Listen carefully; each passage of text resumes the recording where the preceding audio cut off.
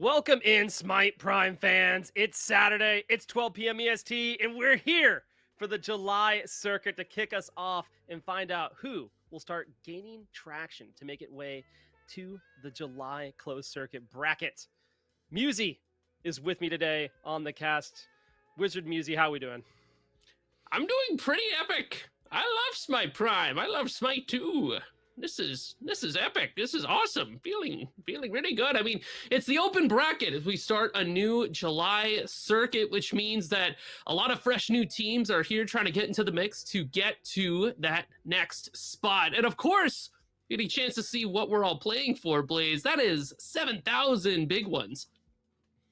Yeah, $7,000 in cash prizing and up to 125,000 diamond prizing as well. These teams start their, slow but sure grind to make the top 8 at the end of the month. And really and truly, this is the best place to start. You get a good week 1, and maybe by the end of week 2, you're kind of secured that top 8 spot. So you want to try to pop off early if you can. But like you said, some new teams in the bracket that we're kind of excited to see. We went through and looked at a couple of the rosters we're going to have, and really excited to see the different lineups here. So let's throw it over to the bracket if we can and take a look at some new names to look out for, and maybe some ones that might be interesting here, Musy, about, hey, based off the spicy name, do we have some that we want to see over others? I pointed out Smite 2 Bad Boys as one earlier, but are there any other ones here that you're looking forward to, Musy? I mean, I think, yeah, we were both talking about Smite 2 Bad Boys, and then also Orange Kiss, notably, that's Cherry Slush, so formerly known as Cherry Slush, that's Orange Kiss, they're back in it. Globe's Last Supper is looking pretty solid. I am curious to see how Ferris SOC run and Just In Case play out today. I noticed the Muckrats are up there. It's a notable AGL team. It's nice to see some new faces up and about. We also see some of the classics. We got Bale, Innovable, Clocked In, Titans. Kibited Book is a goated team name. I love that. I like how the two number teams are against each other. Gotai 5 and Hero 8. Yeah. Overall, I mean, I'm excited. We get to see some new teams and some new names. Sometimes, maybe last month didn't go the way you wanted it, but maybe a little bit of a new name, a new focus, a new mindset coming into July is what starts you off on the right foot here. And the exciting part is we know who we're going to be watching game 1 today. We're going to be watching Ferris SOC run versus Just In Case. So 2 lined up teams that are going to be fun to watch here in round number 1 and see how do they perform? How do they stack up against the competition here? I need to actually go double check those rosters to look for some notable names there. But Musy, we have a little bit of different meta shifts, some different aspects here now in the game from the past 2 weeks ago. We now have the Nuwa aspect and things of that nature. Do you think we see some of those today? Do you think Scylla aspect finally makes its way onto the broadcast? What are you kind of looking for this week on Smite Prime? So honestly, I know we've had a couple of new aspects come out. There's been a couple of changes, but by and large, I don't see things being too different from what we saw last week. I mean, I think Nuwa with the aspect is funny, but while she can do more damage and can start fights off with people taking a big chunk of crit damage if you have her in that ADC role, I feel like she still suffers a lot of the problems that Nuwa already did. And that is, she's just very easy to kill, right? You can jump on her pretty easily, you can blow her up, and then she's a Nuwa. So her laning phase is she can just get bullied out. And you're like, all right, well, that's not ideal. I'm wondering if maybe some of these players can show me something different, something that I haven't been able to see before. It's very exciting to think about, as opposed to something like the Scylla aspect. Again, I see the spice, I see the potential, the possibilities, but I feel like it's almost better, it's almost safer, more consistent to just go for that late game full int Scylla build. Like, yeah, you get 3 I'm a monsters, but if you just kill somebody with the first one, you can just have a second one and, loop and chain it like that. Still miss. True. I mean, you could miss 3. You could miss 3. True. But the good news is we're going to find out about some of these picks and bans here in just a second as we throw it in over here to picks and bans. And now I think this is the interesting part is we didn't see any Apollo. I don't think last time we played. I would like to see some Apollo come through here today. I think he just offers a lot to the team comp, whether he's in support, ADC, or even jungle. I think there's some options there. But our first ban here is going to be the Uller, which we actually saw perform pretty well at the end of the closed bracket in June, and along with the Humbats, which was a contested pick. So how are you feeling about those first two bans here? Music. I mean, Uller Humbats being the first couple bands does make a lot of sense. Uller's a crazy burst character, and especially if you don't want to give that over to the Dark Lord himself. You know, Dark Lord, he's a crazy necromancer with the axe and everything. Like, that's not something that you want to do, and you just to take that off the board. Everything else that we're seeing so far from these bands is just the same. It's what we expect, right? Take away the broken characters and deal with what comes through. But because we have this Uller ban and then a Chalk ban, I'm thinking like, okay, this leaves open Neath, this leaves open Pele, this leaves open things like an Agni if that wants to slip through. I see the Pele hover, and that makes a lot of sense to me. Yeah, I mean, I look over here, I see the Aladdin go away. Chalk, for me, has been a big one. He just has so much AoE control, and he's really frustrating to deal with, no matter which role that you're playing. Whether you're playing in solo, there's some things that can counter him there. Getting him off the board and just making one less thing for your team to worry about, to me, is a huge positive. This Pele pickup early is nice. It has that flex potential, something we talk about often here in the picks and bans, where you say, hey, this Pele could go jungle. This Pele could go solo. Either which way has a huge potential for your team, and you're not showing a lot of your hand, which is something I really like in the draft. So now we wait on just in case's first two picks. When you see this Pele, is there something you feel like they should be looking for? They pick up the Ares, which, I mean, nice to slow it down some. Do you think we start looking towards maybe that Kerberos Cabrakan area as well? I do think Cabrakan is still incredibly strong in that solo lane, but it's going to be the Kerberos that's picked up. Blaze just sniped it from like a mile away. And the reason why Kerberos is so strong into the Pele is because Pele's super reliant on her sustain. Like, once she goes in, she's all in, right? She ults in, she uses the Cataclysm, like, she's in there. If there's a Kerberos standing next to her, she's not going to get as value from hitting people with all her abilities. Yeah, she'll be able to blow you up and deal damage, but you have the opportunity to swing back because this Kerberos is siphoning away like half of that lifesteal. Oh boy, today's the day, baby. Neath and Apollo lined up here for Ferris SOC run. I'm excited for this. And the only thing they need to worry about right now, that's a lot of physical damage. You got to get some type of magical on the board. But the amount of rotation out of this comp, Musi, is going to be kind of interesting. They kind of have this like speed run idea of like, hey, we have the Pele. That's a lot of movement. She can rotate around the map. If she's in solo, that means she can get over to mid pretty easily. If she's doing jungle, she's a little bit of everywhere. Apollo kind of has that same flex potential where, hey, it doesn't matter which of the roles he's going into. He has that global ultimate. He can make his presence felt along with carrying his team there along the way and say, hey, boys, let's hop into the chariot and take it over to whichever lane or objective we want to go to. I like the kind of turn and burn from Ferris SOC run here. Hecate and Mordred picked up on the other. I mean, it's a good combination of characters, and you have this Hecate with Open the Gates that's able to kind of space out or bait out like the escapes from Ferris SOC run. But because you have two characters that pull people in, Ares and Kerberos, this Open the Gates gets a lot of value because there's so many beads burning. Sorry. I huffed a little bit too much of those potion vapors, the wizard nonsense.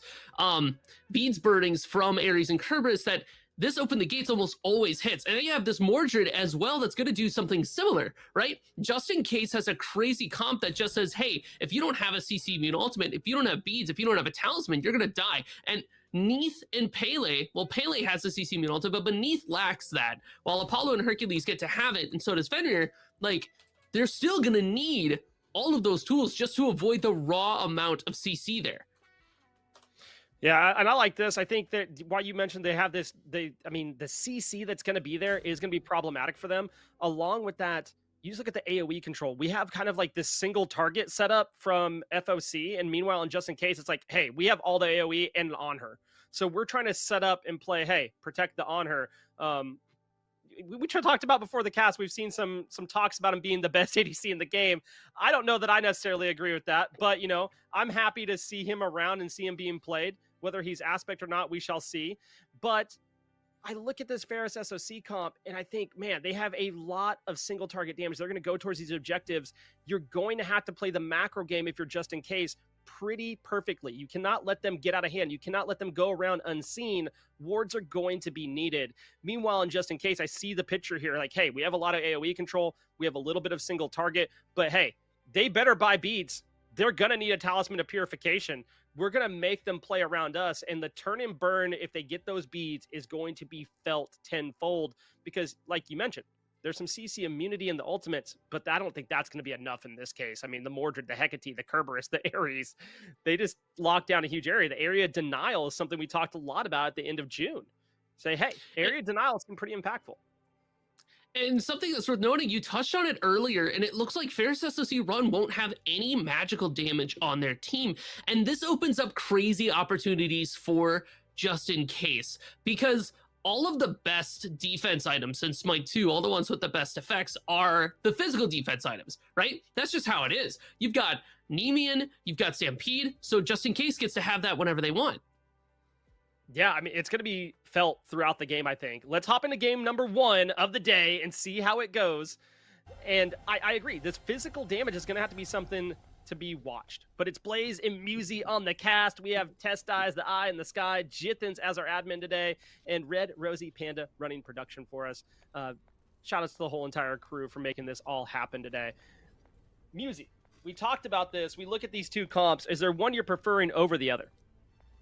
So I really like the Ferris SOC Run comp just because it has a ridiculous stack of crazy characters, right? Every single one of these gods, I'm like, yeah, I would definitely want this on my team. The big thing here is that I'm not sure how much I like where they're all stacked up together, right? We have this Fenrir on the support as opposed to like Apollo support with the aspect, which is where I think he would have really shined, but I guess because you have Neith in the mid lane, that's just kind of how it has to pan out. They have a lot of CC. They have a lot of team fight, prowess, and potential, but again, they're all stacked as all physicals. So just in case, don't have to worry too much about their builds. It's literally, cool, I'm gonna build Stampede and Nemean and Shield of the Phoenix, and I'm chilling. All right, tag it up, boys. They never kill me. I never die.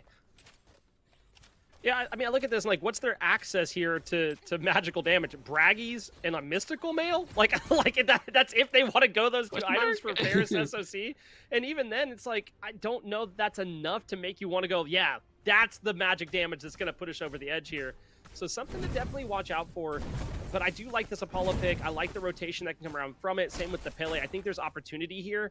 But man, 5 physical makes it a little bit rough. So something to always watch out for when you're drafting with your team, whether that's in ranked or you're playing some casuals. Always make sure if you're stacking your 5 fizz or 5 magical, you know, you're in for a good time. Or not. But from the looks of it, I mean, Neath mid I like for this comp. I like the idea of like setting up, sniping someone down. But on the other side, I mean, I really do like the Kerberos Ares comp here. Mordred to help set that up as well. It's going to hopefully allow this Hecate to kind of vibe and thrive in the mid lane and really pop off towards the late game. And if you can help set that up, it's going to feel good. Early pickup of the fire rocks here for Vampora. Says, hey, let me go grab some pop rocks real quick. Maybe think about a gank. Oh, hey, there's a blue buff, which feels pretty good. Yeah, Pele will be able to clear that pretty quickly. And this kind of sucks a bit for Kerberos just because, oh no, they're going to take that away. But it's fine because while he wants that experience, he wants that gold, he still is a pretty good fight into this Hercules. The 2v1, though, is where he's going to struggle. Yeah, this in the knock-up there, if you get the potential of like, hey, Vampora comes in, gets the knock-up, and then you excavate, and then boom, you get pushed back, you're in a bad place and having a bad time if you're the curve. So up until level 5, oh, we might see, nope, don't see it. I was like, we might see the combo right now. But if you, until you're level 5, you don't really have an escape to go like that, because guess what? You elected to go Sunder. Crow now over here making the rotation, looking for Vampora. Vampora on the run. There's no wind sprite there. Oh, a nice stun. No follow-up, though, but that's okay. A TKO feels just as good at this point in the game.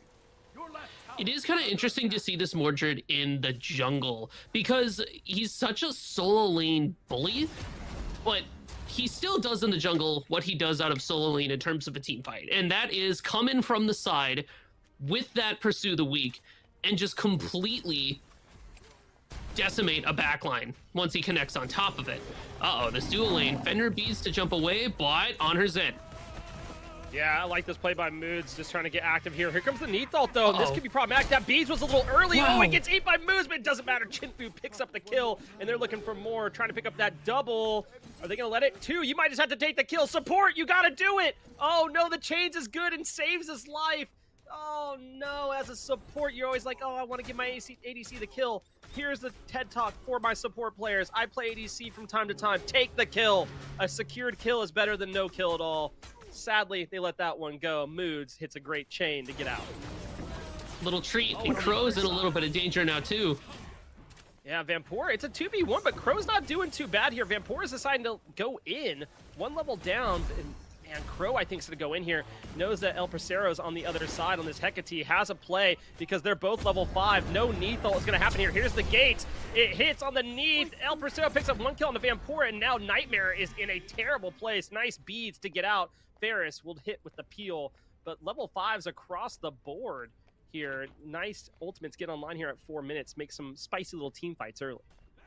Well, and it's that global potential that this Neath has that's already being felt in the dual lane, which is a great place to put that pressure.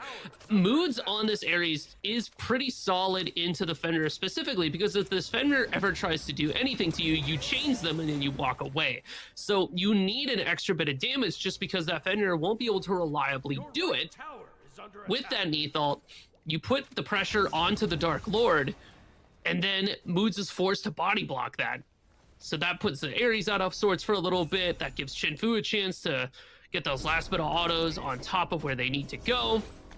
And suddenly, this Fender Apollo lane has a lot more potential than it did before. You want to keep Moods and Void Paint on the back foot because Honor and Ares have such crazy kill potential. The CC is ridiculous. The way that they can clear through camps because both of them deal a ridiculous amount of damage is definitely something to be noted.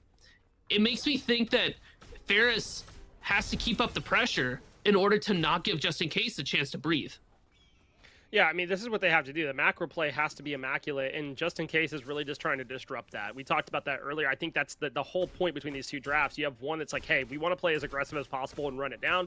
On the other side, they're like, hey, if we can stall them out and force these team fights later on where we're going to be 5v5, we have so much beads burn that we have to be able to win a fight. We have to be able to go in and say, hey, you're going to respect the fact of how much just AoE burn we have, and the fact that we can take your beads, your talismans, whatever you want to buy, and force you to fight us. So I think right now, Ferris SOC has the potential to be able to step up, play really aggro. We see two go in. Oh, picks up Crow after the speed buff drop. Nice pickup there by the support for Ferris. Fantastic play by the Fender, and now Nightmare looking for an orbital strike, saying locked in and ready to fire. There it goes over to the solo lane, and it will hit. Is it gonna be enough? Arc Atlas is on the run. Ferris gets dissuaded by the tier 1 tower. They let it go. Another TKO on the side of Ferris, but sooner or later you want those to start connecting and kills.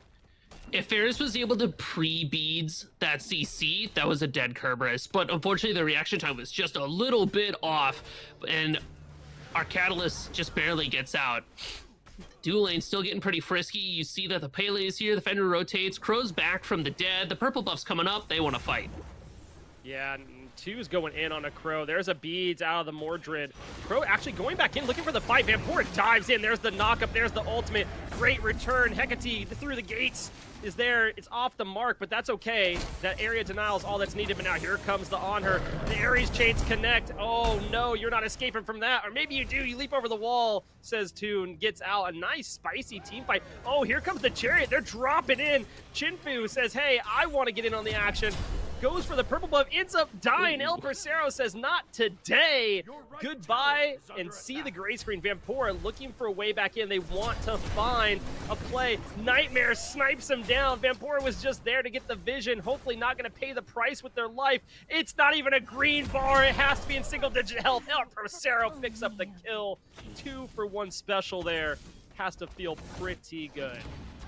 And that was a very scrappy fight. Like, it was kind of one after the other in there as each team just continuously goes in so that they can be the one that comes out on top. And I believe ultimately it will end up benefiting Just In Case just because they were a little bit behind. So they're happy to take that trade and try to put some more gold in their own pockets.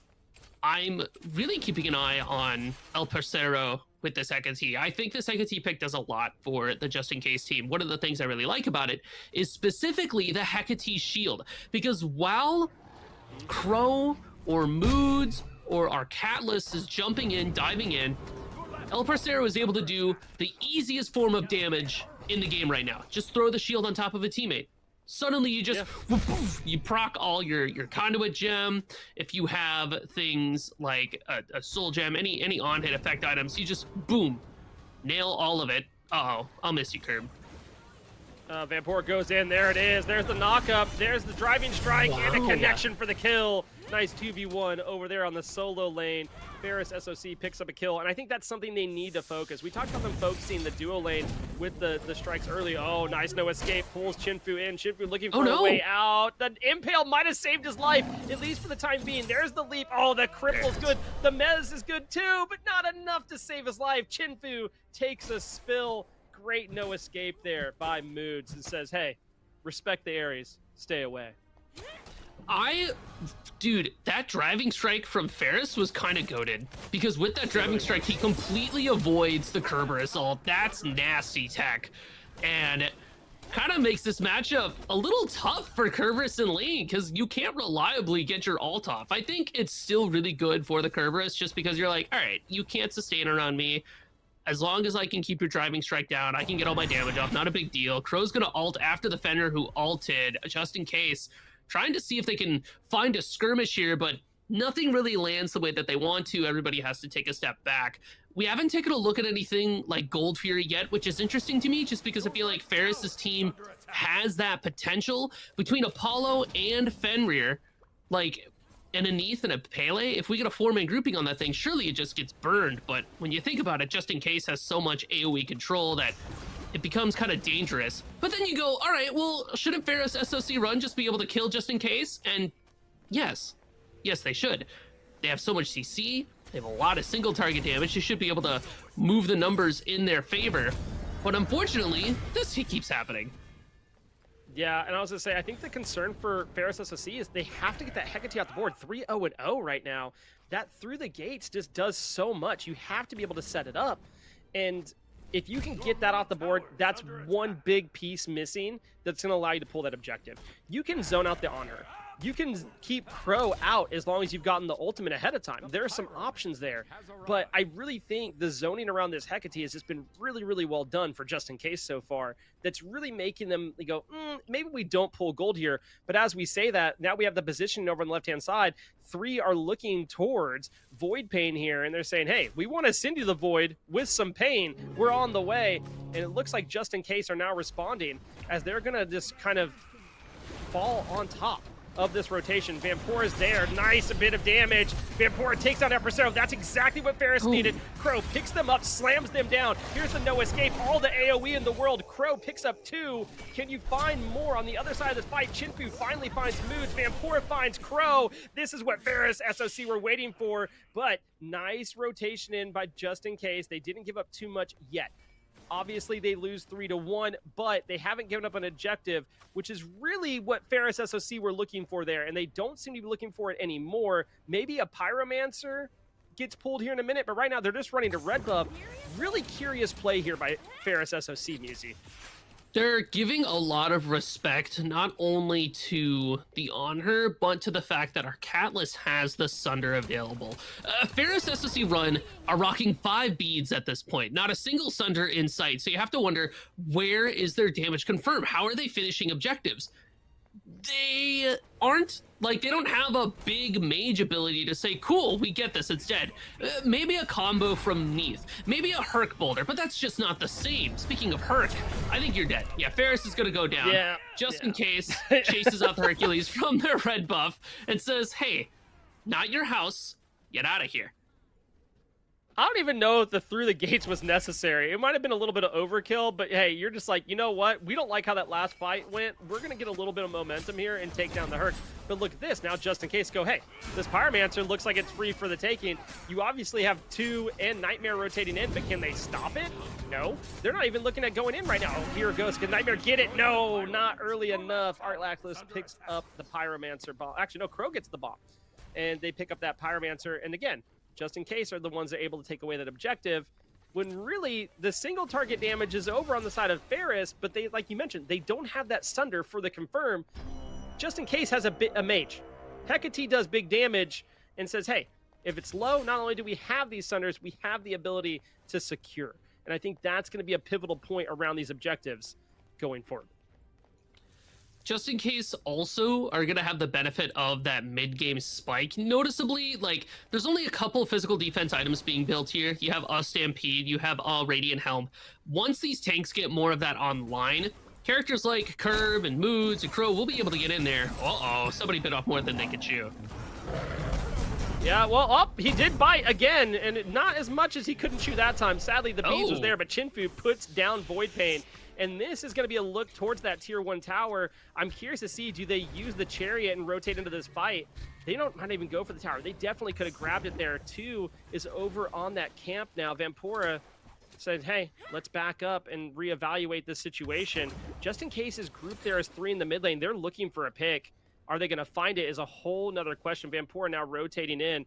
They're looking towards Neath. They say, hey, we know we have to worry about these snipes from downtown, but nothing comes of it. Chinfu picks up a tier 1 tower and left. Can't be too mad about it. Ferris SOC run, this kind of feels like a death by inches, where they're chipping away at just in case. They're winning fights, but they're not getting too much from the fights, and because of that, just in case isn't too far behind a Ferris SOC run. It's like maybe 3,000 gold, which at this stage in the game, that's like, all right, team, we're down in gold, but like, we can still fight them. We can still be relevant. As long as we don't lose a couple of fights, it's no big deal. And that's what Just In Case is looking for, because they're just trying to get to that late game. They're just trying to get to the point where they get to jump on top of Ferris, just like Ferris is jumping in now.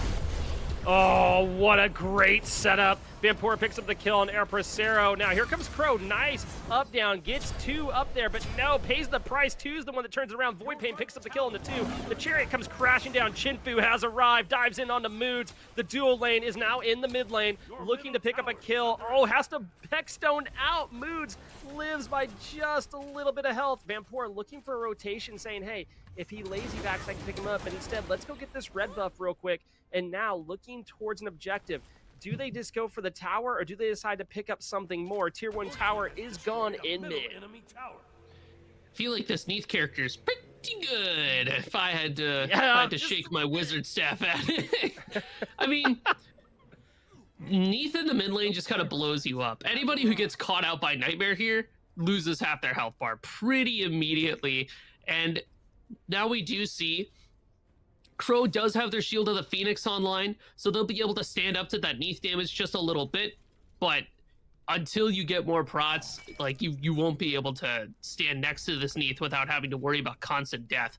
I do appreciate the way that Pharaoh's SSC run has been taking these fights, just constantly looking for them and eliminating people, but we just haven't grouped up for anything like a Gold Fury. Sure, we're doing it now that I'm talking about it, but it's been 16 minutes, and I worry that not prioritizing this sooner may ultimately come back to bite Pharaoh's SOC run. In fact, they even get shoved off of it by Just In Case just because they show up and look. You're ahead! You win the fight, go in! Kill them! Kill the Dark Lord! Go now!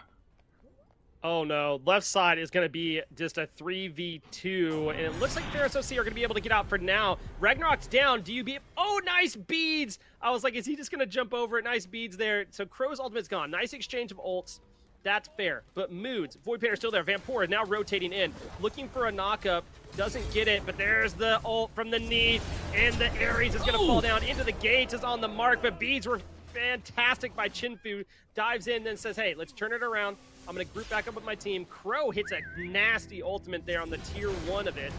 for the Mordred. Here comes the chariot, come crashing down. It's off the mark, but Crow is still fighting for their life in this 1v4. Shield of Phoenix may be doing some work here. For how long can the Mordred live? Long enough, apparently. He's still running. This is actually insane. Go ahead and cue the, Benny Hill music. And now Crow turns it around. Voidpain picks up Chinfu. Crow baits them, hook, line, and sinker, and puts down Ferris SOC. Gold Fury is now being pulled by Just In Case. God, I was waiting for it. I was waiting for the Crowment. When you see this player on Mordred, you know for a fact they're gonna do something ridiculous. God, I'm so scared for King Arthur and Smite 2 because they're going to do similar things because Crow is already running people around with that Shield of the Phoenix proc. Now, Just In Case gets to have that Gold Fury and this death by inches that Pharaoh's SOC run. This is what I was afraid of because now look at the gold. Just In Case caught up. It took one fight. It took Crow not dying, and now Just In Case wins a fight and immediately goes to objectives. They get Gold Fury. They're picking up this Pyromancer. Now, they're just barely in the lead. Where before, it was like, I don't know, man. These guys aren't looking too hot. They aren't looking that good, but they bided their time. Welcome to the 18-minute mark, Blaze. We have prots online, we have characters online, and Ferris SOC Run have got to start thinking of a new plan. Yeah, I mean, what's that? Physical defense does things? I mean, like, when you go 5 physical, it's something you have to worry about. And this is what Ferris SOC didn't want to happen. You needed that first 17 minutes of the game really to have like 2 Gold Furies. They had the gold lead. Getting 2 Gold Furies, I don't think was that unrealistic for them. And they weren't able to capitalize on the plays. They've been able to set up and make an outnumbered team fight with the Neath ult where they basically delete somebody and make it into outnumbered. And that's worked out great. But at some point, Just In Case is going to go, hey, you know what's really funny? Physical defense is really funny. We're going to run at you now because they have 2 tanks and a hybrid. Like, they're feeling pretty good about their situation. And I just think, man, was there a missed opportunity here? And it looks like there may have been. Now, that being said, Ferris SSC still has a slight gold lead. That isn't really relevant at the moment. But they are by no means out of this. They're just maybe having to switch up their concept of how they want to start these team fights. Maybe you don't look directly at ulting the same person, switch it up a little bit with the Neath ultimates. Maybe you take someone else out first. Obviously, there were some options there that helped set up and set Crow to the point of being able to turn that around. I think there's some options here.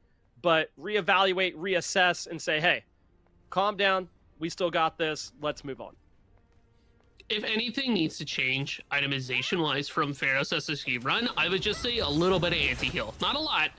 A little bit of anti-heal so that it's just enough to deal with Crow, because nobody else from Just In Case is really utilizing lifesteal too hard. Yeah, Voidpain has Devos, but Voidpain has Devos because the stats on it are goated, right? Like that's about it. We're not there so we can like super sustain throughout fights. If we can keep Crow down, stop Crow from doing what they just did, suddenly you're ahead in team fights. Suddenly you're feeling pretty good about it. Hercules is getting dove on by a few people, but you're Hercules. Surely you're okay, right? Yeah, surely. There goes the boulder, looking to see, hey, can I get out? Oh, I don't know. This doesn't feel great anymore. Ferris running to Vampora. Now, Vampora could definitely help turn this around. Arc Alice is in trouble. Great jumping by Voidpain. That was a nice setup to try to peel, and now it is trouble for Just In Case. A 3v1 has now turned a little bit even. Vampora's taking them down. Ferris is going to be the next one to fall. Can you turn it around if you're 2? 2 is saying, hey, we're here. I have the Neath with me. Nightmare can maybe do something to set up this AoE. It's a 2v4. Meanwhile, on the left-hand side, you have an Apollo that's pushing Phoenix. Just In Case may have overstepped in the team fight, because if one of them can't back, he's gonna go for the end. And now they're still staying. Who's backing? No one. There are all 4 members of Just In Case over here, and all that Ferris SSC has to do is stall. Now, you have the ultimate that could come through from Chinfu. Actually, no, it's still down. So there's not a play to be had here. Good damage by Nightmare, though. If they keep trolling them over here on the right-hand side, there's going to be options. I assume maybe we get some towers for Ferris SOC. They're looking towards mid now. But, man, what a great play to pick up with Phoenix. At least get pressure on the other side of the map so you can maybe set up a Fire Giant pool. Just In Case, I think, maybe overstayed just a smidge, trying to find something that wasn't really there. Yeah, and you have to think to yourself, like, why are we fighting? What is over here besides a couple of kills? You can't really go for Fire Giant after everybody loses so much health. So probably the call there was just to back away after you get your engagement, right? You don't really have to worry about it too hard. Versus how much you lose from that. The left side Phoenix goes down. Apollo is able to push up some minions in the mid lane. And more so to the fact Chinfu just gets free farm. This does open up an opportunity for Ferris SOC to have a pick at either Gold Fury or Pyromancer, get a ward on fire. You have this Apollo Ball too that can move you around the map. I really appreciate the fact that Chinfu is leaning into the fact that they can just go split push, right? You have that big red button to be like, I think we're gonna need our Apollo in this fight. He just rotates over. That's Smite 1 Apollo. That's classic. That's parody. This is what they do. Yeah, and I'd like to see it used more. We haven't really, we saw the split push there, but we haven't really seen too much of the Apollo bringing people in with them. We saw it miss a little bit ago. We saw it land in one team fight. I do think there's some opportunity here for Chinfu to set up more on this Apollo. Arc Atlas just trying to live. Just trying to live on the Kerberos. Not going to be able to, I don't think, as the rest of the team rotates in. Maybe they live long enough to set up their team, though. Crow's on the way in, and he is not retreating. Two jumps in on top of him. And looking here, there's the ultimate. Oh, Crow! You got caught out, and now you're in trouble, bud. The dog did learn a new trick. He stepped in the way of the ultimate. Chinfu going up, looking to crash down on the other side of it. Catches out the Hexstone from Moods, makes him have to reroute. Here comes the through the gates from El Persero. Nice set of beads here used by Ferris. Ferris have the advantage here. It's a 5v3. They're running away. They're saying, hey, we can pull an objective now, right? We have the advantage. A lot of ultimates were used. Ferris is going to zone. It's going to be a Fire Giant pull here for Ferris SOC. Ferris round the back. Play. Can you find a way to shut this down? Vampora has great positioning here on this Pele, waiting to see where is El Persero. They want to know where both carries are before they go in. And right now, it's just two people burning fire. And Nightmare's just standing there in the circle saying, hey, guys, I'm here. Fire and auto. Hey, guys. Oh, he's rooted. Oh, there's the boulder. Moods is in a bit of trouble. Nice shield by El Persero. Void Pain hits the jump. It's not going to be enough. There is a Bees now having to leap away. Fire Giant secured by Ferris SOC. They got the objective they needed. They pick up El Persero on the back end of it. Double kill for the Pele. Vampora is pretty excited about that one. And now they just go, hey, there's no one in mid, right? Let's go grab a tower. I really like the way that Ferris played that. Like, Vampora's positioning was so good because you have eyes on the back line. You're just waiting for your opportunity to go in. You know that Moods wants to walk up and sunder it. Once the Ares is out of the picture, you just jump on top of the Hecate. Oh my goodness. What a play by Two and Void Pain put together. Sorry, Two and Nightmare put together there. They put Void Pain down. They say, hey, you know what would be really funny if we leap, get the stun, and then just Neathalt them. They just don't get to play the game. So that's exactly what just happened. They get the Phoenix in mid. Oh, hey, Phoenix and left spawning? Nah, that's not going to be a thing. Let's go ahead and take that down. It's going to live for a total of like 2 seconds. 1, 2, sorry, make it 4.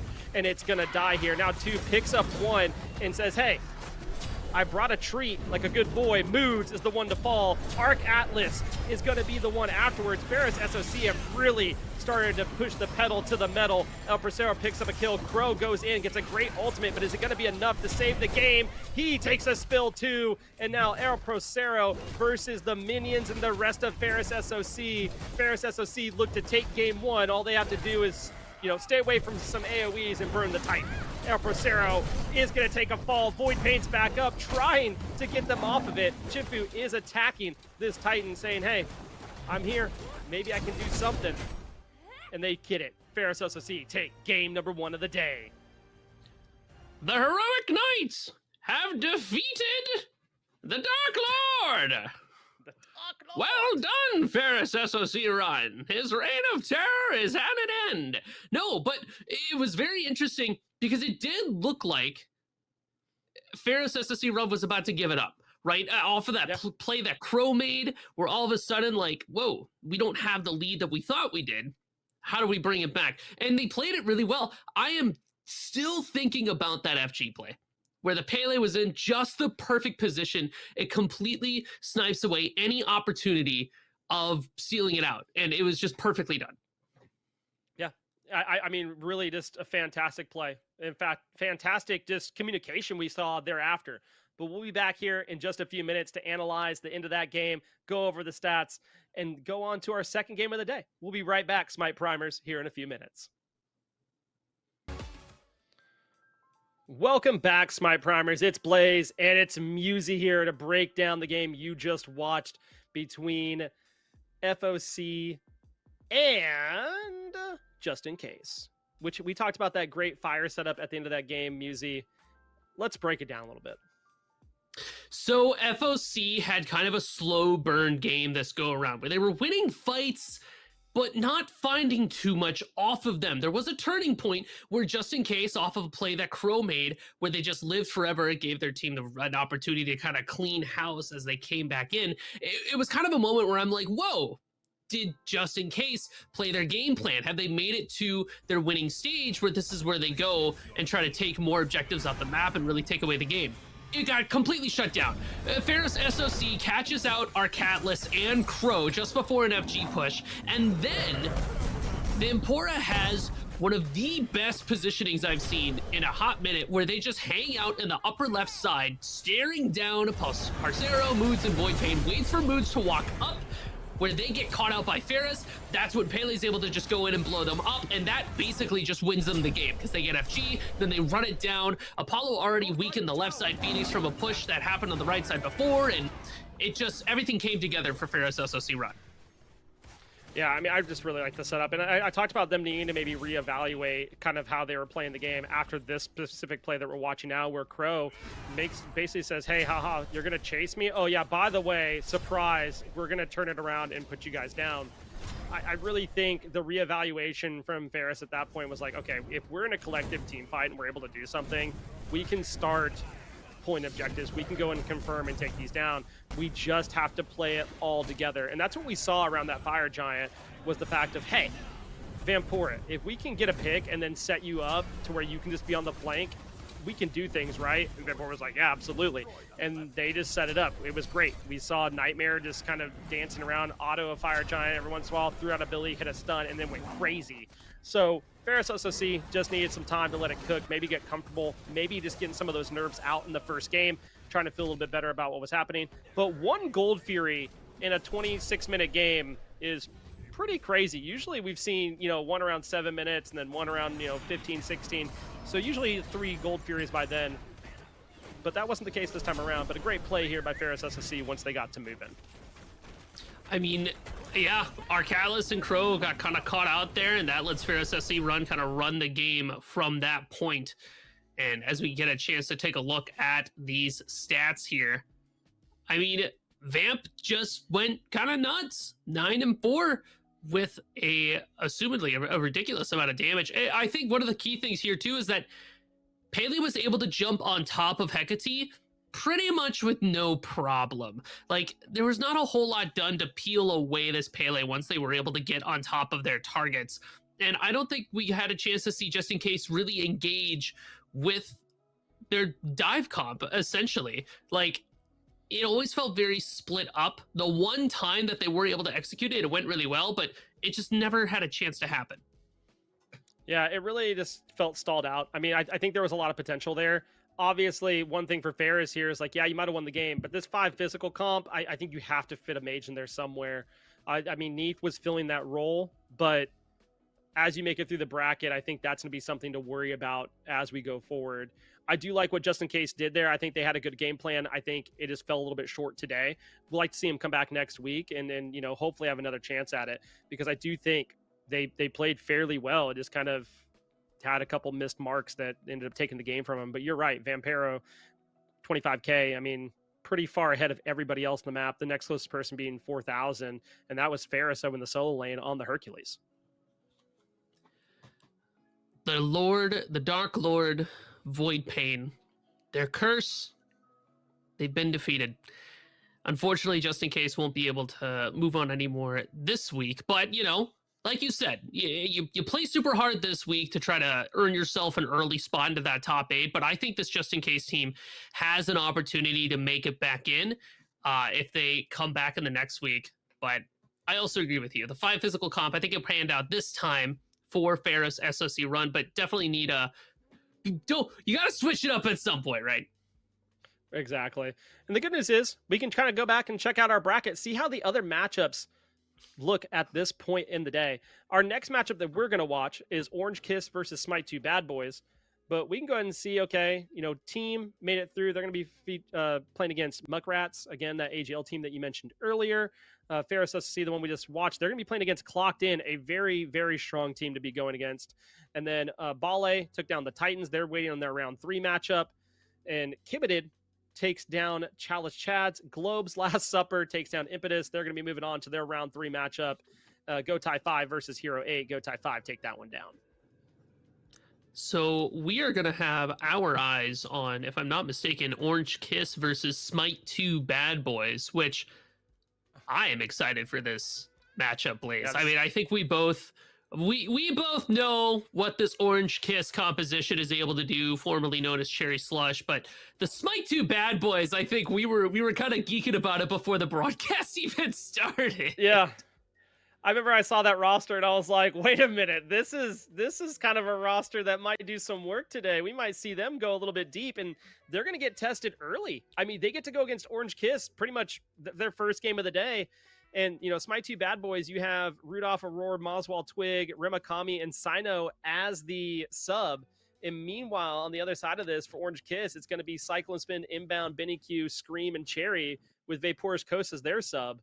I think both of these teams are really, really strong, and I think this is going to be one.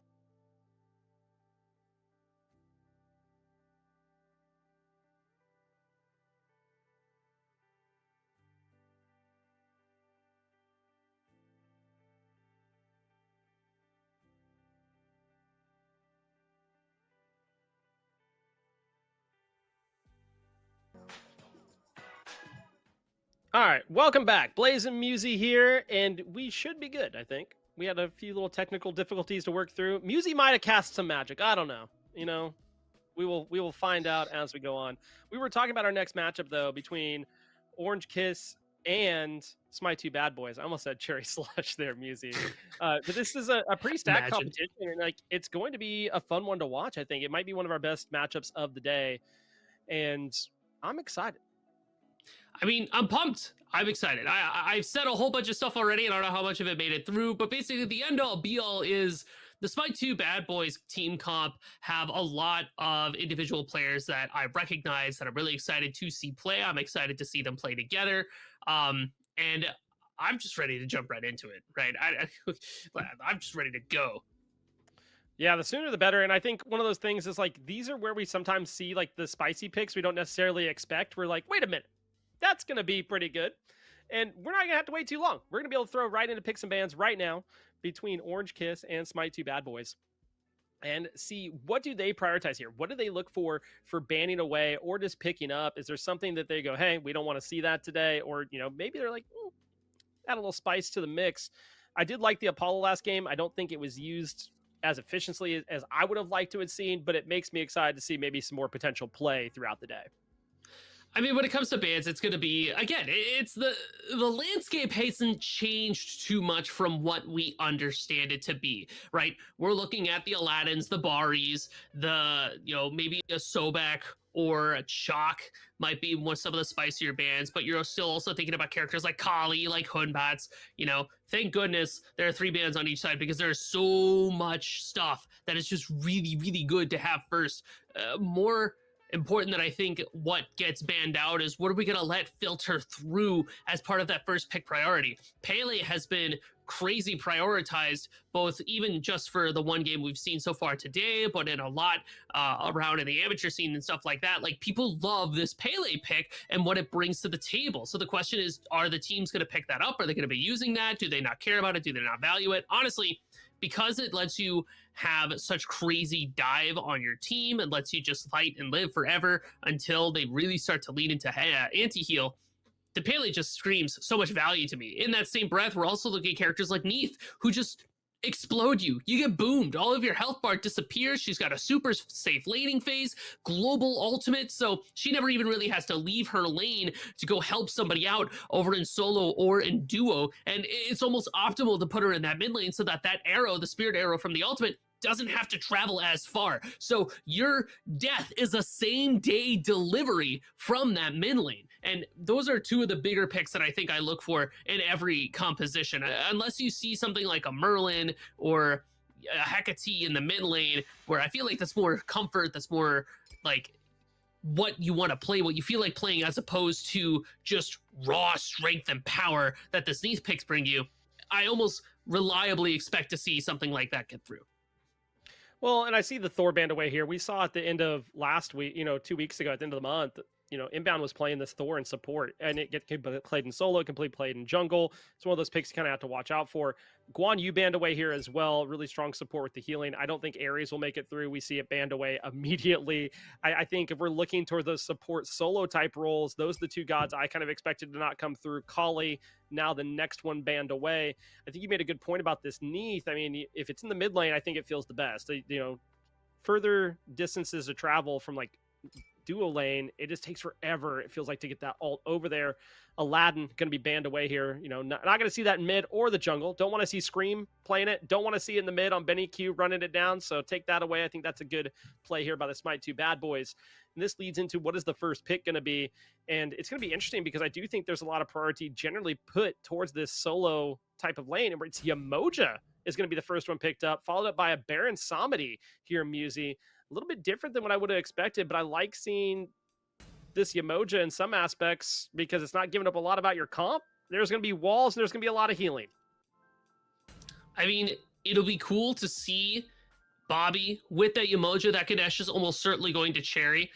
They love playing like a bruiser, high damage, Guardian-esque character in that solo lane where they're just going to be running at you the whole game. One of my favorite things about watching Cherry play this game is that they can be like 0-7 at like 12, 15 minutes in a game, and you're like, it's fine. It's fine. This is not a big deal. This is fine because Cherry plays for the team, right? They are making rotations out of their solo lane so that they could go set up for Gold Furies and stuff like that. I'm actually really interested to see how Cherry plays around the side teleporter change, because they're not going to be open and available until that 10-minute mark, which I think kind of limits what you can do out of the solo lane. And I'm curious to see Cherry stuck in their lane for the first 10 minutes or having to make crazy walkovers or use their lane teleporter to go help out for Gold Fury. Is that going to impact how they do it all this game?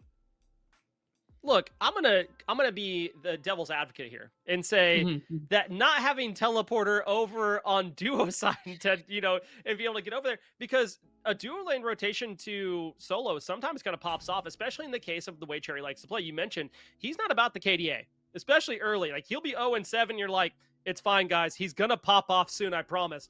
And then he just goes crazy. So, like, you don't have to worry about that too much. But I think on both sides of it, it is a change that is effective across the board. Now, I look at Smite 2 Bad Boys comp. I mean, they have a Chalk, they have Athena, Artemis, Baron. They have a little bit of that nice AoE. They have the nice bit of, hey, single target damage. It's a really rounded out draft so far. Right now, Orange Kiss can be scary because Humbats is still available. All right, we have Yamoja, we have Ganesha, and we have Anubis. If they lock you down in an area, I don't think you're surviving for that long. Add in a Humbats for the Fear No Evil. I think that could be very useful here. Don't know if we're going to see it. We're going to see Mercury. He's going to make his debut onto Smite Prime. And I don't know how I feel about that, to be completely honest. It's going to be paired with an On Her here. It's our second On Her of the day, Musi. Surely On Her is good. Hey, Bobby's in their ear talking to Cyclone Spin. He's like, Cyclone Spin, you got to hear me out. Honor, he's the best ADC in the game right now, especially with the aspect. You just never lose. The Mercury pick, though, I worry about it. Not because it's Scream playing the Mercury. I think if anybody's going to make this god look really, really good, it's going to be Scream. The problem is, think to yourself, how does this Mercury cross the line into the Smite 2 Bad Boys composition, right? How are they getting in? Because they are going to be running into Caledonian Boar. Assumedly, Shockholt's going to be happening on top of Anubis' head. Maybe you don't have to stress out about that too much, but there's still things like the traps that Artemis is putting out, the fact that Baron's going to be able to just ult on top of this Mercury. You have Wrap It Up, you have the heal, all the damage that just gets placed right at your feet. So Mercury's got to make sure that they have the Nike slides on so that they can zip on out of there the moment things get too dangerous. Well, we're going to zip on out of here straight into game 2 of the day. between Orange Kiss and Smite 2 Bad Boys here, Musi. And we have to always, as you know, shout out our production team. We have Tess and Red Rosie Panda with us. We have Basically and Jithens on the admin side helping us out today, and on the socials having a good time. Make sure to give them some love and support as well. But I agree. We look at this Mercury and like I don't doubt Scream at all. But like I doubt Mercury is the problem. And I'm looking towards the last pick here for Sino was this Nemesis. And what does Nemesis do really well? Oh, yeah, she has a shield with premeditation healing that works really good against crit, which is something that he is going to want to build. Curious to see how this works out. I mean, I do like the setup that Ganesh and Yamoja offer to Scream on this Mercury, but being able to enter the team fight and be efficient is going to be interesting. I'm curious to see, is it more just of a, hey, I'm going to try to snipe one person, trade 1-for-1, and make sure I get the highest value target off the board, might be the move here for Scream. And that's the gameplay. I think that's completely fine as long as the rest of the team is willing to buy into that. So obviously, I mean, go behind the towers, ult him from behind him. I think there's a lot of options here, but I think Mercury is going to be a pivotal pick here on how this all works out. And I think, too, what is worth talking about with this Mercury pick is not always the PvP aspect, but the PvE aspect for this Orange Kiss composition. You have Yamoja on her Mercury. That is a Gold Fury shredder. I mean, you have that Moonstrike on top of both of these characters that just completely decimates any kind of objective because you get extra attack speed, you got some basic attack damage, it goes crazy. And then you have this hyper late game carry character in the hands of Scream, who is just a farmer, right? I think a lot of how Scream is going to end up playing this game is just moving around the map, confirming every single camp of the world that they can, and maybe not looking to fight as much because, yeah, Sino has this pre-damage mitigated shield that's super good into Mercury. I mean, Scream would have to get the dash off on top of this Nem before she pops the shield, but you know for a fact Sino's going to hold on to that, and they know the PEMDAS, they know that the chain of events to avoid that fate. I think this just leans into the Scream farmer playstyle. Scream's also the type of player that when we're all standing around an FG, he's going to go push down a Phoenix. And Mercury is a character that could just shred down a Phoenix. You just have your basic attack damage online. You just wha-bam, wha-bam, wha-bam. Take care of business, right? And that's why I think Orange Kiss wants this Mercury, because not only do you have, like I said before, Yamoja on her Mercury, but this Anubis with the Death Gaze, you have Dharmic Pillars. This composition kills a Fire Giant faster than you can disrupt it. And there's no Sunders for Smite 2 Bad Boys. So how are they even going to stand up to that? How are they going to take it away? Smite 2 Bad Boys have to win this game through just raw team fight. They won't be able to pick up or juggle an objective unless they kill so many people from Orange Kiss that they won't be able to walk up to even try to defend it. Could you say they'd say made you look when that Fire Giant goes down? Is that an option? They could do. I think that's a definite option. Now, Sino in a little bit of trouble here. And this, the beats has to be used. Scream and Benny both made that rotation. They knew that he was back there. And now they're going to try to see if they can make any type of progression towards this mid lane and pick up a little bit of fight. But keep in mind, both mid laners are already level 4, so not too far from hitting their ultimates. And that could be bad news for either side here. Scream is half health, not looking good on the health-oriented side of things. Trying to find a way to get a little bit of damage off here on this Merc, but he wants to go in if he's going to be able to get in the damage. He's going to walk back here and find out there are no camps to be had in the backside. Besides a little shield buff back here, goes, grabs that, and BennyQ in the mid lane fighting against Moswell. Moswell low health. Luckily, BennyQ doesn't have the ultimate yet, and I do like this in matchup for Anubis in a lot of ways, because if Baron's like, hey, I want you to enter the crypts, Benny's like, nah, I'm not going in that grave, dude. I'm just going to ult you, and you're going to go to the gray screen. I think that's a little bit of an interesting setup for the mid laners, and see how that plays out throughout the game, because I think we know Anubis can burn somebody down. I think that's going to be the interesting part about this, is if you get to team fight phase, you mentioned like the lockdown, the Anubis being there, you pair that with Dharmic Pillars, I mean, that's just so much damage. Curious to see how it all plays out here, Musi. But so far, been pretty quiet here in the early game. Sino, Scream, getting ready to fight over a camp in the very backside. There it is. Smite 2 Bad Boys camps. I mean, you could rotate in anybody and see how that ends up playing out. But they're both around the same amount of health now, just poking each other down. Both are level 4, looking to try to make it to level 5. Red buff is up. They get the minis on the side of Orange Kiss, is looking for the big now. My two bad boys take away a little bit of farm.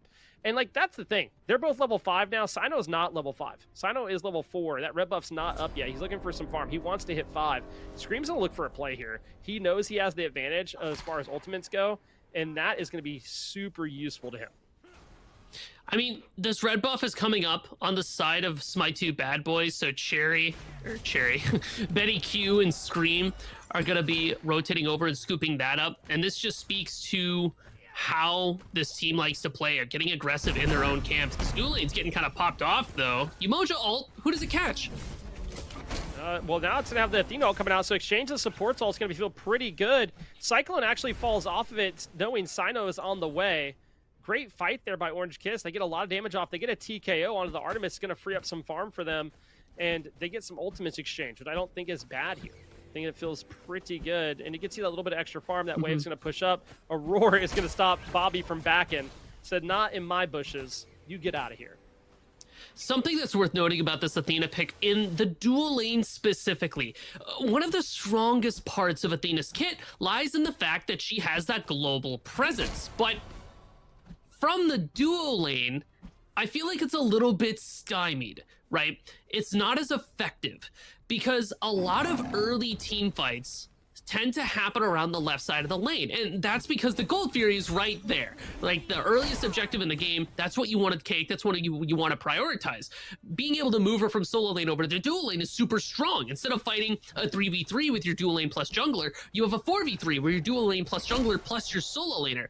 Smite 2 bad boys aren't going to have that advantage, so this Athena ultimate isn't going to get a lot of value, because now if Aurora ever ults away from dual lane, Orange Kiss goes, oh, cool, do gold. Do gold right now.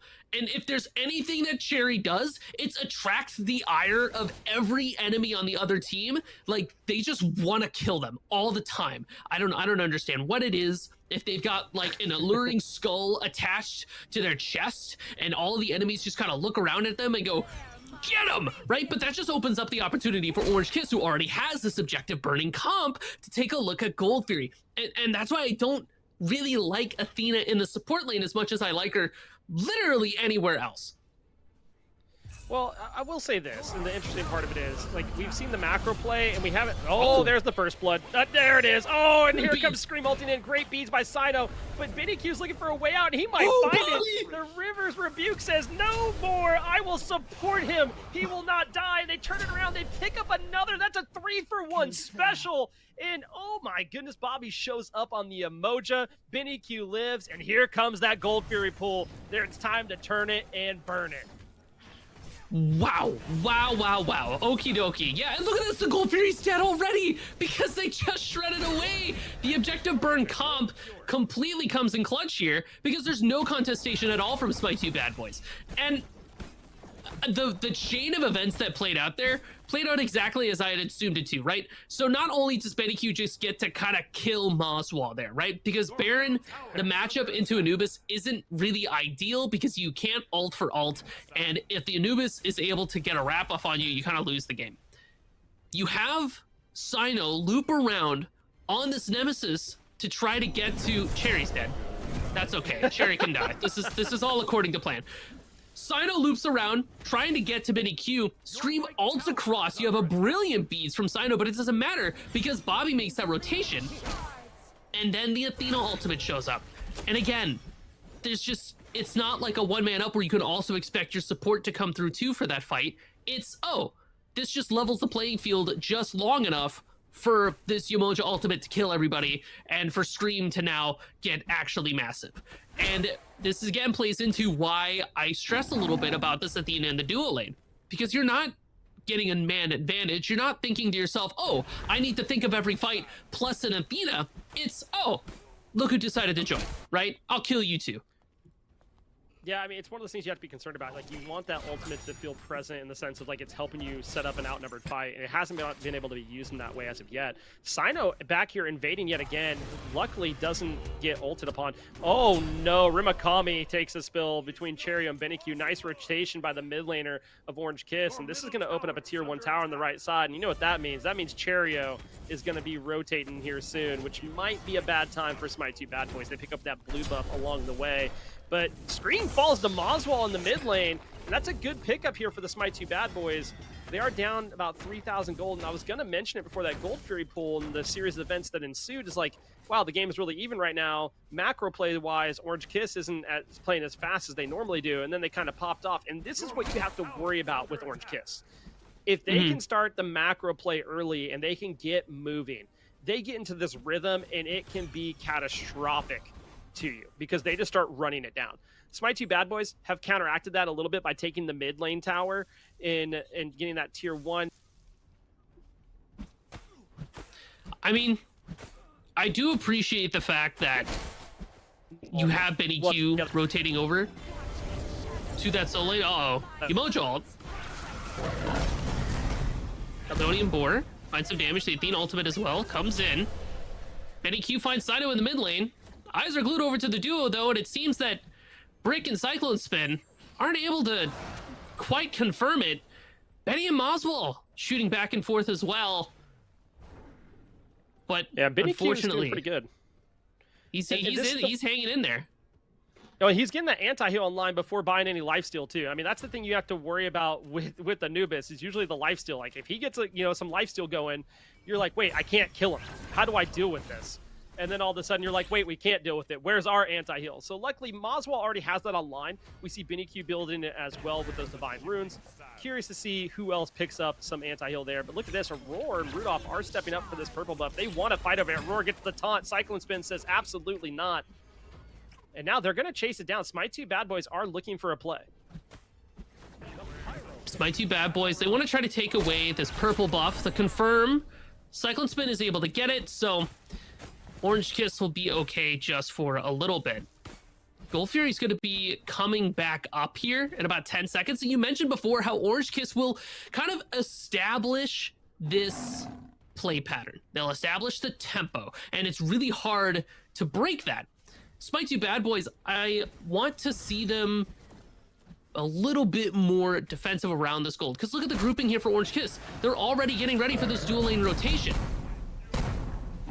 Yeah, I mean, and Benny Q's on the way. Benny Q's been really active with the rotations with this Anubis. This automatically kills Chaldean Boar and says, no one's using beads for that this time's around. Get the Boar on out of here. But look what just spawned, Musi. Gold Fury's up, and Cherio's there. I mean, he's got the Dharmic Pillars. This objective burning composition is here and available for Orange Kiss. They just want to make sure that the coast is clear before they go for anything. They decide not to go for gold, but instead to see if they can find something else. Pyromancer is still a viable option, but it seems like Cherio, seeing that the moment has passed, is just going to go back to their lane. And I like that from Cherry. Being able to say, cool, I'm not hard committing to this. I need to go farm so I can get some bigger items online. I've got my Jade Scepter, but I need my Divine Ruin too. Well, the thing here for Cherio, as I mentioned, like you get that tier 1 tower, it opens up a ton of possibilities for you. This gives you a ton of options of being able to go, okay, I can rotate to Pyro. I can go over and grab Pop Rocks. I can go over to Gold Fury. I can keep getting waves. Like there's so many things there that when your solo laner has this advantage, like he might be down a little bit in XP right now, but that's not going to last for too much longer. Benny Q, Cyclone Spin, and Bobby are over here and saying, hey, you want to see a cool trick, guys? We're going to pull this Gold Fury right in front of your faces, and then we can drop it and see if you want to pull it. But we can burn it at any time. And now all members of Smite 2 Bad Boys are making and matriculating their way over to this Gold Fury, including Rimakami, trying to say, hey, as a solo laner, I need to be here. It's going to be an outnumbered fight against Orange Kiss. Now, over near the purple buff, could be a little bit scary. Benny Q has rotated over, misses the wrap on Aurora. Could be a little bit problematic here. All 5 members are here. They're in the bush. Benny Q, Bobby are stand up. There's the ultimate. Dharmic Pillars are there, and Bobby gets instantly deleted. Benny Q fat fingers the ult, I think, expecting him to step up, and they didn't. Cherio goes in. They're going to get roared. No, they're not. Absolutely great shell there, and Moswell goes in the ultimate to try to dissuade them from going any further. They are looking for a play. Scream wraps in from behind and gets automatically spotted out, so he has to turn and run away. Being the Mercury that he is, pretty good at running, but he was hoping to run through the enemy team while they pulled the Gold Fury. I mean, for Orange Kiss, you trade away Bobby, but it doesn't look like Smite 2 Bad Boys get too much off of it. Right as I say that, though, they're back looking for Cyclone Spin in the dual lane. There's the Athena ult. And now he ults to try to get the beads, but it's not enough. He gets burned down, and now Smite 2 Bad Boys said, hey, remember that macro play you guys played earlier? Here, we're going to show you our own, and we have the outnumbered fight. 5v4 here. Aurora steps up, and he could get caught out wrapped. Dashed upon. He is low. There's not going to be a shell this time, but a dash saves his life. He has no health. Inbound takes him down. Dark Pillars on the backside.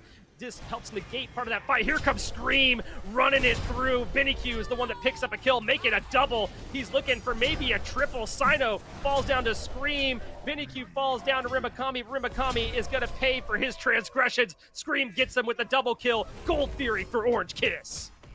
I mean, it was just one after the other there for Orange Kiss. Their lockdown potential is crazy. What a beautiful ult there from Bobby. Finally getting the damage off to put down Aurora, who seemingly lives through everything. Gold Fury is confirmed by Orange Kiss there, so they'll have their second one this game. And worth noting, the chain CC from Orange Kiss is disgusting. Not only do you have Cheerio with the break through from this Ganesh, you also have the Mercury Dash as well. That's like 2.5 seconds or so where you don't get to play the game, and that is all the time BennyQ or Cyclone Spin needs to just decimate you. And think about it too, Bobby can also follow up with a stun of his own, so Beats becomes incredibly important, and Orange Kiss's CC is so easily applicable. You could do it just like that. All you have to do is hit a line ability, and how many times can you deal with that? It's on such a short cooldown too. Talisman of Purification might be a needed pickup for Smite 2 Bad Boys, not because there's a massive AoE CC that can come out, but just because there's so much small, easy to apply CC that, by God, you just need another layer of defense. Well, not only that, like, it's on short cooldown. Like it's not like you're playing like, yeah, oh wow, we have to wait for the ultimate. No, like, BennyQ's gonna throw another wrap, dog. Like, he's gonna keep doing it. Cyclone's been in a little bit of trouble here. Leaps over the wall at perfect timing. They're trying to chase him down. Sino is on the way and says, I'm a nemesis with double dash. Can I play like it's Mario Kart on the GameCube and catch him? And he's going to try. He's diving the tower. There it is. There's the bead. Sino looking for the kill. Is he gonna get turned upon? The tower doesn't finish him off. But I tell you what, if I was Sino in that case, there's one more tower shot on my head. Meanwhile, Orange Kiss turns it around and says, hey, how about a Fire Giant pull? We still have the burn, even if you took down our ADC, it doesn't matter. Rudolph has made the rotation, trying to find a way into this, but Dharmic Pillars are used by Cheerio. Dharmic Pillars. Smallswell with the ultimate. Here, Bobby, nice. Just taking it away from him and says, I will not allow you to see it. They get the Fire Giant. Orange Kiss take that one down. Beads by BennyQ. Smite 2 Bad Boys try to get aggro here, but there's just no way for them to get in. It's just fantastic play here by Bobby. Nice wall away, and you know what? They can't walk through it too well because Aurora wasn't there to shell them and give them that phantom ability to walk through that wall. And you know why Aurora wasn't there? It's because they ulted over in duo lane to go kill Cyclone Spin. And the movement from Orange Kiss there, where Cyclone makes the call like, guys, I'm looking at like 3 people here. What can we do? And Orange Kiss goes, we could probably rip at FG. Why not? We got the damage. They almost didn't have the damage. The fact that Cherry used the Dharmic Pillars against Mileswell there had me a little bit stressed out, just because I was like, oh, that's like a needed component to kill the Fire Giant. Pyromancer also getting scooped up by Orange Kiss. More icing on their cake here. But Orange Kiss was able to close out that FG because they had the Sunder in the hands of Bobby. Like, there's so much confirmed, there's so much damage, there's so much burn. Orange Kiss is just gonna overwhelm Smite 2 Bad Boys with the fact that they're just gonna have way more gold than you. They're doing Gold Furies, they're doing Fire Giants, they're doing Towers. It's so hard to stop them. Smite 2 Bad Boys have crazy team fight, but Orange Kiss just doesn't care. And Orange Kiss is here knowing it's a 4v5. You know, like, Cyclone Spin's on the other side of the map farming it up. He's like, yo, I'm level 16, guys. I'm just going to keep farming. Is that cool? And they're like, yeah, don't worry about it. Go get that purple buff, dog. Like, we have Fire Go get that Giant. farm, We're going King. to push. We're going to go push down this tier 2 tower, or at least threaten it. Then we're going to go get oracles. We're going to wait for this Gold Fury to spawn. Yo, maybe we even go to left lane. We pick up tier 1 tower for our troubles. This is the point that I mentioned earlier. When you start seeing them get comfortable with the macro play, when you see them sacrifice their ADC and still get a Fire Giant, this is where you have to be concerned.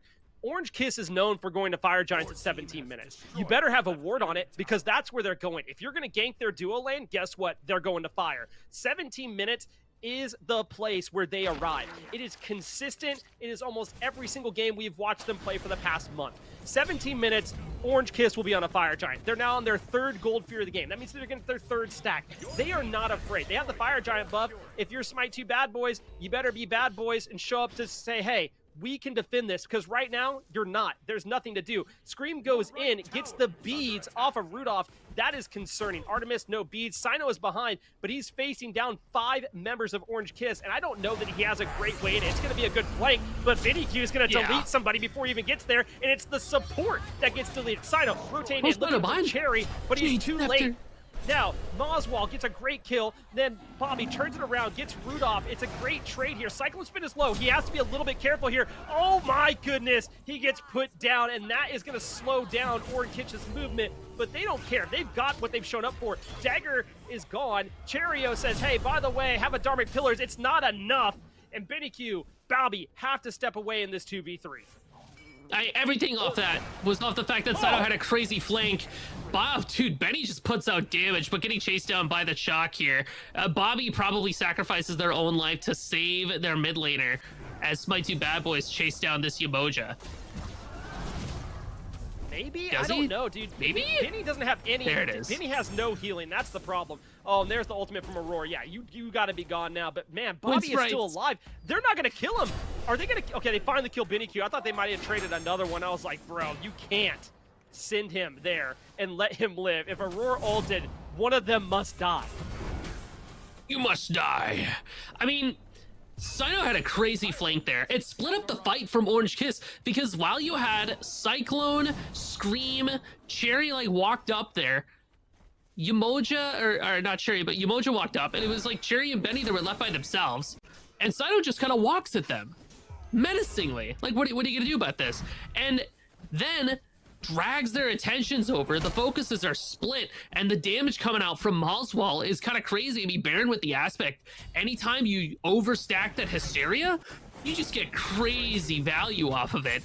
So Smite 2 bad boys do a great job of holding the line there, stripping the Fire Giant buff from everybody, and making sure that they have a fighting chance. But of course, like you said before, like we've been talking about all day today, as Pyromancer gets scooped up by Orange Kiss, the macro play from this Orange Kiss composition is disgusting. Fire Giant's gonna be up soon. Everybody's gonna back to buy some items, to buy some wards, and to go stand around that FG pit.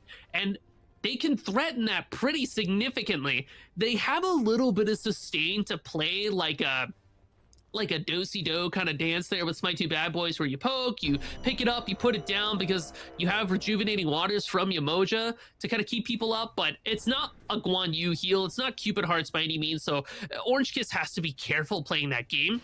But they have also shown that if somebody gets a stun off, if you get a wrap, if you get a dash from Cherry or a Scream or a stun from Yamoja, you're dead. You're GG. So all of the beads being up for Smite 2 bad boys is critical here, because they are going to need them in the fight to come. And like, Orange Kiss isn't even dissuaded from pulling this. They're aware that Smite 2 bad boys are around. They're like, yeah, we're gonna pull it anyway. We can do the team fight, because they have the Emoja. They know the junglers are over fighting in mid. Let them do their own thing. And now it's a 4v4, and I don't know that Orange Kiss feels like they're on the worst end of that. If the junglers aren't around, they might feel better about this pull. They're looking to bait a fight, though. They want to set up Benny Q. Cherio looking to see, can you set up an ultimate with the Dark Pillars and say, hey, go crazy. But so far, that has not happened yet. Fire Giant is still pulled here. They're letting it go. The junglers have arrived. It's still 5v5. Scream, actually, no, the junglers decide they're not coming. They both rotate like they're going towards their teams and say, never mind. Scream's still pushing up that mid wave, threatening that tier 2 tower in mid. The Gold Fury is up as well. Something to watch out for here, because it looks like Cyclone Spin and Scream might end up going for it. Maybe just Scream by himself. Dharmic Pillars used by Cherio. Moswall goes in. Cherio, goodbye. Gets put down over by the totem. Smite 2 bad boys, 4v1 over there, and Orange Kiss is okay with that because they're grabbing a Gold Fury on the other side of the map. why Smite 2 Bad Boys are none the wiser. But here's what's going to happen. Smite 2 Bad Boys is the go button. This is now the Fire Giant pool they wanted. Bobby is going to be there to try to steal this away. Binnicue not far off, but watch the left side because it's going to be a Phoenix going down with On Her and Mercury over there. Wind Sprite used to dodge out, just trying to keep them distracted for the time being. Yamoja walking back up. Bobby says, hey, guess what, guys? I'm still here. I still have a Sunder. I can still be threatening. I can cast abilities from far away. Binnicue doing the same thing, but they're getting this Fire Giant. But guess what? It doesn't matter. They lost a Phoenix on the left side. They lost a tier 2 tower in mid. I'm not sure that that was fully worth it. Orange Kiss were completely okay with letting that go. I mean, there was a brief moment where it looks like Smite 2 Bad Boys might have gotten scared off of the FG, but they do stick to it. They do confirm it. I think, honestly, I'm in your corner. I agree with you. The left side Phoenix getting taken down in the mid tower as well. That's more gold in the pockets of Orange Kiss. All Orange Kiss has to do at this point is try to just wait out this FG for a bit. Go back to farming, right? Smite 2 Bad Boys are going to take a look at that Pyro. They'll probably have that as well. But the fact that the Ancient Gold Fury went the way of Orange Kiss already means that Smite 2 Bad Boys inherently are getting less value from their Fire Giant. Now they're forced to try to push through, but there are tier 2 towers, even a tier 1 tower over in that solo lane side, that they have to chew through, and they have to chew through without the benefit of that Ancient Gold Fury debuff. Cherry gets taunted here and dies again, as Cherry is what happens. I mean, he doesn't have any defense. That's part of it, right? He's literally pretty much just a glass cannon with a little bit of extra health. Moswell goes in with the ult, and Rudolph does have the CC. Oh, he actually gets the dagger off. Insane, because it looked like he was about to die with dagger, which would have been really unfortunate there. And right now, they pick up 2. Smite 2 Bad Boys are not on the back foot here. This is the aggro that they needed. They needed Orange Kiss to overstep, and they have overstepped tenfold. Scream is going to be the next one to fall because the Wind Sprite isn't going to save you from the looks of it. Sino gets the kill. 3 for nothing special here on the side of Smite 2 Bad Boys. Maybe the Fire Giant ends up working out in their favor. They get the tier 2 tower mid. They're now looking towards this Phoenix. There's not a lot to defend it. It's 4v2.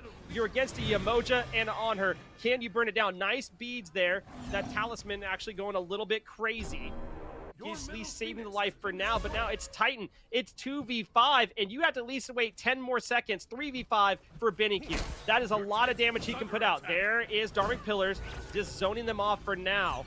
Nice stun. Can you find more? Smite 2 Bad Boys walk away and decide to play with the game of patience instead, but they trade out a Phoenix, which is not a bad play here, and it's going to feel pretty good in the grand scheme of things. There are still 2 tier 2 towers on the left and right side, which give the Titans so much health, and Cherio and Bennyq's respawn timers are right around the corner. Smite 2 Bad Boys, unless they were able to completely boom Cyclone and Bobby there's no way that they were actually able to go in for that Titan. It's just way too risky because that left side Phoenix is still dead for Smite 2 Bad Boys. That gives the opportunity for Orange Kiss just to run it up back in return. So I like the call to back off, to play a little bit safer. You got value from your FG. You leveled out the playing field in terms of dead Phoenixes. And now we just reset and get ready for the next big objective. What's that going to be? It's going to be that Ancient Gold Fury. And like Orange Kiss wants to set up around it, but man, we talked a bit about how Cheerio will always have these very suspect looking slash lines, but it pans out anyways.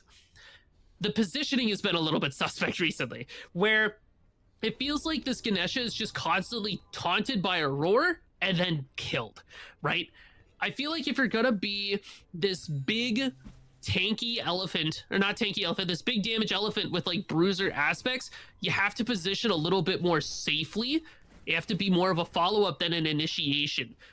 And I wonder if that's kind of a problem with the team comp from Orange Kiss overall, because who's going to be up there? Who's that frontline soaking damage?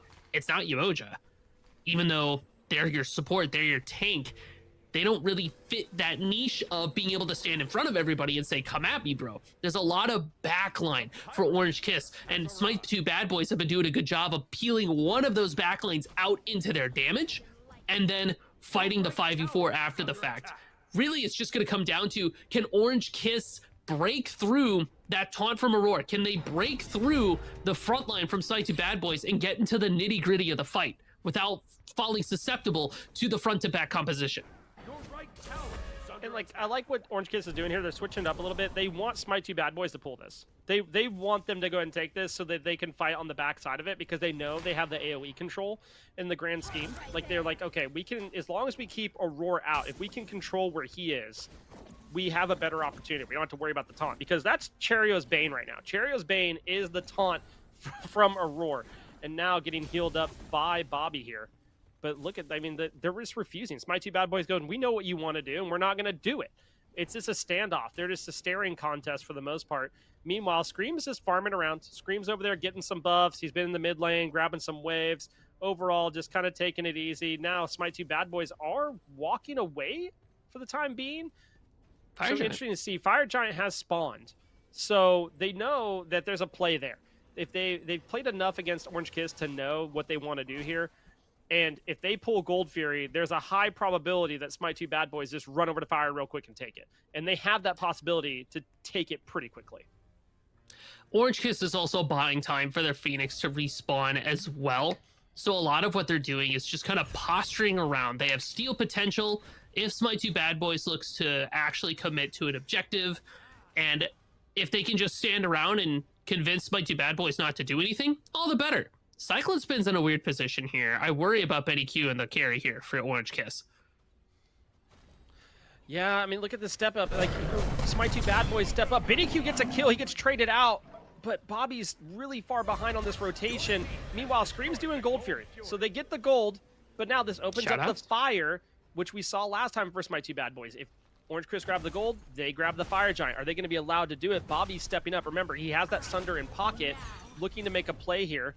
Does he have a way in? Does he have a way to step up and keep them off of it for long enough? And he actually keeps them off of it. They walk away, and it's really just Bobby there. Cherio just walked up. Scream's showing up now, and Cyclone Spin's in mid lane. Just the Yemojas stepping up was enough to just say, hey, get off Fire Giant or else. And they go, okay, and they walk away. It's super interesting that they decide to take a step back there, because they forced the TKO from Cyclone Spin. Like, that on her had to get out of dodge. So that was a prime opportunity for Smite 2 Bad Boys to rip that FG, but the threat of that Sunder, I guess, is just so much. And they didn't have eyes on Scream or Cherry. They didn't know if Scream was walking straight over to FG or backing first, or looking to push up left side to take down that Phoenix again, now that that Ancient Gold Fury debuff hit all the Phoenixes in that tower. So the call from Smite 2 Bad Boys is one of safety and one of patience, not looking to force anything, because one lost fight at this stage of the game, if you have a carry up, that Titan's going to go down. Look what Cyclone Spin's doing here. He's stepping up on that left-hand side, and I think he's going for Phoenix. That's my I think goat. he's going to show face over there, but he steps off. He sees the positioning there by the rest of Smite 2 Bad Boys, thanks to the team call. He's going to try to back in the bush. Is he going to get out? Oh no, he has to fight Sino over there. He got spotted out, and it might be a trade. Right now he's CC immune, and there goes Aurora with the ultimate. Cyclone Spin is gone. This is a 5v4 now. Scream picks up the Pyromancer, but now this is the go button for Orange Kiss. They want to find at least a pick, because they know two members on the left side of the map, but they can't find it. They're going to go ahead and pull fire from the looks there, or are they running away? They're going to run away here. I was like, that is risky if they pull fire, but they know it's a 5v4 now. This really is not good news for them. I mean, I can't stress it enough. Like, if you go get the Phoenix, yeah, it feels great, but getting caught out there, not a fun time. He did get two ultimates. Dharmic Pillar now used by Cherio over there, trying to get them off of it. It's not going to do a lot. Benny Q now showing up. Moswell pokes him out. He uses the beads. Oh my goodness, there's the Death Gaze, and he gets put down and sent to the gray screen himself. The Fire Giant's low. Bobby doesn't have a way in. Unfortunate. Smite 2 Bad Boys pick up that fire, but Scream's in the mid lane taking down a Phoenix on his own. He goes, you guys do what you want. I'm going to split push as Mercury and get the job done. You have 3 people here to defend, soon to be 4. That mid Phoenix is pretty much dead to rights. Smite 2 Bad Boys will take that. And then the question is, are they going to go for more? And that is entirely contingent on, can Orange Kiss live through this push? Or do Smite 2 Bad Boys opt for these tier 2 towers? I mean, they want to go ahead and take those out because it just bolsters the Titan HP so much. Clear through, get that jungle, set up for your Ancient Gold Fury. Once again, we're in this repeat scenario of Yeah, we got a Phoenix for Orange Kiss, but they got FG and a pick.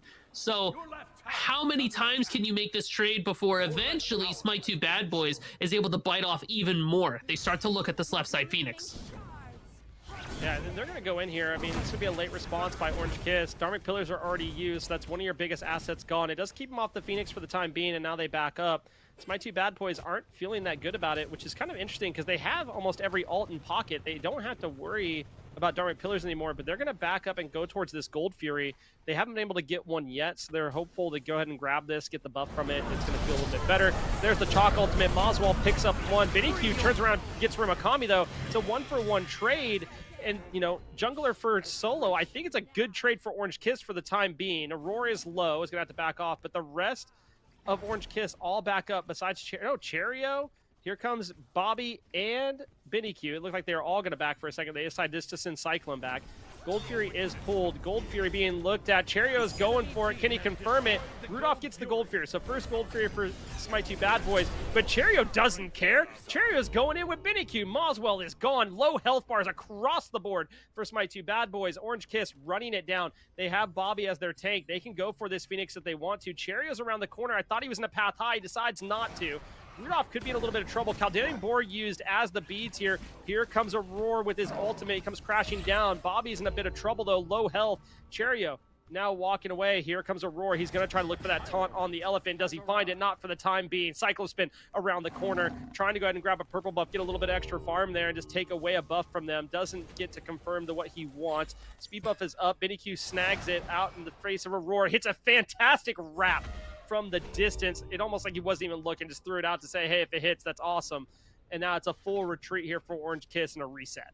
I really love that Jade Scepter coming out of Cherio there. It actually saves the life of Bobby on this Umoja, because right as, speaking of Bobby, forced to use their Nagas in order to get away. Oh no, that's just a Queen Naga. Shoutouts. Pyromancer being looked at by Smite 2 Bad Boys. You do have the Sunder available for Bobby if he wants to go for the steal here, but he cannot. Smite 2 Bad Boys do get the Pyromancer. It's going to put even more pressure on that tier 2 tower that's just barely standing.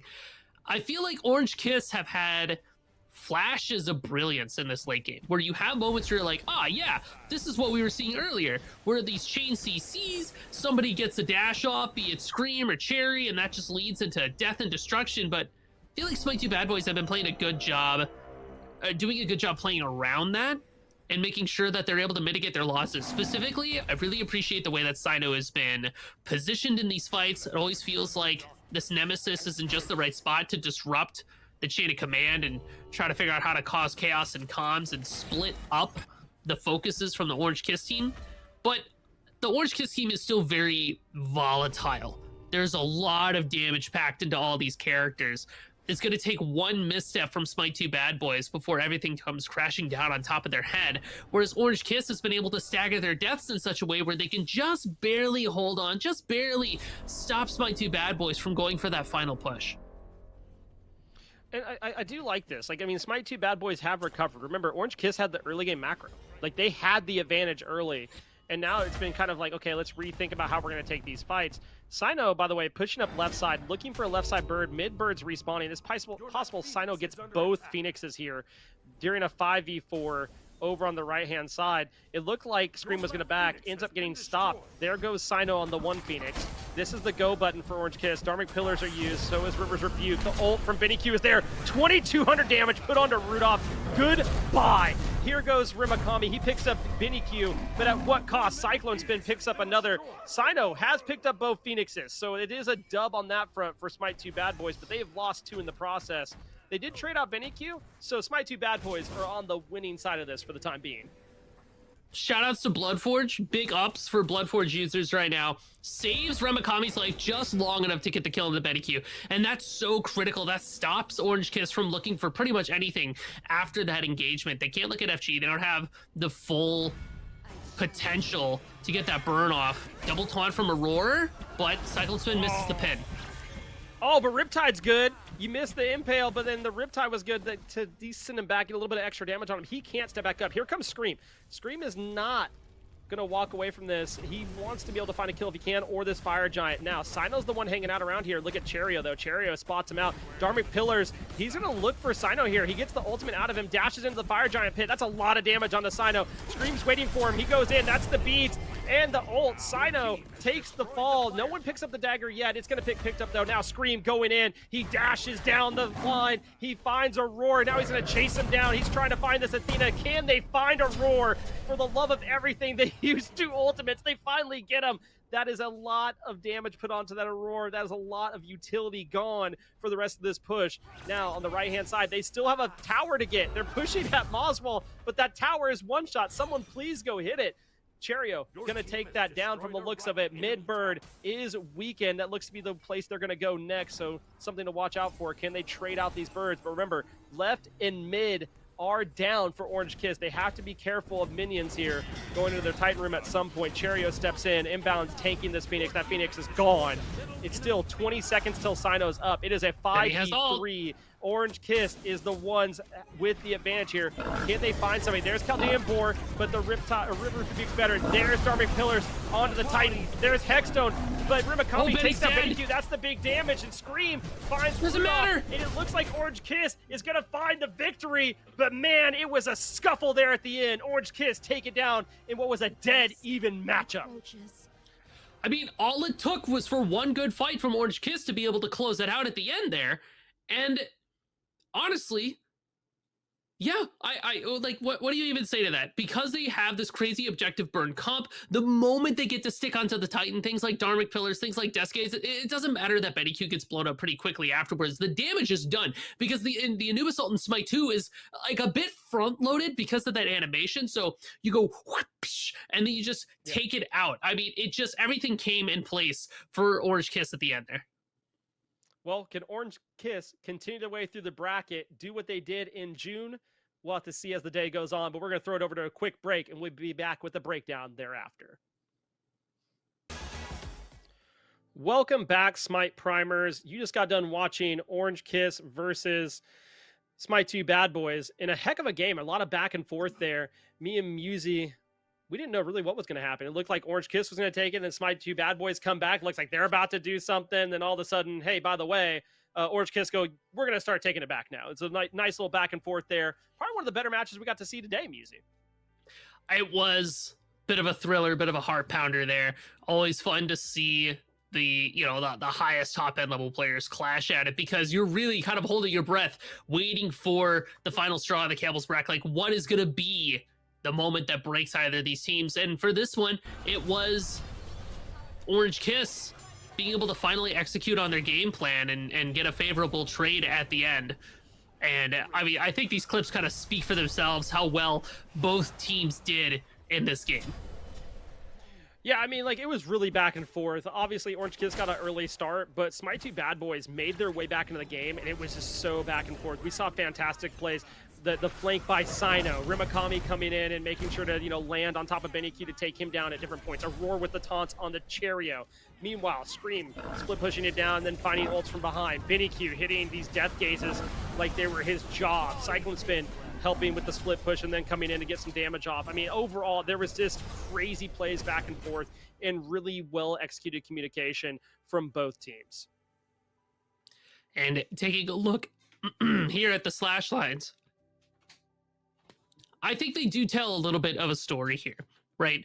Because Benny Q being 9-7, it shows that Benny, like you said, he was hitting ults like it was his job. And the damage that this Anubis was doing was actually insane. Like, what did you call out at somebody? It was like 1,200 damage from an Anubis ult, something 22. ridiculous, right? 2,200 damage. 22! Excuse me? Like, what? Yeah. Yeah, I mean, and the crazy part is there's no life. I mean, like, he gets Bloodbound Book at the end, but like there wasn't lifesteal throughout the build where that's the thing that they were worried about. I mean, usually you see like, those Typhoons, those Bancrofts, but you walk through and like 2,200 damage gets put on your head and like you're not surviving. And that was onto an ADC, like they'd gone. Bye. And when I see an Anubis, there's a reason I buy Aegis. All right. I don't care how much CC they have. We better have a Talisman of Purification or I have a CC immune ult, one of the two. But a fantastic play by both teams here. Let's throw it over the bracket and see who moves on to the next round of competition. Obviously, we know Orange Kiss moved on. They're going to face Go Tai 5. Globe's Last Suffer has already moved on to the semifinals. They are waiting their competition. They get to watch this round 3 matchup. We have Team versus Bale clocked in, took their game. They're going to be watching, waiting for their semifinals matchup here. Any surprises here, Musi?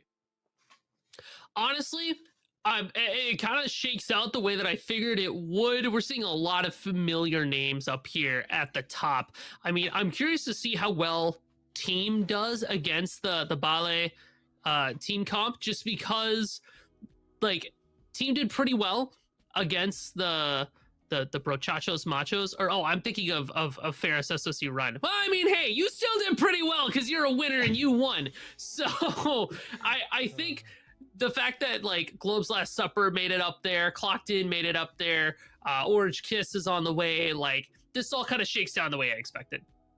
Yeah, it's one of those things where we're like, hey, this is not too crazy. This is what we're expecting to see. We're going to watch Bale versus Team next, see who goes on to face their competition. Team, they have Valo, Wake, King Bop Bop, Mario Bro, Zavresi, sorry. So some new names maybe you may not have seen before, along with some names you have seen. Valo on this jungle always brings something a little bit spicy you might not expect here, Musi. Are you thinking the same bands? Are we going to see those tanks come through? Obviously, Guan Yu's already off the board. Do we see those Ares, Aladdin, Kali type of deal, or do you think we get something a little bit different? I mean, honestly, I feel like it really shakes out to be the same few things every time consistently. Like, it's kind of curious to me that we didn't see a Humbat's last game, that it was the Mercury that was picked up. Like, I'm still I was cooking that in the back of my head, like, that's kind of weird. What do they know that I don't? Nothing. That character is broken. I think Scream's just kind of like that. But in a match like this, I think things like the Humbats gets prioritized, Neath gets prioritized, Pele gets prioritized. When I think about Mario Bro over in that ADC, I almost wonder if they're going to be leaning towards the Agni ADC again. I know I haven't been seeing too much Agni recently, but I know Mario Bro, the passion streamer, like they are able to slam a crazy Agni in that dual lane. But Honor has been a very contested pick in dual lane as well. And honestly, I feel like one of the strongest points that Honor has is the fact that they have a pretty good matchup against Artemis. Because Artemis ults and then you ult in turn. And you go, cool, nice boar. Sick. Anyways, eat these spears, loser, and you just kind of blow them up afterwards. But beyond that, I really do feel like Agni is still pretty strong, or even something like a Cupid has a lot of potential as well. Yeah, we haven't really seen Cupid as of late. I don't think he's bad. I think with the AoE that we've been seeing, when you see something like these Ganeshas and the emoji come through, I mean, Fields of Love is a pretty good ultimate to have on your side. You can even run in an aspect in ADC and you can feel okay because at least you're providing some heals. It gives you some options. You don't have to, but you have it if you want it. Overall, I don't think it's a bad pick. We haven't seen it as of yet. I wouldn't be opposed to seeing it, though. We have seen a lot on her. I think on this last ban, I'm curious to see, do they go ahead and take away Aladdin, the Bari? What's it going to be? It's going to be Sasano. So Aladdin's open, Bari's open, Pele's open. I mean, there's a lot of things open here that we haven't seen throughout the day. This could get a little bit spicy pretty quickly. So let's take a look at some of the players that we got here. I mean, Bainary, Jisoo, Jarkor. I wonder if maybe we take a look at something like a Shock first pick for the Shark here. Full damage Shock has been going pretty crazy. Oh, duh! Princess Bari is open. What? Yeah, you gotta take the Bari. It's one of those characters where it hasn't quite set in that she's like in the game sometimes, because you're just not used to seeing the name pop up until she gets in your game and you're like, oh no, what have I done? Oh god. Yeah, oh, like no. She's super powerful. I want to see her in mid lane with Bainary. Honestly, I think the Int Bari build goes kind of nuclear. And that also opens you up to still have on her Artemis Agni in your dual lane. Yeah, I mean, you have Bari, you have Ganesha. I'm just saying, there is the opportunity to play Khepri here and have double revives. And a Pele. Don't think it's the best idea, but like, I'm looking at this comp. Bari, Ganesha, Pele is feeling pretty good. But on the other side, you have Ares and Aladdin. It looks like they're going to lock in this chalk. I mean, both have a pretty well-distributed like AoE to single target mesh. It looks like they're going to be able to do objectives. The big concern here is Bari has that revive. You can throw that on the team and you can get that off. It can swing a team fight drastically. And here's the deal. Is she going to perform early? Maybe not. But if she makes late game, you're talking 25 minutes in, that Bari starts hitting you and you're like, wait, what the heck just happened? Because it's going to feel like you're facing a traditional mage, but she usually plays more like an ADC. One of the things that I think Bari does especially well here is Ares is going to be fishing for these no escapes. Bari, Ganesh don't have CC immune ultimates, so Abale needs to start thinking about having that in their kits for their picks. Again, Nemesis won't have a CC immune ultimate either, so this Ares is going to be looking for that. At this point, Princess Bari just throws the ultimate on top of wherever Ares is. If you're getting pulled in there, you're going to get pulled with a Bari ult on top of you that makes it so that team doesn't want to fight you inside those giant circles. And if they do manage to get a bunch of damage off, you have that life-saving ultimate to buy yourself just a bit more time. But this team comp is kind of nuts. You have the pull in from No Escape. You have crazy follow-up between Aladdin and Chalk and on her as well. I feel like team just needs one more bombastic pick. Something like a Merlin I think would go really well here. Or if you really want to get frisky, I think a Kukulkan would be a perfect like last slot here, just to have something that can rip a lot of damage, put it on top of themselves. Or the Hunbats, why not? Fear no evil, goated. I have so many questions, and we're not going to have answers until we get in the game. But I'm looking at the comps, right? And we have Ares, Aladdin, Chalk, Honor, Humbats, which like ton of AoE control, a ton of AoE control. Honor and Aladdin should pop here. I mean, they have so much setup. If they can just get to moving, it's going to be fine. Aladdin's going to flex towards that mid lane. But on this other side, I look at the Bari, Ganesha, Pele, Nem, Thor, and like there's just so many assassin archetypes in this game. We're going to have to see how it plays out as we as we wait to see what's going to happen in the game. But I look over and I'm like, Ganesh and Bari, if Pele jumps into that, if Thor lands a wall with Dharmic Pillars or crashes down Dharmic Pillars on top of that and then hits the wall, that's catastrophic to at least one player on the enemy team. I look at these team comps. I see the potential of how they're going to play. I'm curious to see how it all works out here. I wouldn't have expected Pele, Nemesis, Thor, because I do think this opens up Pele going mid from the looks of it, Bari going carry, and then you can kind of pick what you want. Do you want Ganesha in that support slot, or do you want Thor? I think there's some options there, but I do think Pele's going to flex towards that mid role. It's a lot of full tilt from the Bale team, right? Where you have Thor ulting in, you have Nemesis looking for a flank, you have Ganesh walking up with their silence, Pele's going to be ulting in as well. Bari kind of positioned not too far behind them, but if it's an int Bari, you're definitely just throwing out your abilities constantly on cooldown and looking to get some long range damage. Those bells travel pretty far, so you can stay kind of safe. I feel like the Bale team, in trying to full tilt so hard with their W keys, do run into some of the counter engage from team, right? Chalk alt, that storm call, Fear No Evil can be popped at your feet as well. It feels like the team has a lot of flexibility with their team comp, because you also have this Aladdin here that can just kind of flank around, look to see if they can jump on top of the Princess Bari in the back while everybody else is trying to ult on top of the other back lines. It's like, it's not true dive, but it is, but it isn't. It's very weird. The chain of events are very flexible. It kind of just depends on who blinks first in this scenario. Who's going to be the first one to try to engage, right? Because if Hunbats tries to jump in there, I feel like this Ganesh, not going aspect will just be able to silence on top of them and go, What are you going to do? You Fear No Evil me? I don't think you're going to Fear No Evil me. I don't think you got any of that in pocket. I think you're a punk. Die, right? So team is trying to bait out the Ohm before they can actually go in there, and they're also trying to bait out any ultimates that they can. Remember, they're CC immune ultimates from the Pele and the Thor, so the big targets are going to be Princess Bari, they're going to be Ganesh, they're going to be the Nemesis. And then that means he needs to start thinking about Talisman and Purifications. But there's so many ways to get in between No Escape, between the Fear No Evil. Really, it's going to be the Ares that tries to walk up, tries to bait themselves, because the Chalk is not going to be building tank, they're going to be building full damage.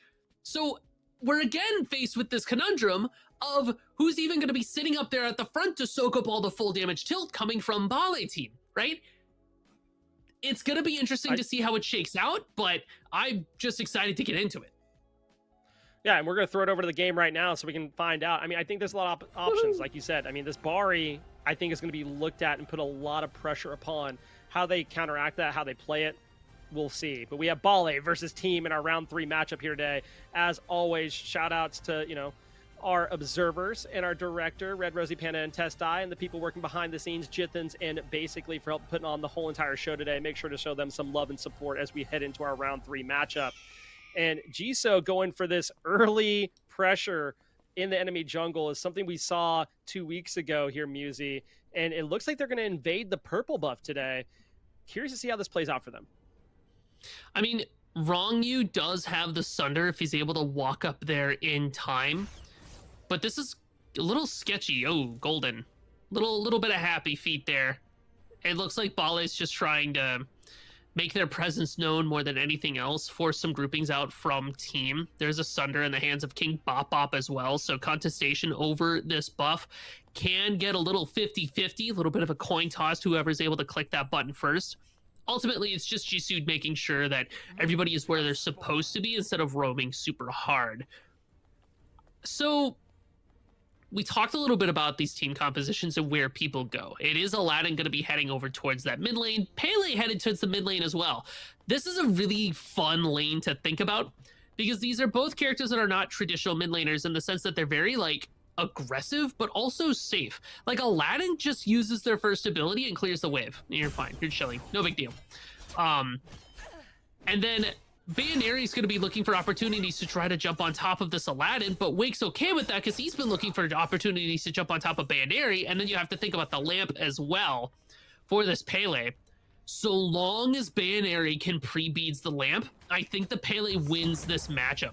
Because if you can deal with the fact that Wake won't be able to restore their health bar, won't be able to have the benefits and advantages of fighting you inside the lamp as opposed to not, you just kind of kill this Aladdin.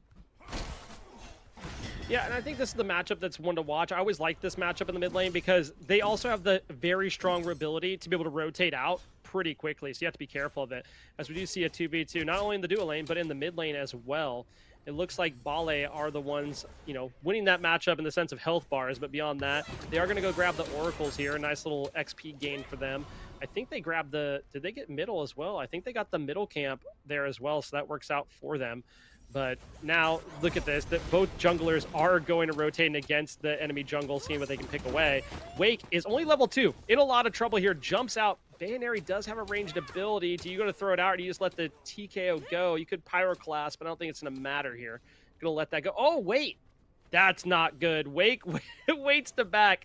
That could be a little bit scary. He is able to grab the wave. Jisoo doesn't try to go in with it, so at least that's a good part of this. Bayoneri is a little bit ahead. I think about half a level ahead of Wake, but it looks like a fight is what Bayoneri really, really wants. Yarkor here on the Thor, something to watch out for is that it's going to be a little bit of a hard matchup early against this Chalk, I think.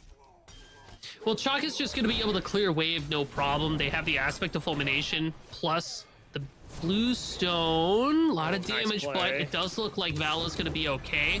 They have to give up that blue buff, and Bayoneri and Jisoo just continue to run around this map. Bayoneri and Jisoo, wait, who invited this Pele? Dude, like you said, the ability to get active early, to get out of lane early, the rotation potential from a character with as much mobility like Pele is already showing face, and the team, who names their team? Why would you do this to me? You guys. Team has to be so careful. We're just really waiting to hit level 5. Level 5 changes the game entirely for Team because that gives you no escape. It gives you fear no evil, gives you the lamp, you have the storm call, and Mario Bro is there too. So in solo lane, it means that there's kill potential for Zavracies. And for this jungle, it means Valo can start looking to potentially pressure out the Pele or just try to go super hard, put down this Bari sooner rather than later. Yeah, I mean, I think the thing to watch out for here is Baron Ares, if it's rotating like that, that means you already have a lead. If you already have a lead, that means you're going to have the advantage of getting level 5 first. If you're level 5 first, you're putting someone down for first blood if it's not gone by then. But look at the rotation in here by King Bop Bop, rotating around, looking for golden. Oh, the chain's off the mark. Mario Bro goes in with the leap, trying to get the damage off. And now it is Mario Bro who's in trouble. He will not be saying wahoo to that. First blood goes to golden. Now King Bop Bop is getting chased down here. Jisoo is on the way on the Nemesis. You're not going to live on the Ares this time. The rotation good. Jisoo picks up the kill. And the aggression is what you expect from an Ares on her dual lane. It's just that Rongyu had a crazy dash that shut down Mario Bro there and didn't really give them the opportunity to follow up the way that they were hoping to do. And then you have the rotation from Jisoo as like a little bit of icing on that cake, just a little bit more. Valo uses ultimate in that back left side, but Nemesis is still in the chase here. No. Bayaneri looping around. This could be danger. Bayaneri ult in, looking for the damage. There's the knockup. Valo doesn't have anything else to get out. Oh, great monkey toss. He dashes back to it, but Valo is in trouble. It doesn't matter. Rongyu goes, hey, you know what'd be cool? Let me just gift a kill over to Golden real quick. Easy peasy. And walks away. Another one goes the way of Bale, and that is unfortunate because, again, Bayaneri able to rotate and is getting value of this Pele in the mid lane. You know, we talk about that Pele going into jungle. We talk about it going into solo all too often, but in this matchup against Aladdin, if you get this early lead and then you can capitalize off of rotating before the Aladdin can, you're getting a ton of value. Eventually, Aladdin's gonna be able to rotate out. Eventually, but right now, you're pushing a lead, and you're allowing your side lanes to get further and further ahead, and that's exactly what you want. You're okay with being even in this play format if you're mid lane, as long as you're helping your side lanes and your jungler get ahead. I also want to point out the fact that Valo doesn't have the aspect on this Hunbot. So you're not running the stun bats here, which I think is a little bit of a misplay. Having that extra bit of CC with your team that is already doing crazy amount of damage, like you have your full damage shock, you've got Ares and On Her and Aladdin, like these are great characters to follow up off that stun, but more importantly, it's like needed against the matchup against Nemesis so that you can shut down that shield. Bop Bop goes in for a crazy ult, but a Talisman of Purification, oof. Oh my goodness, Dark Pillars was used just to zone off Mario Bro, but they get the kill onto the Ares. King Bop Bop looking for that rotation in, trying to set something up, and really Rongyu is just sitting there going, absolutely not. You're gonna ohm, I'm gonna make you dive into this tower if you wanna ult us, and that's exactly what happened. Rongyu maybe playing 5D chess here against King Bop Bop from the looks of it. Now, moving over and just thinking about how does this play out? I mean, you have a lead in duo that's pretty significant. Your mid is about even, maybe a little bit behind, but you have a lead in jungle and your solo is even. This Gold Fury is going to get aggressive on soon. Sorry, let me say that right now. The Talisman of Purification first item pickup too from Rongyu is kind of goated because Golden doesn't have a CC immune ultimate, so having that right when Bop Bop tries to ult is kind of key. Gold Fury getting really low. Jisoo is able to confirm it. And Baroneri goes in, gets a kill on the backside, is probably going to end up falling here, but you get a Gold Fury and you trade kills. That's not a bad field, to be honest. It's not like you had a ton of kills, so you're getting shut down. I mean, you get value out of it. I think Bale could have actually played more aggressive there and went in on the backside of it. They chose not to. That's completely fine. They have the lead, and they're going to come over here and get some more farm. King Bop Bop in a little bit of trouble right here. Golden goes in and is just not afraid of this Ares in any way, shape, form, or fashion. This Bari already being felt to be pretty aggressive here at 3-0-1. Obviously, at least one of those kills was bestowed by Rongyu, but you're not complaining if you're the Bari and you're online a little bit earlier than later. So far, Bali's been doing a great job in their team fights. It feels like they've had preemptive answers to any question the team has been asking, and it's in itemization and it's in positioning. Once again, Jisoo's looping around the back. Mario Bro doesn't know. No, doesn't. Oh, It's gone. Doesn't even get the leap. Dark Pillars are used. You're escaping to nowhere, except the gray screen. Unfortunate here. Bale is just capitalizing on every single little opportunity that they can. It is ridiculous how active Jisoo has been getting on the map, and it just goes to show how devastating this Nemesis can be when you have a Ganesh right there. I mean, Rongyu being able to have the silence and the stun just kind of shuts off any getaway potential that anybody could have. And one of the big things that Nemesis suffers from is, can I stick to somebody? Can I get my damage off? I'm running this Hydra, so I'm relying on auto attacks. How do I stay on top of you? Rongyu says, fear not, I will make sure that they do not go anywhere so that you can get all the damage you can. And this Hydra's for this Nemesis is crazy because she has such good auto attack cancel chains. Where she like auto, shield, auto, 2, auto, and you're like, all right, cool, I'm dead. Like, what do I do? Wake puts Bayonary in the, or puts Jiso in the lamp, but honestly, I don't think Bayonary is too worried about it. No, Baron, it's gonna be a 1v2. Does he get the ult off to get a kill? Baronary, oh, the Omis is cracked by Rongyu. Baronary lives, and both people on team die in the lamp. Unfortunate. Wake and Valo go in. Wake and Valo get the wish of death onto the screen. I mean, it's unfortunate. Rongyu shows up and says, oh, yeah, you guys aren't going to play the game. Unfortunate. Absolutely insane play here by Rongyu. Rongyu, 0-0-9. Obviously, really easy not to get kills on the Ganesha because you're going to bestow them away. My point being is he hasn't died, and he's played pretty aggressive here in the sense of making sure he's there for the counter engage and there to set everything up. Fantastic play here on the Ganesha. He's been a part of every single kill. Yeah, and even more to the point, like, Bayonary didn't die fast enough. They have the serrated edge online. They are a Pele, so they've got their passive rolling. It's a little too early in the game for anti-heal. You see a little bit picked up by King Pop-Up, but nobody else is going to have it quite yet. And I almost felt like even if nobody else showed up, Bayonary trades there at least with either Valo or Wake. Like, at least takes away 1 life. And that's already not an ideal trade for team. So it just gets worse when Rongyu shows up and says, hey, everybody, or rather, and then completely saves the life of Bayonary. So this just emboldens the Pele. This just emboldens the Ganesh and the Nemesis. The rotations are about to get kind of crazy. The Gold Fury is going to be coming up soon, and Bale is going to be there for it. They're going to start prioritizing that, because what are team going to do to stand up to it? It feels like they haven't been able to execute anything that their comp wants to do. We haven't been able to chain CCs. We can't force a talisman out with the no escape and then follow up with a fear no evil, because Bale has been isolating these team fights, catching people by themselves in 2s. Look at this again. Rotating over to duo, scares them off. We're gonna go take a look at Gold Fury now because they're terrified of us. Oh. Yarkor looks to get up and get out, but he distracts them for long enough. I mean, this is going to open up that Gold Fury possibility. They have everybody there. Baronary can rotate over. It's not going to be hard for them to do because Golden already on the Gold Fury, chunking it down. Rongi's not even there yet. Here comes Baronary and goes, hey, I'll be there to help out. Here comes the rotation in, and now King Bop-Bop's like, wait, you guys are doing Gold Fury? Hold on, let me come in and see if I can steal it away. The chains are gone. That's the threat of the Ares. And Vale say, cool, let's drop it real quick. Beta fight. Oh my goodness. Wait, where did you go? The health bar is gone. You gotta run, dog. And it's absolutely what happens. No escape onto nobody. And King Bop-Bop's gonna be the one not escaping. Jiso takes him down because this absolutely fantastic play here by Bale. I want to point out, that wasn't beads used.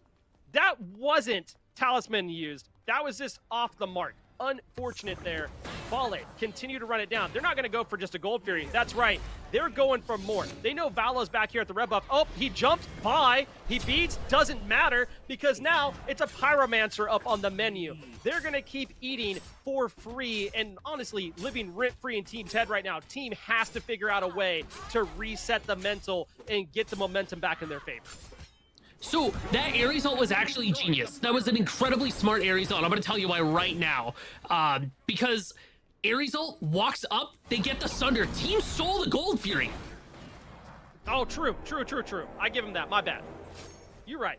Like, it didn't get anybody, but it wasn't supposed to. He walks up, looks scary, and says, cool, I cannot get ohmed, I cannot get stunned, I cannot be denied, and I'm gonna Sunder this away. He dies for it, which is unfortunate.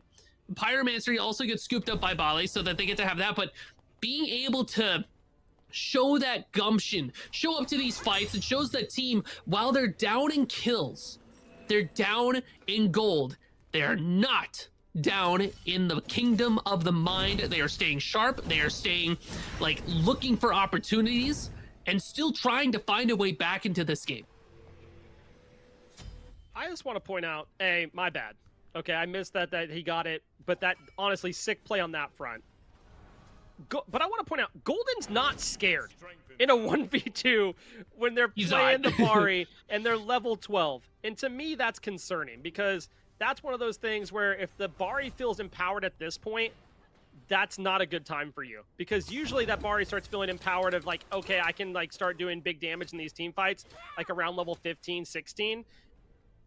It's 13 minutes in the game. They already feel that way. That's going to be problematic for team. They're going to have to find a way to take this Bari off the map. 4-0-3 already feels pretty good. And I want to remind everybody, Rongu still a part of every single kill, including that one on the King Bop Bop just now. This dual lane is getting crazy active. They pop the bomb over on the tier 1 tower like a bunch of chads. Bale is just unstoppable at this point, the way that they just keep going with this forward aggression, this full tilt team comp we were talking about earlier, all the way back in picks and bans. As long as they have their foot on the gas, as long as they're the ones in the car driving down, like, it's kind of crazy. When you get in the Bergen truck, it doesn't matter who's on the road, you're running them over. Yeah, I'm just looking at this, I'm like, man, the amount of play here just around Rongu. We talked about like a Baron Mary rotating and like the mid lane format of like, oh hey, they can rotate. Rongu's been everywhere, man. He has been a part of every single kill as the support. Do you know how hard that is to do at this point? A, that means nothing's happening over in solo. Oh, Jisoo's under trouble here. Valo running it down, trying to find the kill. Oh, there's the beads, but Jisoo walks away with it thanks to the Burial. Golden with the golden opportunity takes him down, and now they can run away. Team looking for a kill on the Yarkor. He goes up in the air, but he dies to tick damage. They pick up one, but the golden opportunity arrived. A fantastic play there to save your jungler's life. Gold Fury is going to be spawning soon. Team could group up for that and take a look. But you know what else is up? Screw a Gold Fury. Pyromancer and Fire Giant are right there. You have the opportunity to fight still because King Bop Bop and Mario Bros still have their ultimates available. Team has been doing a great job just kind of playing the jungler tactics of just looking around to see what opportunities you can find to get back into the game. Pillars of Dharmic on the Pyro? Yeah, it looks like they might try to steal away this Pyromancer. Great play. Golden secures it against all odds. It looked like it might not go that way, but are they going to pay the price now? Here's the no escape channeled. He gets pulled in. Golden's gone. Baronary picks up a kill on the other side of it. Now, a bunch of low health bars on the side of Team. Jisoo slashes and dashes and picks up one. He's in the middle of them. He's fighting. He goes, oh yeah, by the way, check out this shield. It heals me. Hit me as much as you want. The Ares now in trouble. Baronary picks up another. That's a double. Looking for Valo. Can they find another one? Rongu's there. Yarkor puts him down. Into the lamp they go as Wake falls out of the lamp because he finds Jisoo, but he's not going to find much more as he takes the spill too. I mean, again, Bale full tilt team comp, even as I was complimenting Team for their ability to find their way back in. Bale, it's kind of like you punch somebody and they get hit and they kind of turn back slowly, looks at the camera, and you're like, oh man, what have I done? I poked the bear. Now I'm gonna suffer the claws. Fortunately for Team, Bale can't find too much on the map after the fact just because they have to reset. So when it comes to these Fire Giant dances, Team will have a chance to stand up to it, but we're kind of reaching a point where Bale feels so emboldened that they don't really care too much about anything. And it's worth noting too that there's only one, or rather two anti-heal items online for Team, so Bayaneri specifically kind of gets to do whatever they want in these fights and just constantly W-keying at people. Gold Fury picked up, but Team is here to try to scare Bale off of it. It'll work, but I can't imagine it's because Bale's actually scared, right? Because you're so far ahead. You have so much pressure everywhere you go, but you still have to carry a certain level of respect. You still need to keep your resources in check because Valo and King Bop Bop and Zav have these big team fight altering ultimates that can just kind of swoop through and kill you if you're not being careful. So while Bale is in the lead, they have to be aware that that could change. Yeah, I'm looking at this and like, they're not scared, and I understand why they backed off. It's a game of patience. Like, let's not overstep our bounds. Let's not give them gold if we don't have to. But I also like the idea of like, let's fight over it, and if they steal it, we just kill them afterwards. If all four of them are going to show up, and the fifth one's on the way, if we can get the picks on the other side of it, that opens up fire for us. That opens that mid lane tower to our left side Phoenix. I think there are opportunities there that they could have forced it if they wanted to. They chose not to, and like I said, I like the game of patience, because now team go, oh, hey guys, we're going to pull the Gold Fury, and Rongyu's like, yeah, that's cool. You want to see a cool trick? I'm going to Dharmic Pillars in a second unless I get silenced. And now we see team walks away with that Gold Fury, but do they walk away with anything else? Wake actually does pick up a kill on Baronary. This could be useful because there's no response, but on the right side of the map, we have Jisoo pushing down a tier 2. Can you respond with a tier 2 of your own? You get the Gold Fury, you get that second buff, but here comes the defense. Golden, look at their pathing behind. Do they get to defense as well? I don't know if they do. It looks like team's gonna walk away with a tier 2 here. Jisoo hasn't finished up that tier 2 and right. Now this has become incredibly useful to team because of the misplay here by Bale. And a Pyro's up. If they grab all 3, oh, they didn't even get that tier 2 Musi. This could be a little bit of a game changer for team. That's going to get them some gold back on the board. Now they're going to pull this Pyro. There's the one of the wishes. The Dharmic Pillars is good. Yarkor takes away the Pyromancer. He's going up in the air. Does he dive in? He does. And he comes crashing down on the 2. Bop Bop hits the chains. The wall's a little bit off the mark, but there's nothing to ensue thereafter. It looked like that might have been a setup for something bigger. Bale takes what they can get. They got a Pyro. And guess what's fresh and up on the board? There's a Fire Giant ready to be pulled. They don't have Ronggyu ult to kind of burn through this Fire Giant, but you have the advantage of numbers, which is something that team had before, which enabled them to take that Gold Fury and that fight where they could go down and take that tier 2 as well. There's the bomb coming out from Bale, so the Fire Giant is confirmed by the Bale team. And now they have the opportunity to look for a fight or look up that right side. It was unfortunate team. It looked like they did everything right there, but Bale still comes out ahead at the end of the day. But it looks like Jisoo might be in a spot of bother. Gets caught out. Are they in the... Where did they go?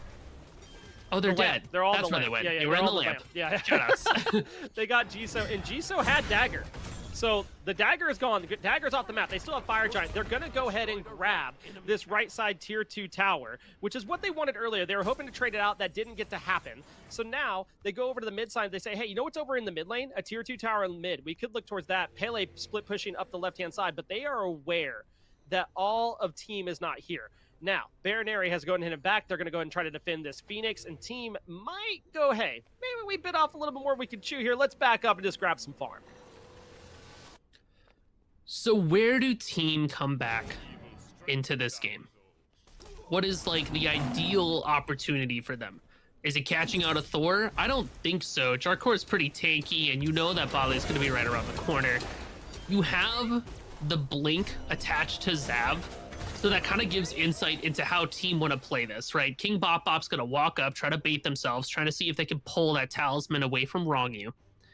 And when you say, like, try to walk up to them, who's them, Busey? Well, I'll tell you, because Jarkor is going to be in the back and Bayaneri is going to be in the back as well, try to see what they can find. Really, we're looking for Ronggyu and Golden in this first initial engagement. I don't think you're able to catch everybody, so you have to settle for those two.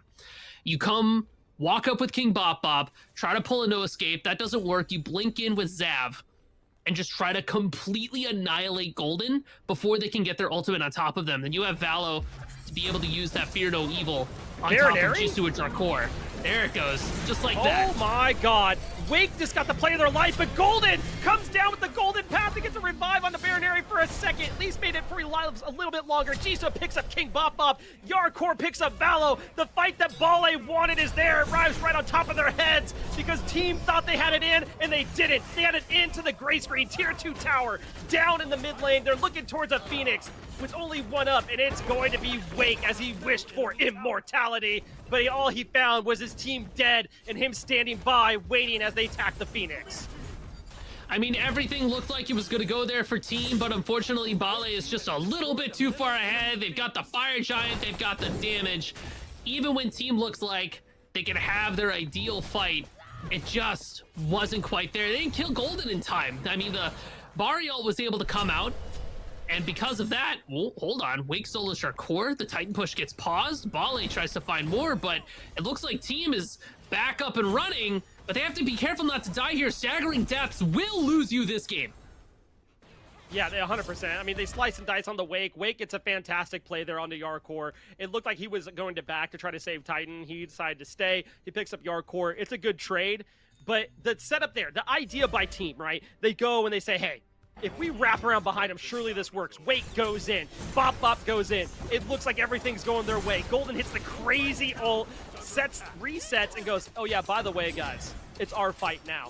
And team just gets destroyed on their strategy there. They're going to pick up a Gold Fury here, possibly. Jisoo's over here. I don't know they go for the steal. Bale is on the way. So even if you get this, this could be game ending for you if they decide to run it down on you. And it looks like that might be the case. They don't catch him, though. The Fear No Evil being used to space out Jisoo.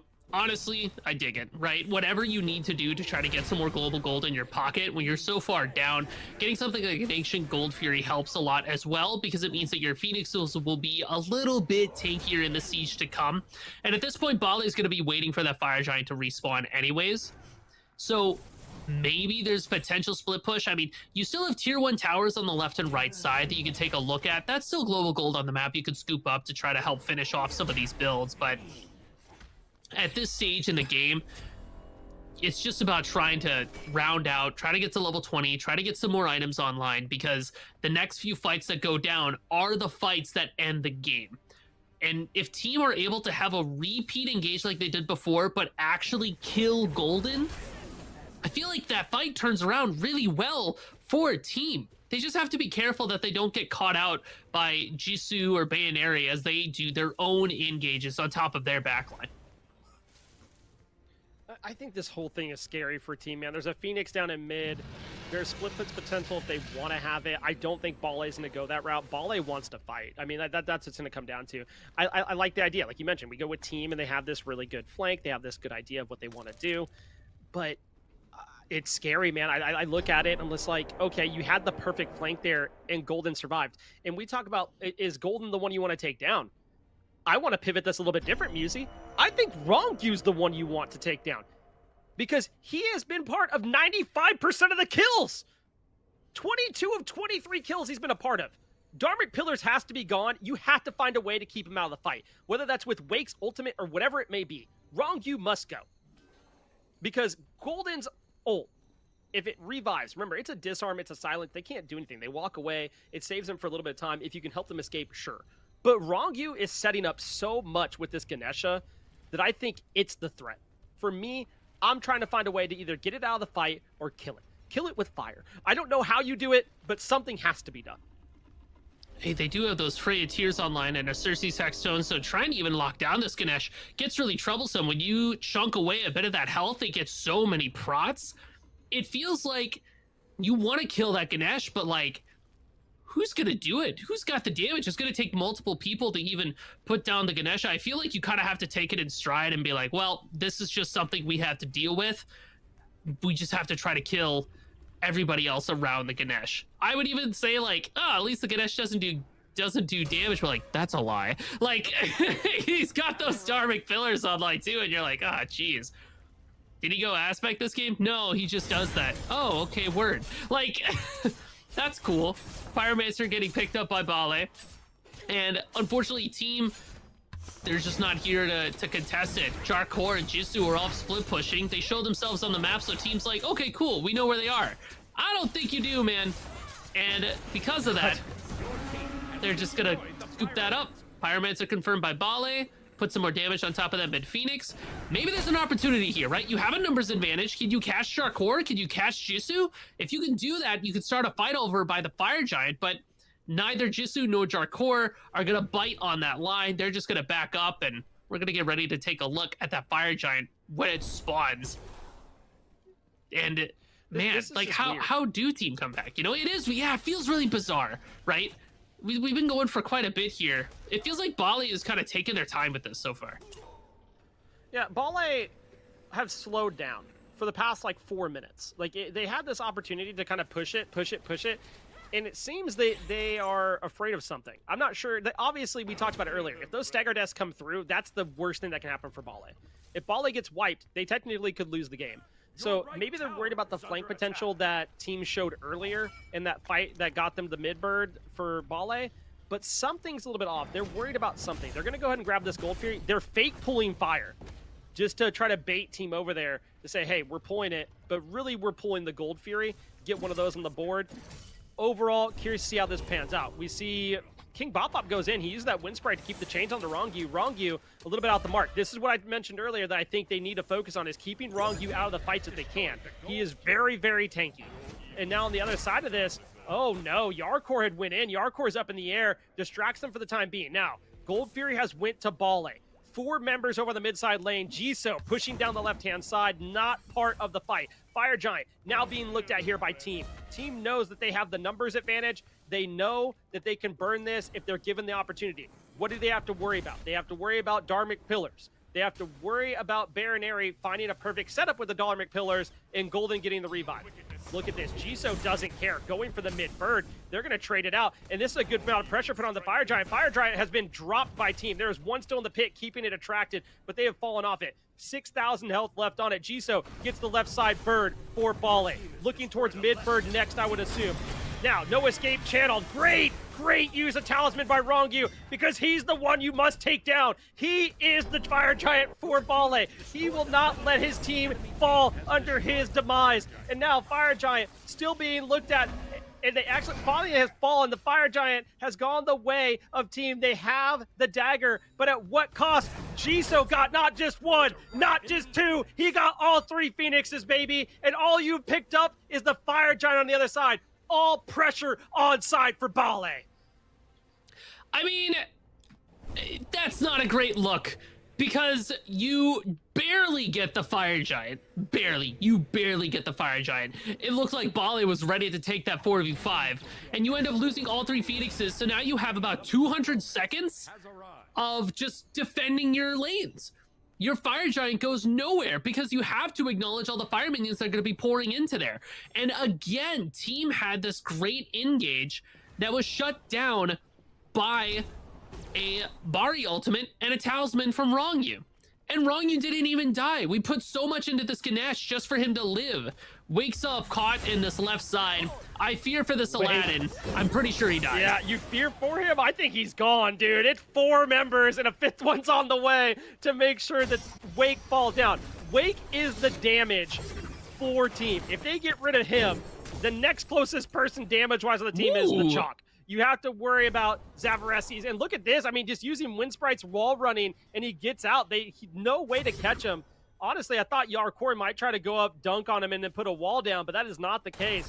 But at least they flex and say, hey, we're going to make sure you don't get to step up, you don't get to push down any towers, and you're going to respect the fact of split pushing's not going to happen.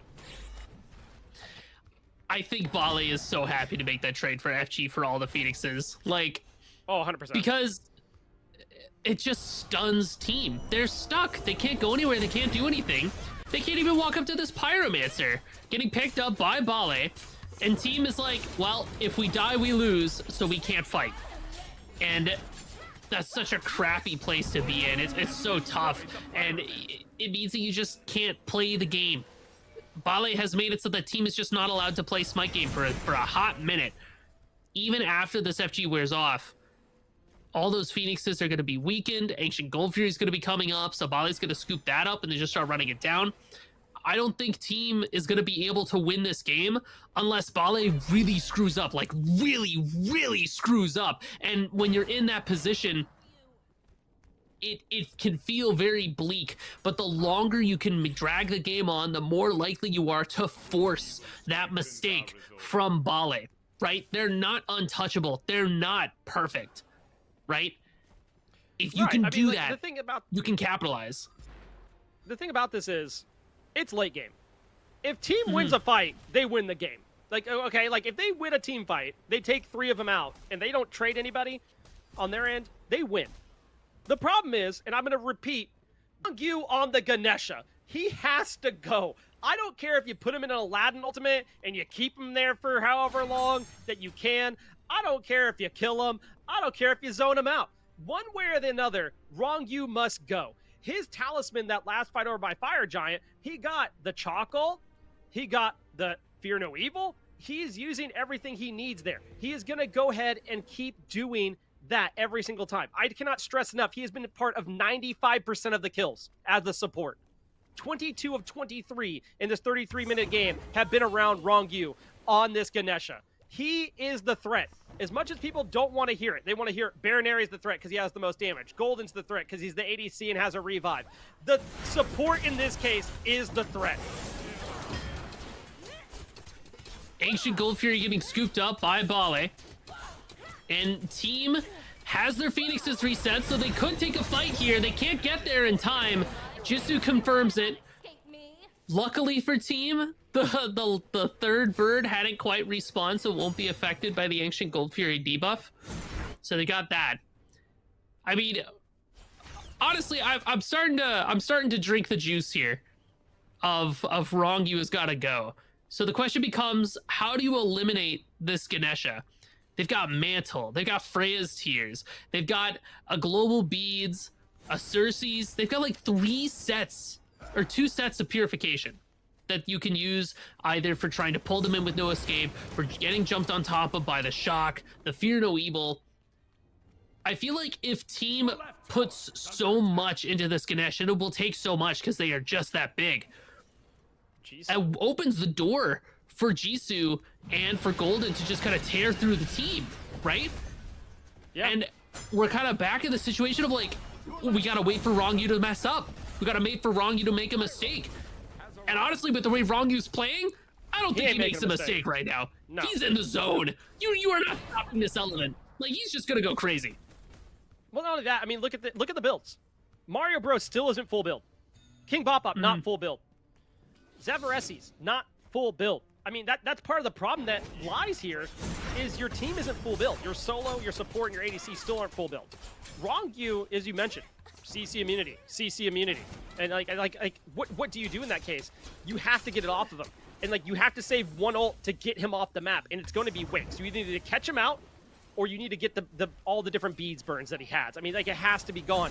Now, you have Yarkor is the one they're looking at now. He has a great set of beads, and he's going to dash out, but it doesn't matter. Yarkor's gone. There's the talisman used for Rongyu. The CC immunity is gone. He's the one. Can you get him? Yarkor has fallen. You've lost the Thor. So there's no going up in the sky, diving down on you, and setting it all up. Rongyu is the one.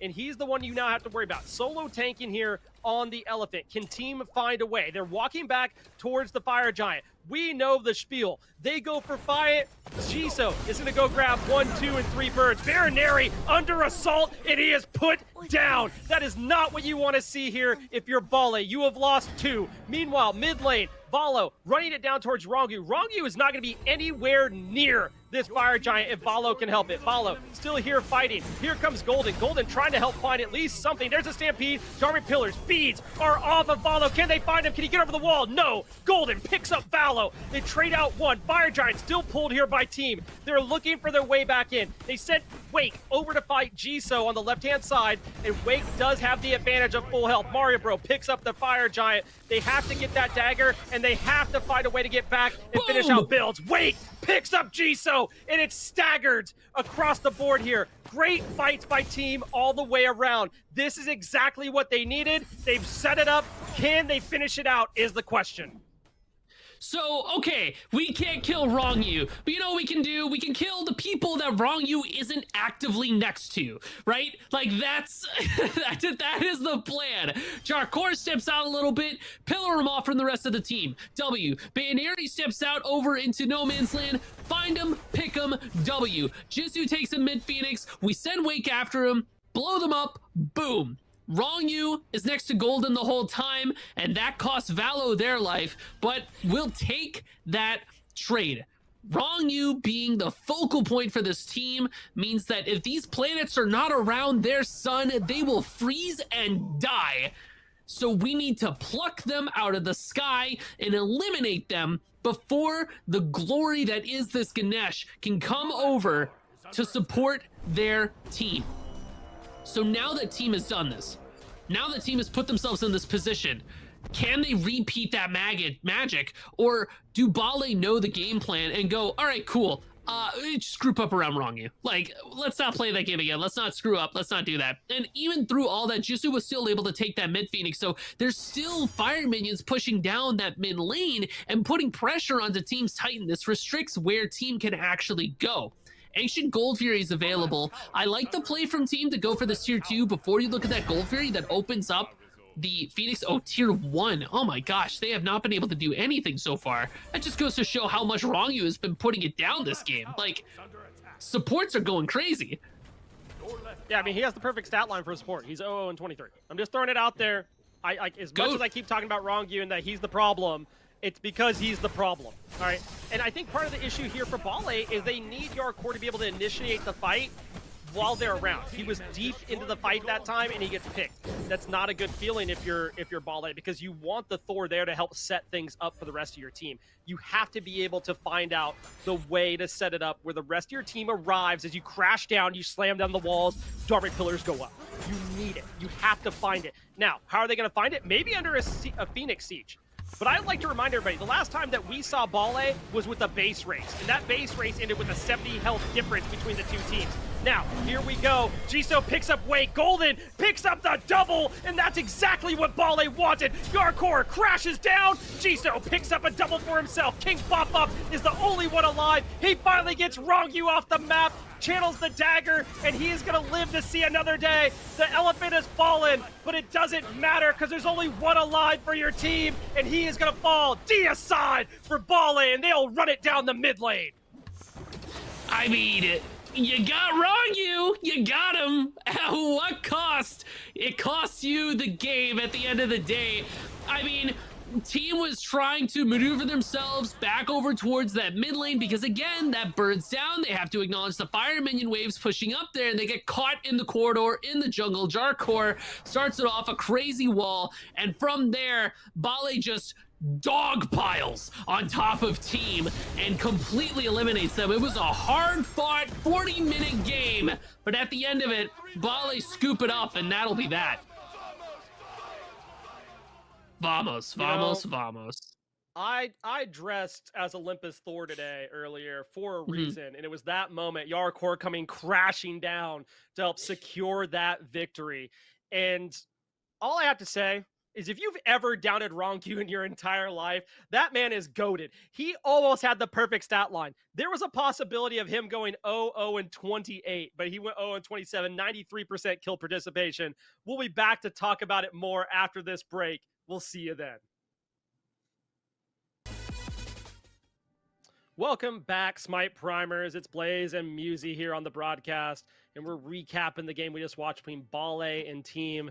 And Rongyu being the goat or the elephant, I don't really know. I mean, he was the elephant in the room for the sure. I don't know how you take that man down. You definitely don't let him have Ganesha the rest of the day if you're the enemy teams and you were watching that. I mean, he was kind of put on a clinic. He had a perfect slash line all the way until the very end. The Bale team, they just kind of had it down pat. It took them a bit to actually finish ending the game because Team really started to show up, started making a few key plays, but as long as Rongyu's around, the team fight is probably going to go well. Yeah, I mean, we saw every single time that he was around, which was every fight. I mean, like, him setting things up was a pivotal part. Even here, where he finally takes the spill, I mean, like, Yarkor had stepped up and, like, finally got to dive in because Rongyu was able to get so much off of them. A great use of the dagger here by King Bop-Bop, but to no avail because it's a Deicide coming their way to end the game for Bale. Bale, like you said, it was like they had their foot on the gas and they were really aggressive early, and we hit that, like, mid to late game moment, and they just kind of slowed down, and I don't know if it was like a respect play of, like, they got a little bit worried about the way Team was playing. Team had some really great flanks, especially the flank in mid. I mean, they lost that fight, but Wake and King Bop had an insane flank that looked like it was about to set up some crazy plays for them. But I mean, look at these slash lines for Bale. You have 11, 3, and 8, 9, 1, and 10, 0, 1, and 27. 93% kills participation from your support is kind of wild. It is the support slash line that every single support player dreams of.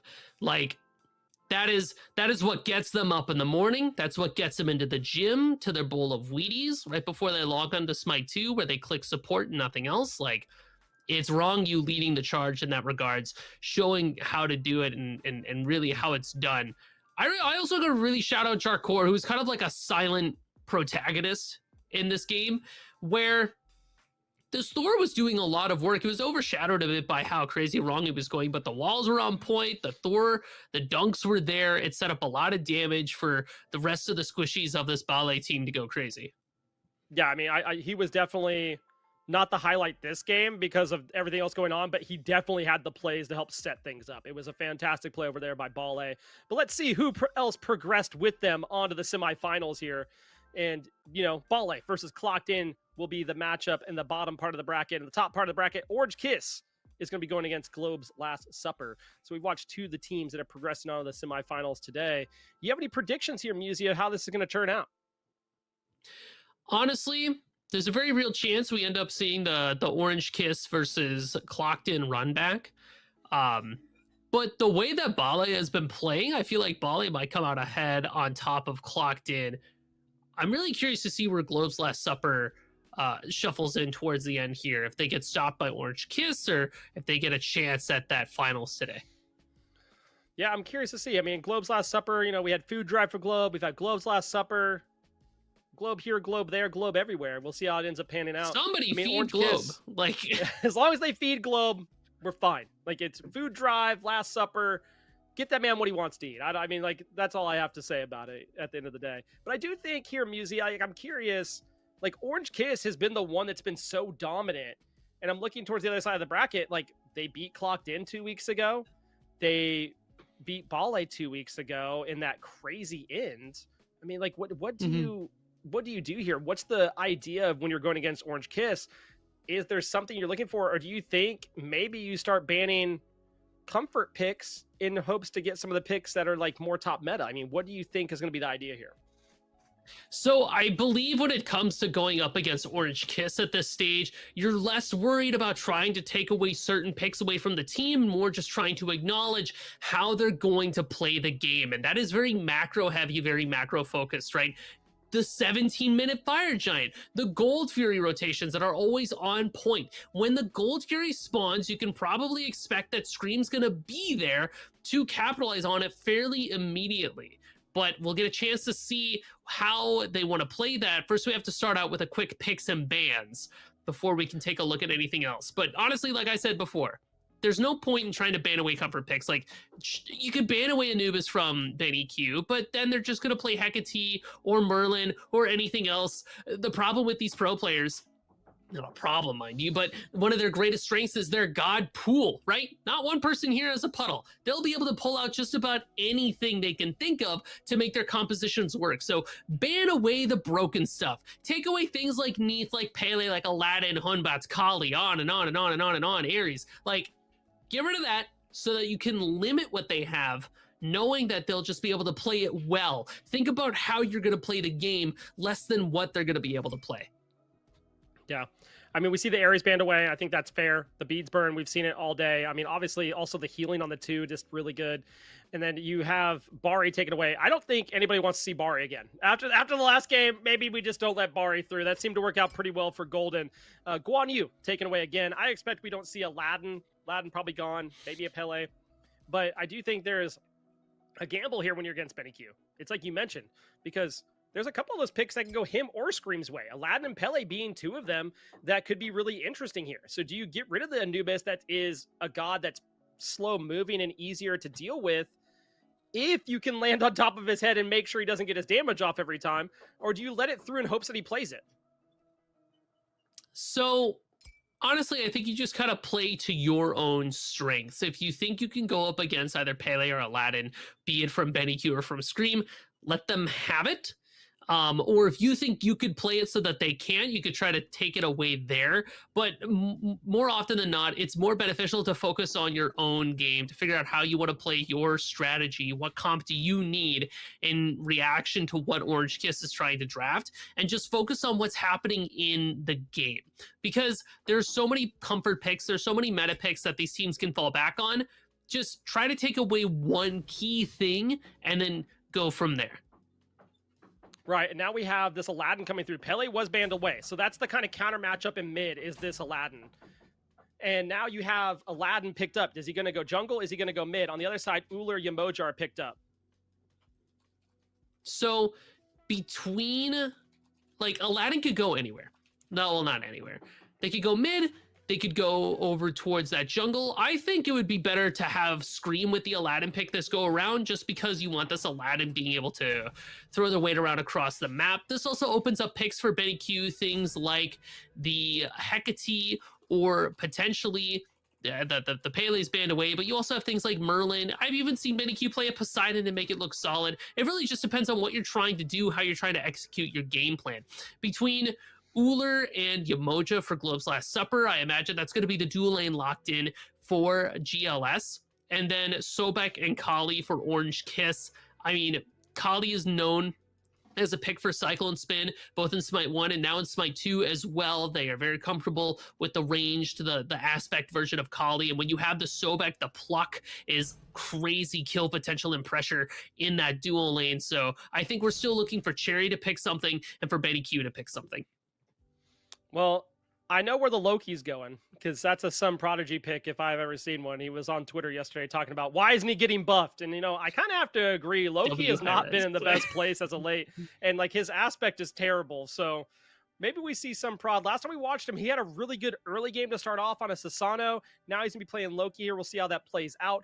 And again, we have this Yemoja and Athena. I kind of like this setup. Where does it go is the better question. You talked about earlier, you don't like seeing Athena in that duo side. Does it go solo here? I think it does. John Rowan has played Athena solo a few times. It's looked pretty good. It gives him that rotation potential early on.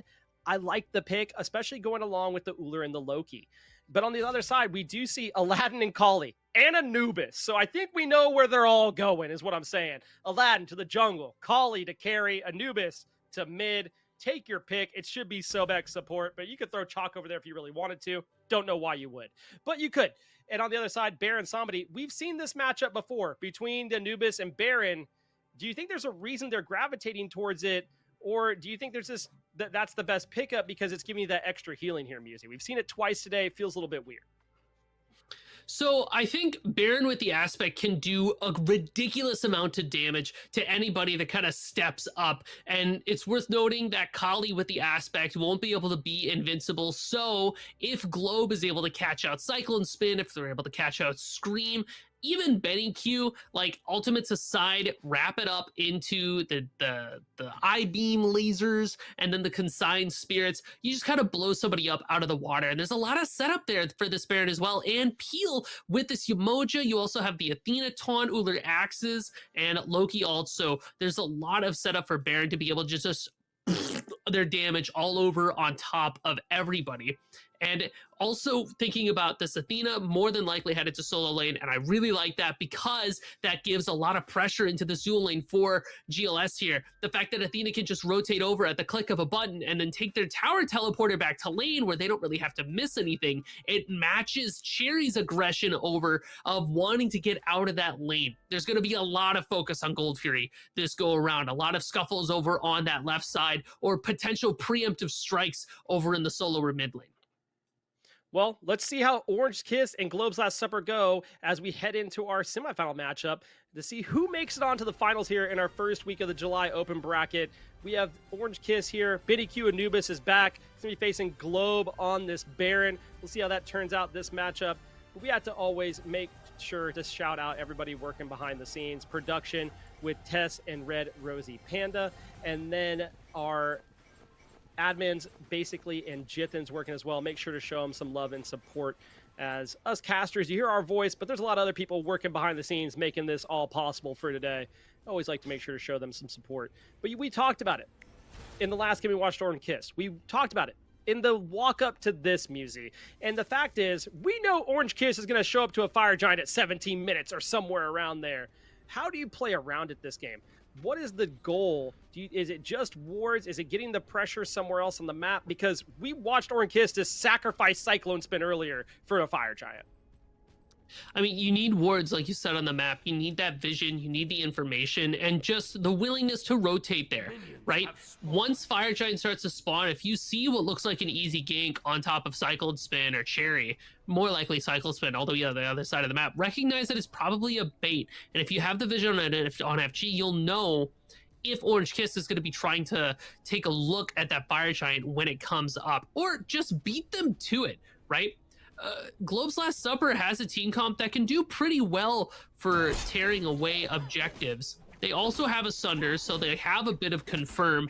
So there is potential there, not only for Orange Kiss, but also for Globe's Last Supper, if they want to take a look at that bigger objective. But before we can get to that, first we have to get through, you know, the first 17 minutes of the game or so.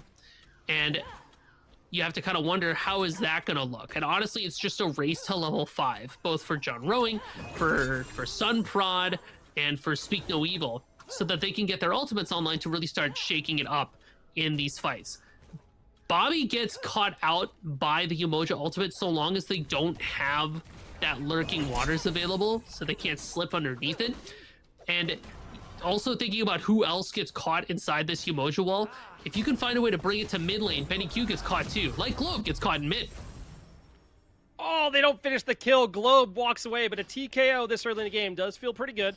Go ahead and get him back to base, and Globe's actually going to stay out, it looks like, and just make sure to try to confirm the wave. Scream might end up going in on that. Scream likes to play these pretty aggro, especially with minions pushing under, but instead he's going to go and grab some camps for his troubles, which is going to feel pretty good about. But on the other side of the map, Sun Prod taking away the blue buff of Cherio from the looks of it. And I wanted to mention Cherio goes through and picks up a blink here. How are we feeling about the blink, Musi? I like Blink quite a bit. Honestly, for Shock, you have the Blink ultimate engage. It gives you a lot of pressure. It just means that you won't have bees, so you're going to want Spirit Robe. Scream jumps into this dual lane, and it does look like Speak No Evil's in danger. Oh, man, he gets the wish, too, to get that little bit of extra gold in pocket. It's going to feel nice there as he picks up that first blood onto Speak No Evil. He wasn't hurt, and that's going to feel pretty good. You have to at least take that and say, hey, it is what it is. We got to just recover and play a little bit safer and know where he is. We knew Aladdin was in mid. We knew he left left side jungle. We stepped up a little bit too far and didn't have a way to play around it. Nice play there by Orange Kiss to start off their game.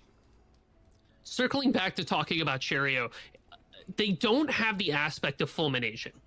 So this Shock is going to have a bit more in the sustain department, which is interesting to see Cherry play a Shock that isn't like full damage, or a character that isn't like a full damage character. It gives more frontline to Orange Kiss, and honestly just gives Cherio a bit more breathing room for this laning phase up against John Rowing. They can get more aggressive, they can take more poke and be okay. Benny Q under a bit of duress.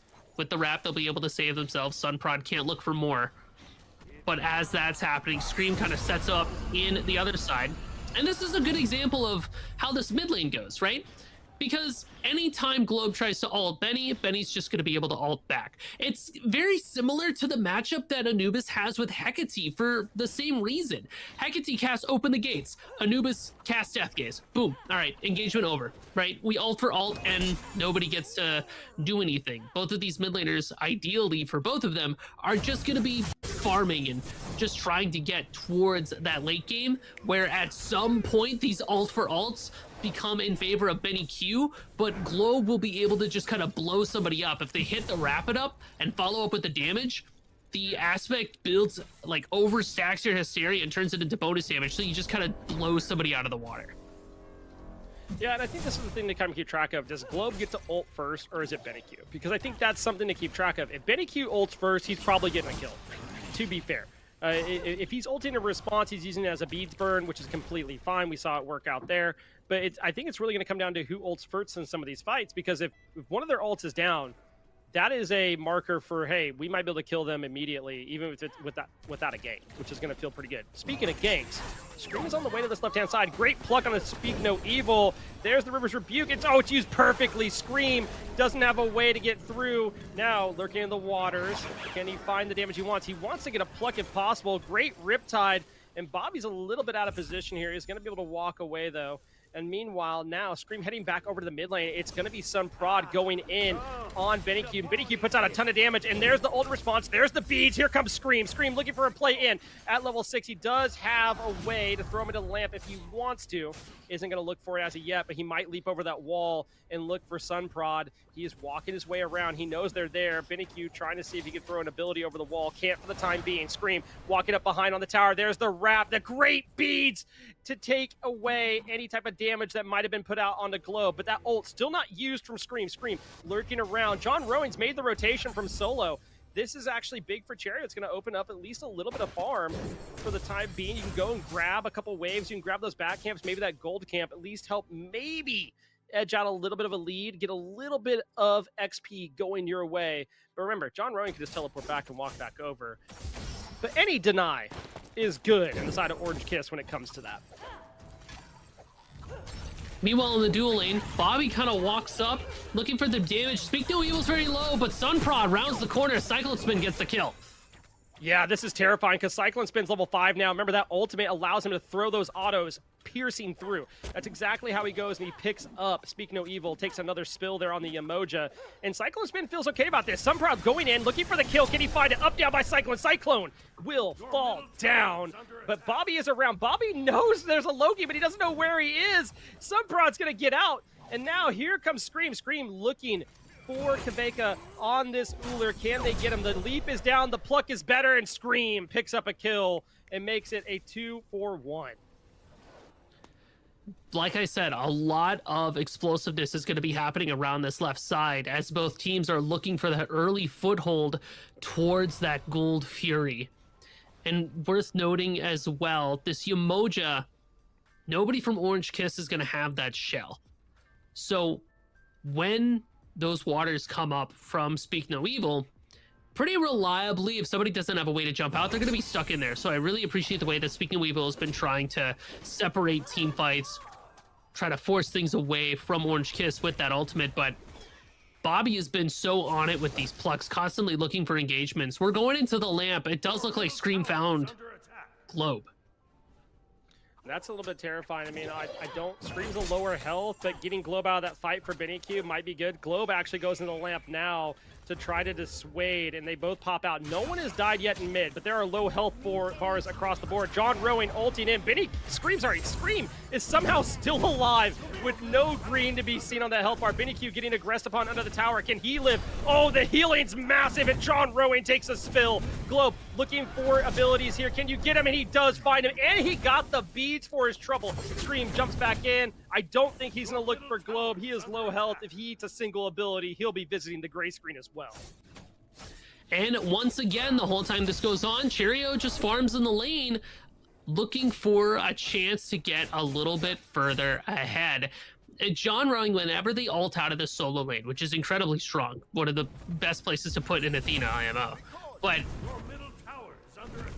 you trade away the safe farm of creeps and of camps. Cheerio abusing that, trying to put pressure onto this tower, take away the back camps, and the rest of Orange Kiss needs to make sure that whenever John decides to ult out of that lane, whenever they decide to rotate out, either kill him or make sure that he doesn't benefit at all.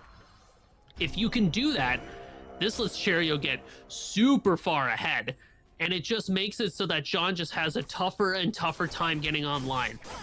Huge gold grouping from Orange Kiss. Bobby and Benny waiting in the wings. Here comes GLS. Oh no, Speak No Evil isn't gonna even get to speak, dude. Like, he shows up, he gets put down. Globe is in all sorts of trouble. Lurking in the waters is Bobby. Globe finds BennyQ, at least there's that, but there goes Bobby picking up Globe. Scream throws another into the lamp and says, hey, how do you feel about being in the lamp with 3 of us? Because, like, yeah, I don't really like it, it's not that great. And now they get another one along with that Gold Fury. It's going to feel pretty good. Actually, they didn't drop the Gold Fury yet. They have to walk back to it. But they have full possibility of securing this. Sunprod is on the way. Doesn't have a Sunder, though, so it's going to be a little bit of a hard steal. Does he go for it is the question. Throws out the decoy for now. Looking to see if there's a play, a way in. I don't know that he has. I mean, he has ult. He could go for it. Oh, John Rowing's ult rotating over. There's the ult. Bobby gets it. But now another lamp is thrown. Bobby gets out. Scream picks up Sun Prod. And this is getting turned all sorts of upside down for Globe's Last Supper. I don't think this is the supper he intended. Cyclone is low, but it's still alive. And if he gets that reset on Speak No Evil, that is problematic. And he, in fact, does. John Rowing now running away from Benny Q. You have to worry about that Nubis because there's a Death Gaze. And he picks up another. Globe is on the way, and he has the damage. But so does Benny Q. He's not afraid. He helps pick up another. Globe picks up a kill. He actually gets the double because Bobby comes around the corner and dies. A triple for Globe. He's going crazy on the Baron. He has to run away from Cherry, though, because Cherry's a little too tanky, a little too much health to want to take on a 1v1. Globe's going to fall down to Cherry. Cherry gets a crazy shutdown there because Globe scooped up a triple kill. Everything was looking really solid there for Orange Kiss, but the fact that Globe was able to find those 3 kills does help keep them in the game a bit longer. In fact, even pulls ahead of Betty Q just a little bit. But man, I love the use of Sun Prod and John using their ultimates together there, because you have the guaranteed damage from the Athena because you have the stun off from the Loki. Unfortunately, it's not enough. You do have the Sunder confirm from Bobby to get that Gold Fury. And it's just really unfortunate that Globe's Last Supper didn't win that fight harder, because Scream was just barely able to get away. Cyclone was just barely able to get that kill. It was a game of centimeters where you're just short of where you need to be in order to turn everything around. It's not like a miracle that Globe was able to get those 3 kills, but it definitely shouldn't have happened the way that it did, because Orange Kiss, Bobby plucked this Baron away, and because of that, Globe was able to get all their damage off. Oh, Benny Q has 4 people under his tower. I don't think he's living to see another day on that one. Scream jumps over the wall. That's a lot of damage by him. Globe's looking for the ultimate. Here comes Scream. He hits the lamp to restore health on to Speak No Evil. Crazy play here. He should still fall. John Rowing's there. The damage is good. He's up on the wall. Can he at least trade out one? Cherio, ult. He confirms onto John Rowing as they get out of the lamp. What a crazy turnaround there. I mean, I knew he was going to die, but picking up 1 feels pretty good there. 2 for Globe, 1 for Orange Kiss. They do have the advantage of gold right now. They're feeling pretty good on that part. But remember, 5 minutes is the key here. Do they go for a fire in 5 minutes is going to be something to look for. They've been really on top of going to pick up the Pop Rocks over there, so I assume they are going to keep looking that way. And I imagine Cyclone Spoon might be left to his devices in the dual lane when they do. So far, Orange Kiss is doing well, but Globe is not sitting down and letting them just do whatever they want. Another fight here. There's the River's Rebuke, but nothing to be taken from there. And now Cherio's is here. Remember, he's not full damage this time around. He's full tank. He is tanky Cherio this time around, which is a whole different ball game, because we talked about it a couple games ago, Musi. We're used to the 7 whatever stat line from the beginning of the game, then mid-game hits. But right now, he's 3-0-0 because he's playing full tank here. He's not having to worry so much about going in and getting blown up. I think he's happy with this iteration of playing Chalk.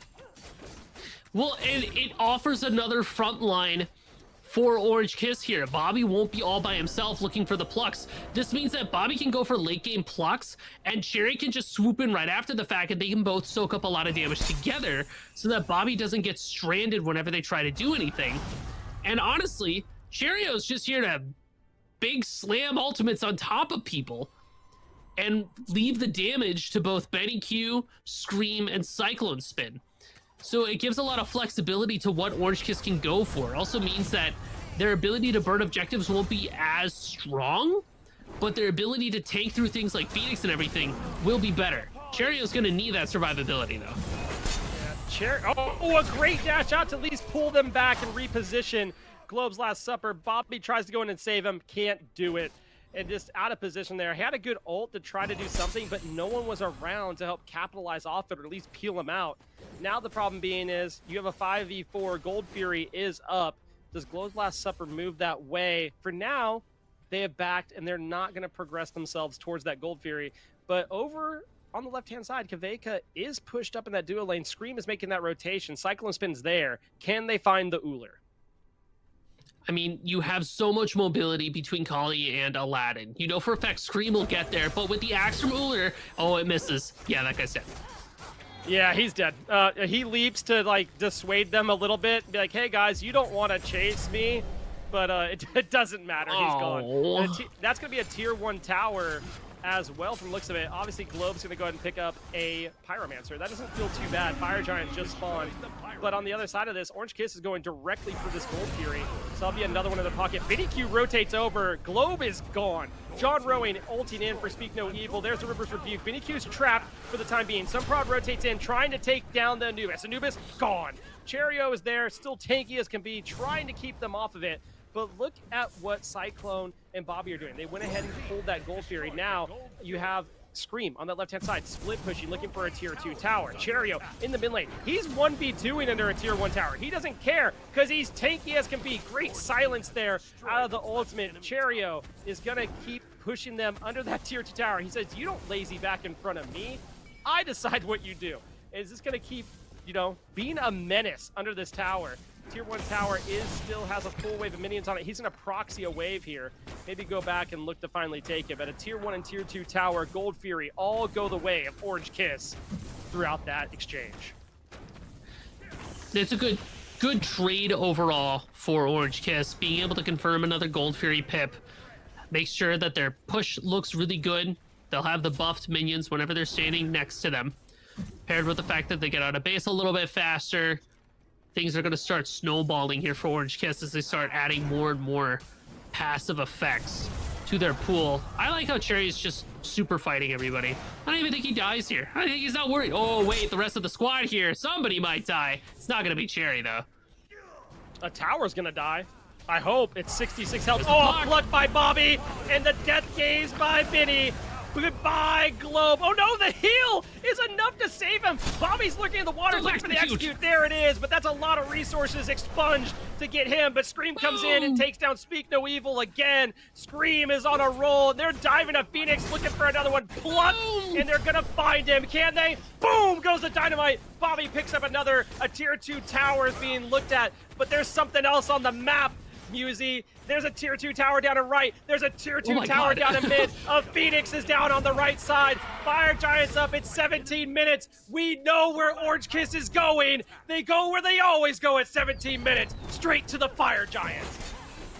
I mean, the plucks from Bobby have been on point all game. They spell death for anybody who gets pulled in there. And even though Globe was able to get a little bit of healing off, the inherent anti-heal that's available to Orange Kiss makes it so that they're still just within that sub-execute range and just die.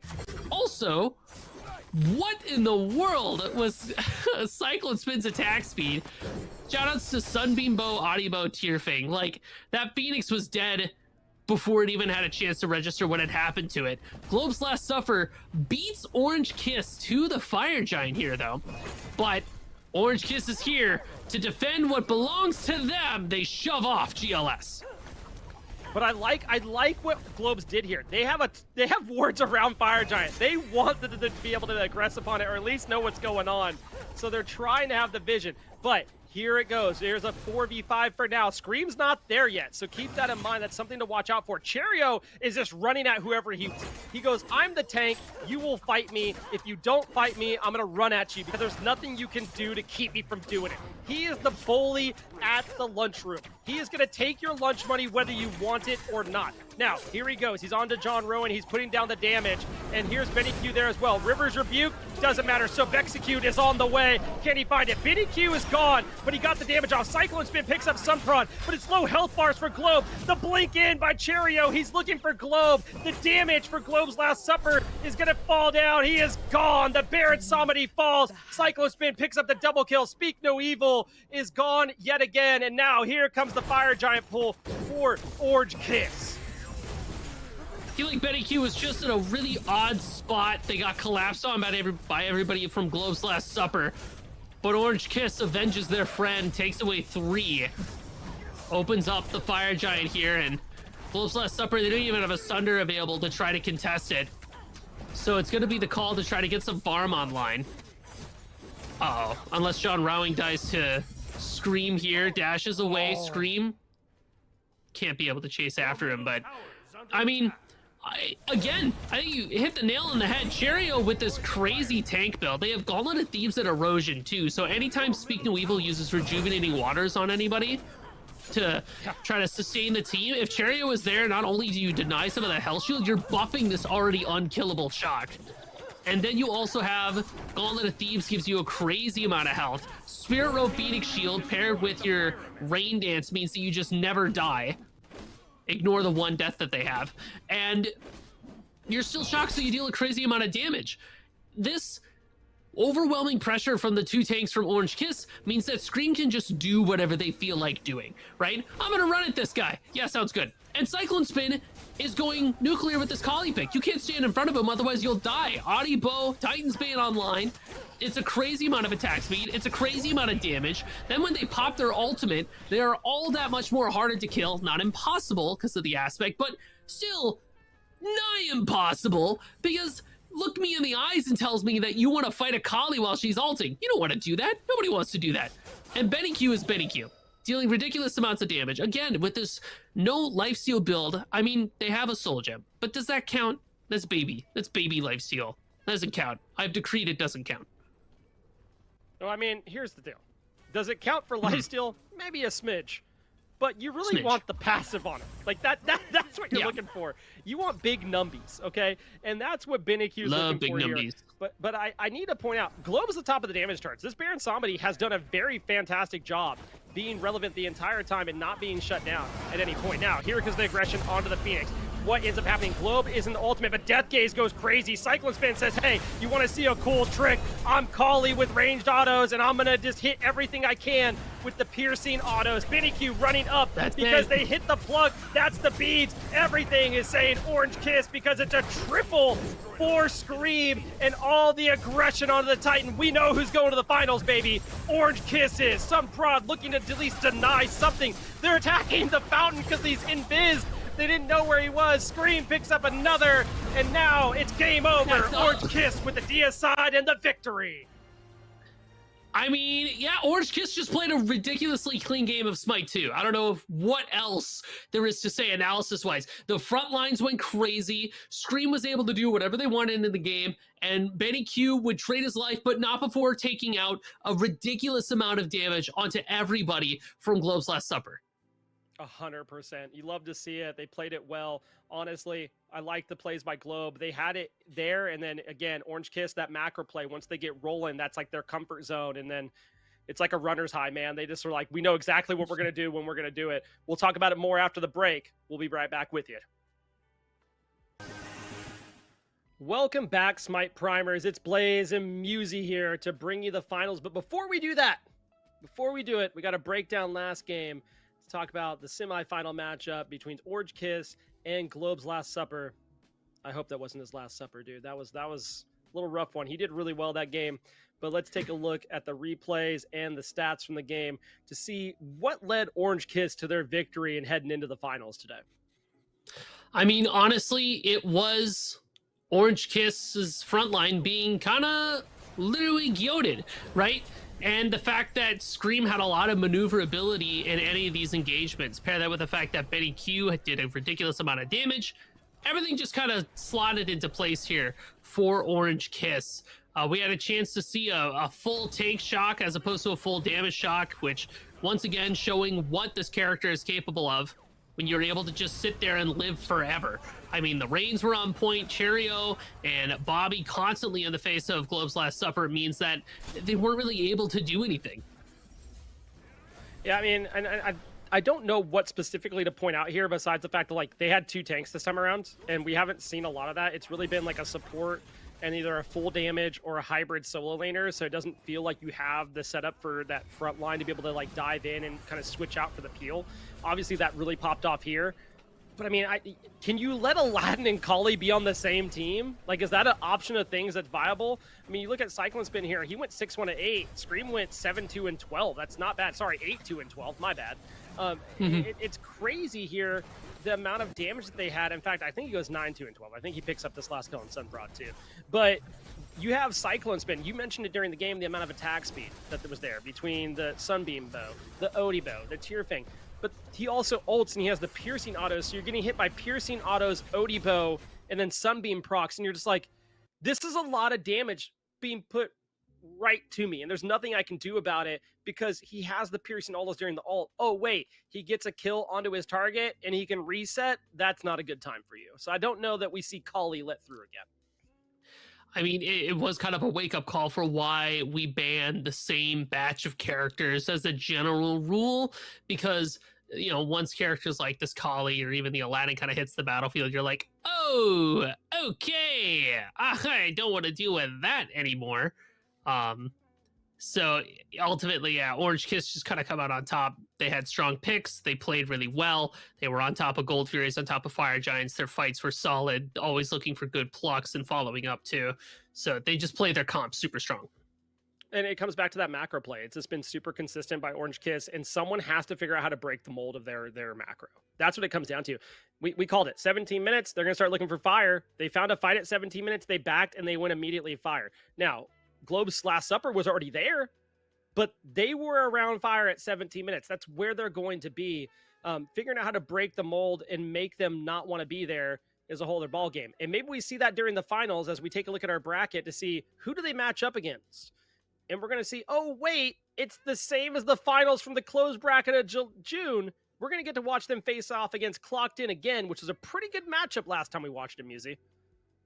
I mean, both of these teams are the upper echelon of what we got in Smite 2 right now. I mean, they're both very strong with their macro play. Their picks and bans always look really good. It always feels like they always get what they want going into the game.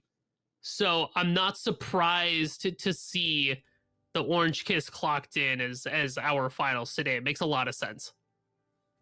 Yeah, and I think this is exciting. I mean, watching these two match up again, it's the upper echelon of play, like you mentioned. We've seen some good games today. They've been very back and forth. These two both have similar play styles in the sense of their macro play is kind of next level. They're wanting to go to those Gold Furies. They're wanting to go towards the Fire Giants early. But we have to remind everybody, what are they playing for here, Muzi?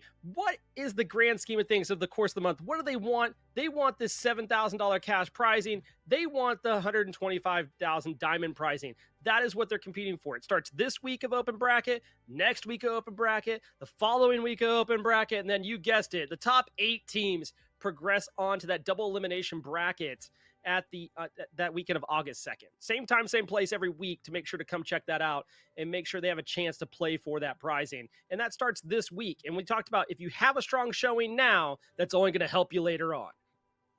So week 1 is always really important just to establish your early dominance, make sure you get a chance to play against some of the other teams, especially as you start reaching that lower or the latter part of the bracket. You can kind of get a feel for what teams you're probably going to end up seeing, but it does come down to those $7,000 and all those diamonds. I mean, that's a lot of prisms. That's a lot of skin. Every single skin you can imagine. Just load it up right into your game. It's almost like there's a new Vulcan skin coming next week. Just saying. Start it out there. But while we mentioned that, we haven't seen him play today, but picks and bans are coming. Maybe he shows up randomly. Doubt it, but maybe. Picks and bans here. Orange Kiss Clocked In. I mean, I don't think we see Aladdin, Kali, or Bari let through. And if we do, we're going to be in for a heck of a time game-wise. But I look at this other part. I mean, you look at these supports. I mean, we have Happen. We have Bobby. And they've played really well in support as well. Like, there's some things you just need to get rid of, like the Guan Yu. Maybe the Yemoja and Ares as well. Curious to see what they prioritize here.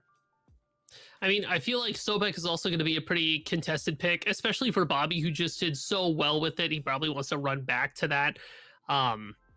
Baron support as well could have some pull here, but I almost wonder if we don't see it, just because I'm thinking of where's this Pele going? Is it going to get banned out? Is it going to get through? Because I know for a fact Paul loves to play that Pele mid. If they're not playing Pele mid, maybe they could rock with something like that Vulcan. I mean, we talked about, is Vulcan going to show up if there's ever a mid laner that wants to use it? It is going to be Paul, who really enjoys those, get in the backpack kind of mages where he's just pumping out a ridiculous amount of damage. But these bans so far are very much target bans, right?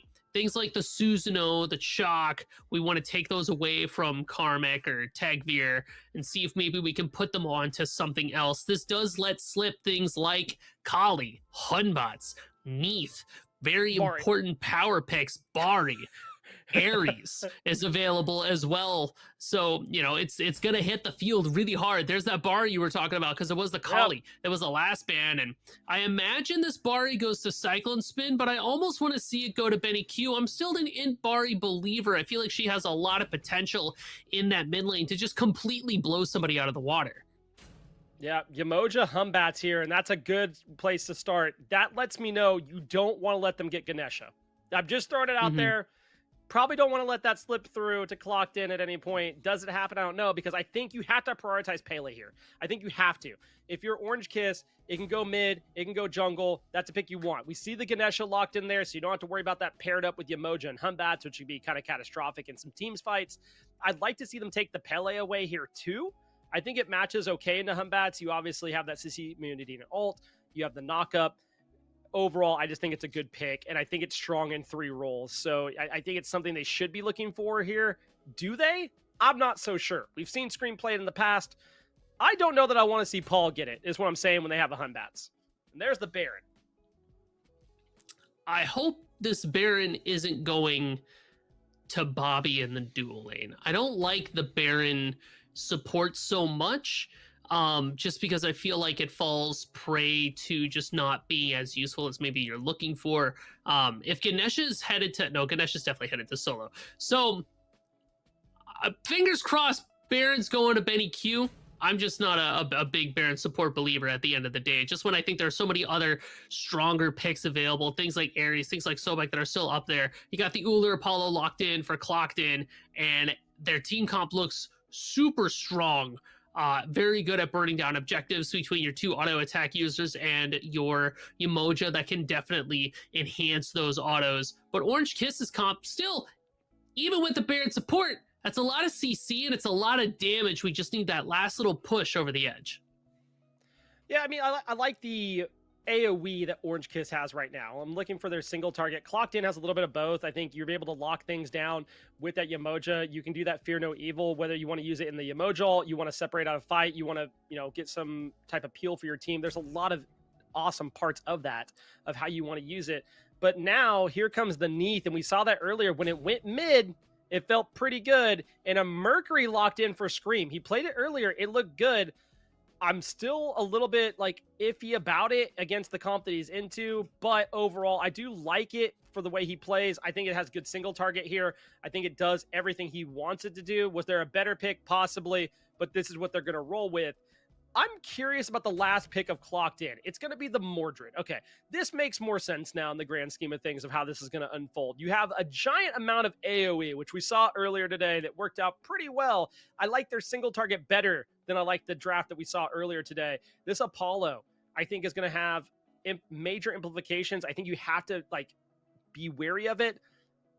In the hands of Hydrogen is who I'm assuming this is going to. I think we're going to see better ult and taking the boys to lanes and objectives. I'm curious to see the macro play that comes out of this. I think that's going to be one of the things that hinges for this comp is that Apollo pick. How does it play out? Not so sure. We'll find that out in a bit. But how you feeling about these drafts, Musi? So far, I like both for different reasons, right? For Clocked In's draft, we have a lot of CC that's both big bombastic AoE CCs between things like this Hunbots and this Mordred. You also have some smaller, easier to apply CCs, things like the Axe from Uller, and also the Mez from Apollo and everything that Yamoja does. Feels very powerful in a team fight. Definitely needs to start thinking about things like beads, like Talisman of Purifications, because we're lacking a bit in CC ultimates from Orange Kiss. It's just Baron, Mercury, kind of.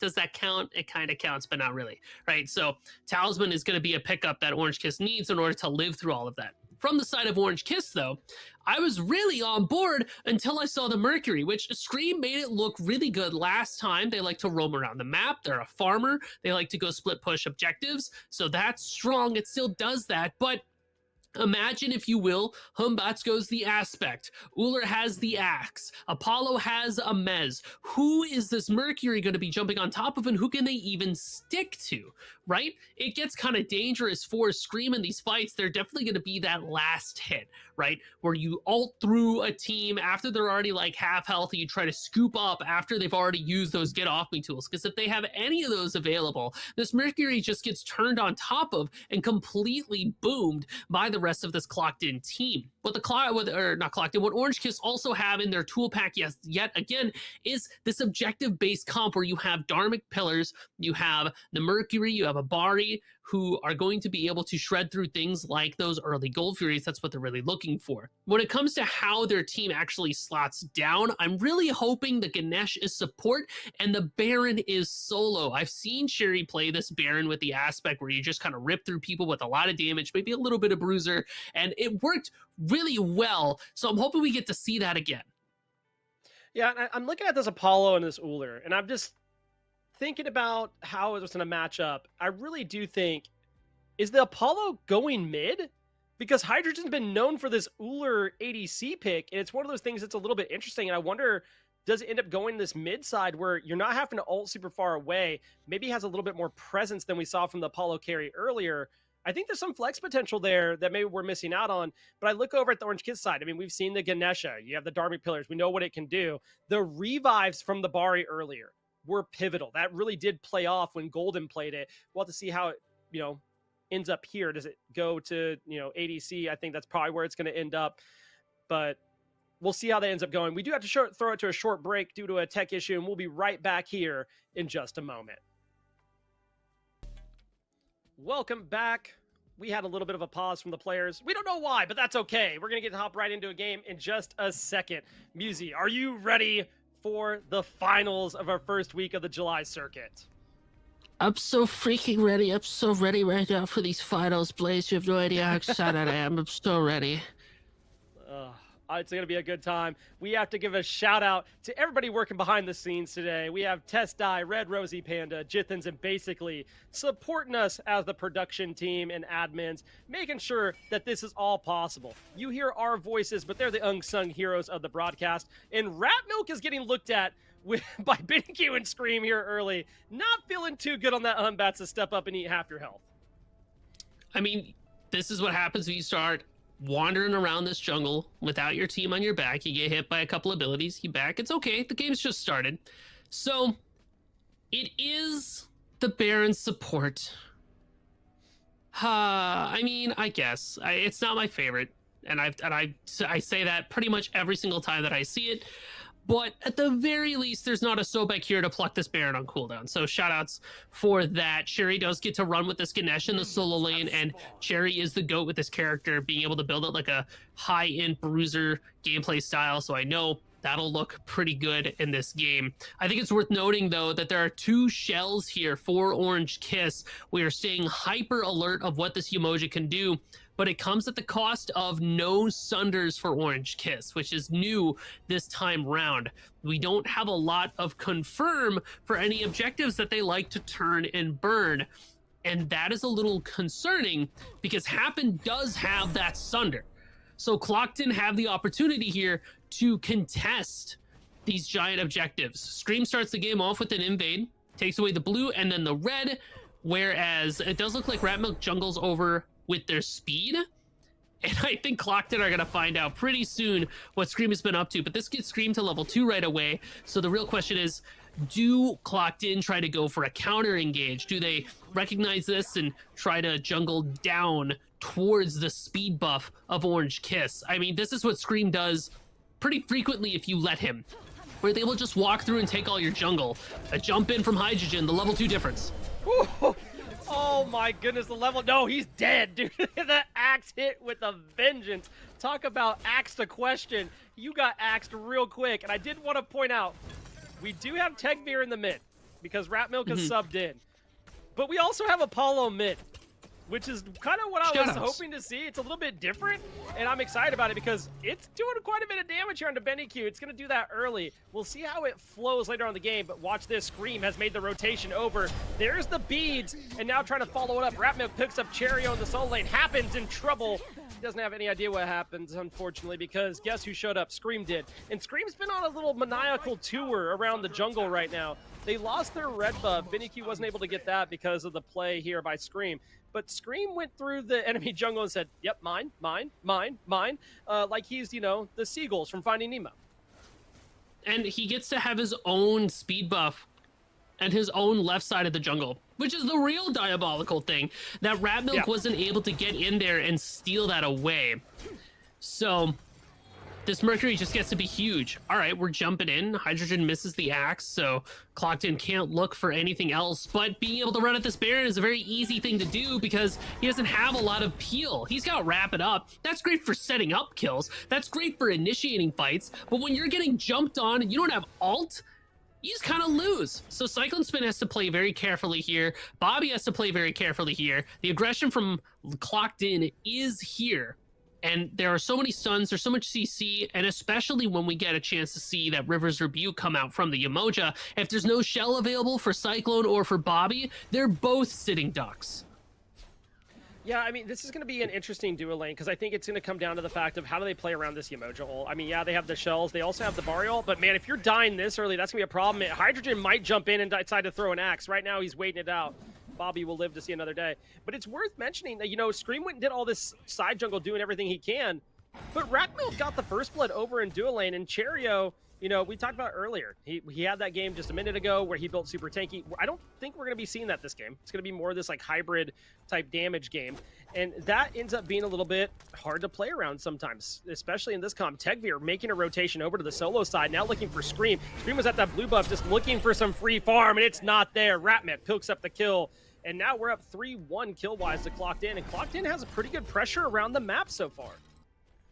I mean, they have been staying very active across the map and keeping an eye on Scream. When you know how Scream plays, when you know how he likes to jungle, you can kind of predict where he's gonna end up. You know, get a timer on your blue buff, know that he's gonna be there when it comes up, and set up a trap and spring it. Catch this Mercury with his hands in the cookie jar and punish him for being the little greedy child of trying to take more Oreos than he's really earned at that point, right? If you can do that, if you can stay on top of that, you can shut down this Mercury before he really has a chance to get off the ground. Now you have to think, where else could we take this aggression? Clocked In, that Gold Fury is going to be spawning soon. You already have a pretty good chokehold on that left-hand side. Being able to swoop in and kill this dual lane again is available, especially if Ratmill comes through with that Fear No Evil. You have an Apollo in the mid lane, and you have this Uller in the dual lane. So both of these Hunter characters are going to be building damage, so the potential of being able to rip that early objective is there, and you know that's what Orange Kiss is relying on in order to get them through this game. That's how they play. So if you can disrupt that play style, you're able to disrupt that tempo, that macro play, and then really control them. You only have to win the one game. So, hey, if there's ever a time to do it, it's going to be now.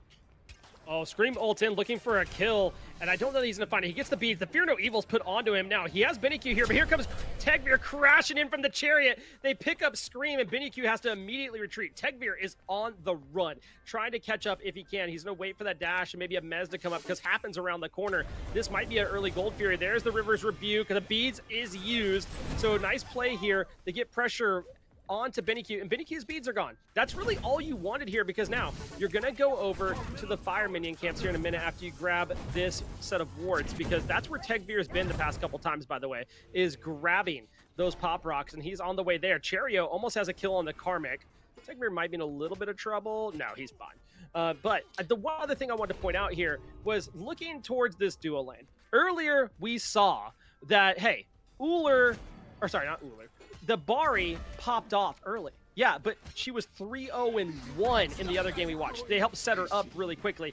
Ult used to get a beads. BennyQ's going in here. Can you get the kill on the Tegvir? Can you turn it around right now? No. The Sunbeam Bow doing some work here on the Bobby. And now Ratmilk is on the move, looking for a play in. Does the monkey toss bounce to anybody? No, not for the time being. Scream is trying to be there just around the corner, maybe try to pick up a kill or an assist if it's around. But no, that's not going to happen this time. Back to the point is, Bari doesn't come online early. If you can facilitate her early game, then sure. But right now, we're not seeing that from Orange Kiss because the aggro play of Clocked In is just more available based off their comp. the Baron's not going to offer a way for Bari to get aggressive early. They're going to have to look for misplays by Clocked In to help set it up. Otherwise, don't expect to see a lot from this Bari until about 15 minutes. Mortar ult crashes down on top of Scream. Scream gets the dash off. Cherry with the Dharmic Pillars. This damage looks pretty good for Karmic, but yeah, the damage is not quite enough. Oh, now on the other side, there's Hydrogen going in on Cyclone Spin again. Baron is under attack. Bobby not having the best time over here. He gets aggressed upon, but guess what this is going to be? It's going to be a Gold Fury for Clocked In, and there is nothing to stop them from doing so. In fact, Karmic goes and picks up Cheerio with the ultimate. Everything is just going Clocked In's way right now. Chink, they clocked in for work, and they're here to give the business. Yeah, no kidding, dude. Oh my goodness. Clocked In have downloaded Orange Kiss's playstyle and have said, you know what? That's a good strat. Can we borrow this? Orange Kiss is like, No, it's fine. You can't have it. You're not supposed to. Clocked In says, nah, that's too bad. We're gonna have a early Gold Fury. We're gonna make sure that we control our camps. We're gonna get aggressive when you try to get aggressive with us, because you know for a fact that even when Orange Kiss is behind, they are still looking for aggressive opportunities to try to see if they can come out ahead. If you can attest for that, if you can prepare for that, and then punish them for their overzealousness, for that aggression that is honestly misplaced in this moment, then you just put them further and further and further into the ground. Orange Kiss at this point is playing for late game, right? The early game, it's not like completely out of your control, but it's going to be a hot minute before another Gold Fury's up. It's going to be a hot minute before the Pyromancer spawns. There's not a whole lot to fight for. You're just sitting there and farming, and if you're going to be sitting there and farming, so is Clocked In. So Clocked In is going to be extending their lead, all the while looking for you because they are ahead. So you are thinking about that 20-minute mark. You were thinking about, hey, can we try to set up for a Fire Giant when it comes up? What do we have to do in order to make that happen? Who's the big problem here, right? Rat Milk is being a goat, right? Running around the map, they're staying aggressive, they're keeping up with Scream, and then you also have Hydrogen who's holding his own against Cyclone Spin, abusing the fact that this Princess Bari isn't online, isn't available yet. You have 2 late game hyper carries for Orange Kiss. 2.5, right? Neith should be good pretty much at every stage of the game, but she's really waiting to get to those late game stages to just one-shot somebody. Clocked In can abuse that before they get there. Oh, nice ult, but it's not going to be enough to take Hydrogen out. And this is the problem. I mean, like, you have this late game, and you talked about, like, what is their like, ways in. There isn't one right now. I mean, and that, not for the time being. Shell used because Bobby is trying to get out. 4 members are over here. And the fact of the matter is, the Bobby got out there is pretty impressive. That says a lot about what Onkers are doing. Here comes the channeled ult out of Scream. Ultimate by Bobby, trying to pull someone in. There's the beads. You get a little bit of damage off. Can you follow it up? They have to find something here or get out. There's no in between. Scream ults down the lane, and he hits nothing. He dives into the tier 1 tower. That is not where you want to be, but he might be able to pick up Rat Milk. No, dashes in with the beads. Cyclone Spin helps turn it around. They pick up 1. Can they pick up more? Yeah, there's the ultimate from Cyclone Spin, trying to get some damage off on the Hydrogen and pick him up. Can't find him. Here comes the Mordredal all the way over. Rotates from the soul lane. Dodging, weaving is Bobby. Bobby trying to live to see another day. Waiting to channel. Can you get a heal off? No. Happen picks up Bobby, and it's an even trade for Clocked In, and that's okay with them. They are not by any means dissuaded from the current playstyle they've had because they've traded. And this is all they wanted. The way for Orange Kiss to get back in this game early is through finding picks here and there and looking for the misplays. As long as Clocked In continues to play the way they're playing or just slow it down and say, hey, we're going to play a little bit passive, we're going to wait and just play around the objectives and take those, Orange Kiss doesn't have a way back in if the objectives aren't up to take. They can find picks here and there maybe, but like, we need Scream's ult to land at the beginning there and not be off the mark, which unfortunately it was in that case. There's not a huge gold deficit. We're talking about light under 3,000. But right now, Clocked In has looked pretty good across the board. Pyromancer spawns is on the map. If you're Clocked In, you probably want to clock that Pyromancer and see if you can take that away, because Orange Kiss is a team comp that is constantly looking for objectives to take off the board. They're always asking that question. Can we get this? Can we get this? Can we get this? Where can we look? What is there to find? How do we get there? And what does it take for us to do it? Gold Fury's up in 3 seconds. Bobby gets stunned out here, forced to use the ultimate, but no ultimate's used by Clocked In, so it's just a free rip from this Baron Samdi.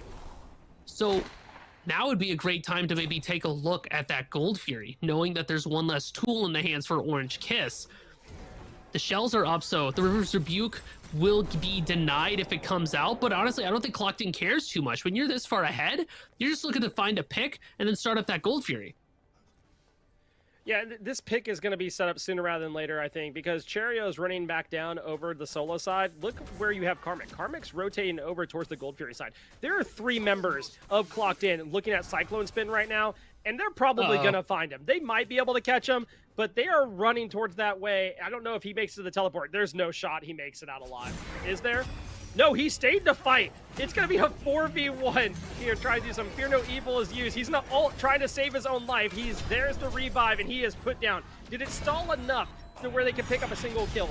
There we go. The Stampede is used. He's up, and he's down. Karmic has made the rotation. They're looking for Bobby. They're going to find this Baron next. Baron will take the spill. Their shell is used. Doesn't matter. Now, you have Scream fighting for the life Cherry against rotating. Hydrogen. Good damage. Now Tegvir picks up Benny Q.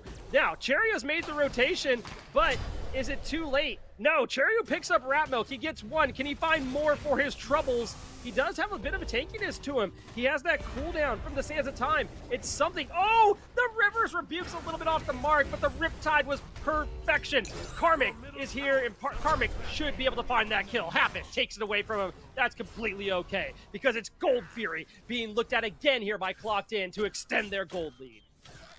And Scream also got completely chased away by Hydrogen, who's been running a clinic with this Uller. No fear at all in the way that they've been positioning and the way that they've been fighting. They're always looking for that brawl. So now Clocked In starts up the Gold Fury. Tagvir's dead. Cyclone Spin got it. Yeah, they dropped the gold to make the rotations as Bobby showed up to Gold Fury, but look at this. Rat Milk goes in and finds Scream, who was trying to run down the other side. Cyclone Spin's caught out now. Karmic up and down. Goodbye, he says to Cyclone. Hey, we didn't get the Gold Fury. We'll take the Pyromancer for our troubles. As long as we're looking to these objectives, that all that matters. Being able to pivot off gold to find a couple of kills in mid definitely pans out. Cheerio cannot take it away. Hydrogen confirms the Pyromancer. The Dharmic Pillars were used. So Clocked In find themselves with that Pyromancer. They've got a bomb in pocket. We're only about 3 minutes away from that Fire Giant spawn as well. For Orange Kiss, honestly, it's just about trying to find your way back in. The aggression, these trades, as long as Clocked In can't find something afterwards, it's not the end of the world, but Clocked In have been able to find things like that Pyromancer, even picking up the Gold Fury. They put it down just to get more kills. So it's just kind of unfortunate position for Orange Kiss. They're waiting for their right moment to strike. All right, I'm gonna get it. I'm gonna get to my hot take time. I talked about this a couple times I'm with here. Orange Kiss today, and I said, I'm how leaned do you in. get them off the Fire Giant at 17 minutes? How do you do it? What is the Kill them. way to get them off this Fire Giant? Because you know, as soon as 17 minutes hits, that's where they like to rotate. Well, if they're not a level high enough to go to the Fire Giant at 17 minutes, that's one way. But when your support is 2.5 to 3 levels up, that's a pretty good indication of where you're at in control of the game. And Clocked In have that right now. Happen is doing fantastic on this Yemoja, supporting their life out. We've seen great support play today throughout the day. Happen doing a great job on this Yemoja, setting up Hydrogen, who's 3-0-2. But remember, Karmic's 3-0-4 right now. All of them are ahead. They're where they need to be. What you need to do to keep them from that Fire Giant at 17 minutes, just be ahead. Just run at them and make them uncomfortable. And that's exactly what's been happening. But there's a caveat to this. We have to remember, Neith and Bari are late game. You cannot fall into the trap of, oh, we're 4,000 gold ahead. We can just do it. Absolutely not. You still need to find one of those picks at the Fire Giant, so just be careful. If Clocked In show up there at 17 minutes, maybe Orange Kiss makes a play, but Biddy Q under a lot of trouble. Rat Milk goes in. He feeds. He fears no evil. He picks him up. Now, running for his life. Screams around the corner. A lot of damage put onto Rat Milk. Can Bobby find him? Bobby gets the stun. There it goes. Cyclone Spin finishes it off, and that's what you don't want to happen. Cyclone Spin with the double. Here comes the Hexstone. Don't feed the Bari for the love of everything. Don't let the late game come sooner. Stay ahead while you can. I mean, you put everything in to kill Benny Q. Karmic solos Cheerio in the solo lane, an apt name for the right side. But you lose too. Clocked In aren't able to keep Rat Milk and Tegvir alive. But at the bright side, Orange Kiss can't find anything on the map. Pyromancer isn't up, Gold Fury isn't up. Now Karmic has to fight off 2 people here. Looks pretty dead to me. Yeah, I'll miss you. That shutdown goes to Scream. Another character we're talking about needs to get to that late game. Not only Bari, not only Neith, but now this Mercury is getting a piece of that pie. And suddenly, just like that, Orange Kiss find themselves with a little bit of tempo, with a little bit of the ability to dictate the pace of the game. So now they just need to take that and figure out where they can go with it. I say it's dual lane. Scream agrees. Teleport's over. It's time to catch out Hydrogen. Yep, Hydrogen's under attack. It's not going to be 3-0-2 anymore. He is aggressed upon. Maybe he gets out, but it's going to cost him something. Cyclone Spin dies. No! Techmir's on the way. The Chariot lands. Q leaps. It's too late. Ratmill takes him down. Scream shows up to finish off Hydrogen and gets another shutdown. He doesn't want any more of it. He ults out. That is not someone you want to get all the shutdowns in the world, but that is okay. You took down the Bari. You took down the Neith. Those are the 2 you have to worry about for the late game. Obviously, Merc can go crazy, but Merc needs the setup to get there. They can play from range. He cannot. This is a problem, though, because this is what I was talking about. If you allow the late game to come now, this is the problem. But we're at 17 minutes. They can't go for the Fire Giant. They don't have a way in yet. But that 3-level lead that was over there in support for Happen, gone.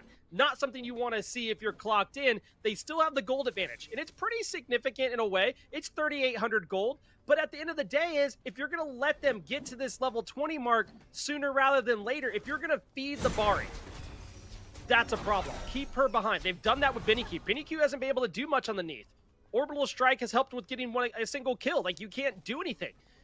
So you have to keep them behind. You cannot play into their hand.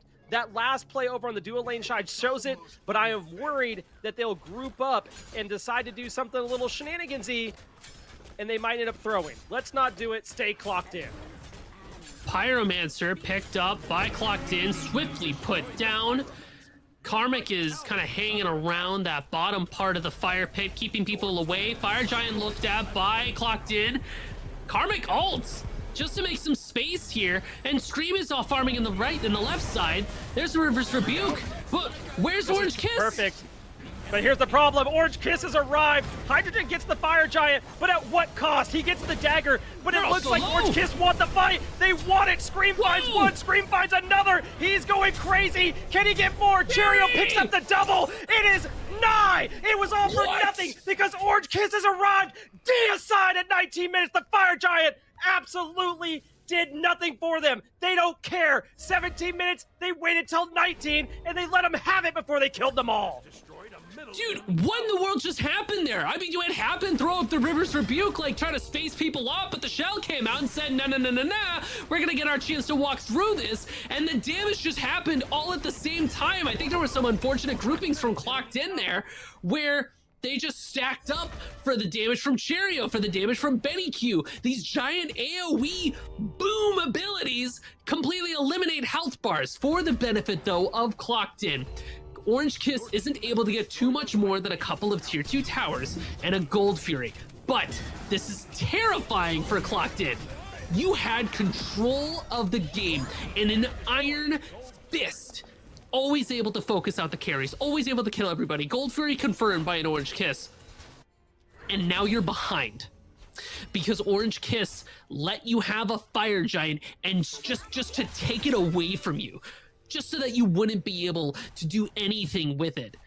And now the late game is here. The late game that you were talking about, Blaze, that we have all been dreading. If you're a Clocked In fan, the clock ticked past that 20-minute mark. Suddenly the Bari is level 19, the Neith is level 18. We have 4 items online, and people cannot stand in front of them without actually just dying immediately. Even Cheerio, my goat, who dies repeatedly in lane, who will go 1-4 for the longest time, shows up with a Ganesh with crazy damage and kills everybody because that's what he does. He does it literally every game, and I'm still astounded that he gets away with it. I'm just saying, I said, if Scream gets set up, you have a problem. And you have to Yes. find the pick. I said find the pick. Why are we going for Fire Giant without finding the freaking pick, man? Like, you talk about, boom? Yeah, give them 5 booms for the deicide they just got because they just said, hey, that gold lane, gone. They don't care.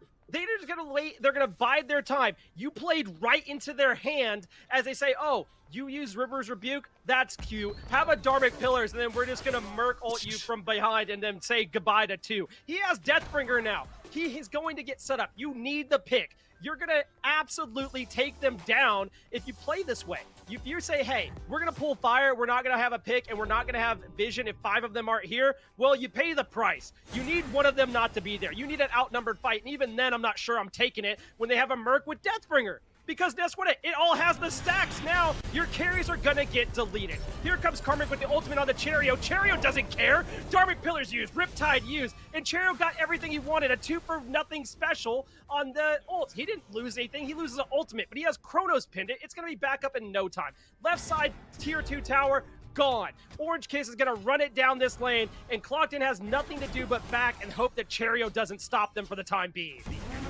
And Orange Kiss takes this opportunity just to get some more farm online. Cyclone Spin's making sure they can get their last bit of damage there around shield. What are you building that needs a round shield, Cyclone? Physical? Berserkers? No way we're back in a Berserkers meta.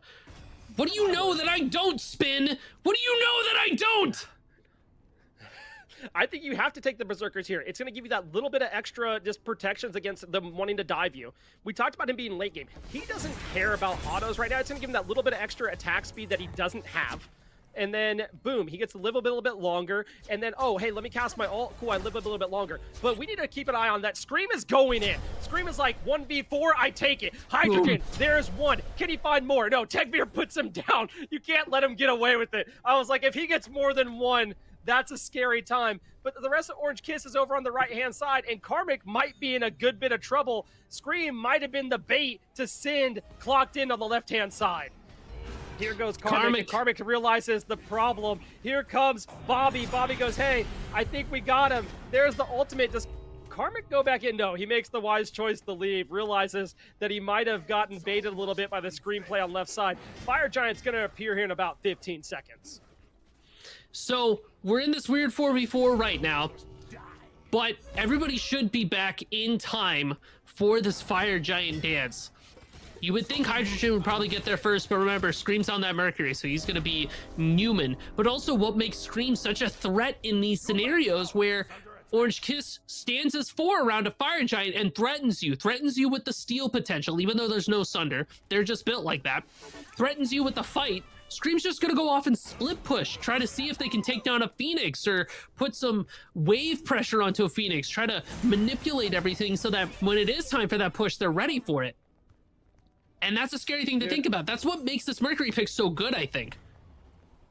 He's gonna go pull gold, man. He's done it time and time again. There's no vision over there. He's gonna solo gold, and then here's what's gonna happen. Clocked In's gonna go, wow, Gold Fury dropped? There must be a couple of them over there. No, it's just Scream. You're gonna play right into their hands. They have Exodia. You don't. They have the 5. We've seen this story before. They're over there. They're gonna pull fire, and now you go, oh, wait, there's 4 of them here? Too late, because Scream's on the way, baby, and he's gonna flank from the side. You have to find a way to get a pick here. Karmic looking for a way in, goes to the wall. He picks it up, Talisman used. They beads it. They're not worried. They're looking for the River's Rebuke. Can they find some type of lockdown? Can they find a way to get Rat Milk out of the backline? They do. Bobby gets an ultimate. There's the River's Rebuke with a ton of damage to put on the Clocked In. They are in trouble. Mercury has arrived. Scream says, hey, you want to see a cool trick? I got this thing called Deathbringer.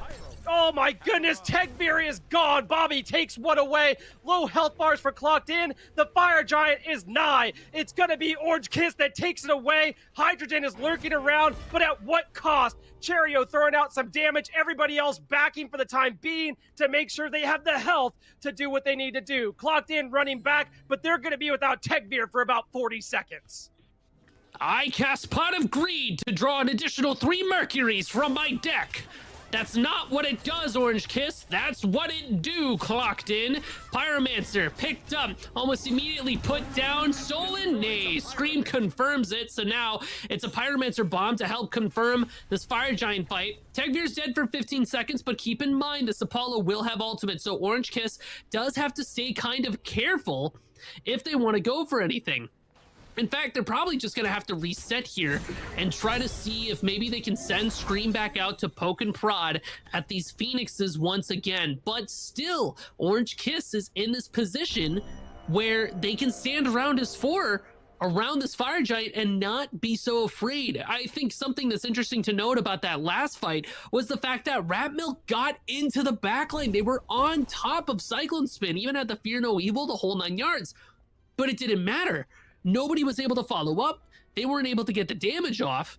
And because of that, Clocked In just can't finish anything. Luckily for them, they still had just barely enough health to escape. That was almost catastrophic for Clocked In. If there was just like 500 more damage total in that fight, I don't care where you put it, if it was there on anybody, it like a house of cards would have collapsed underneath them.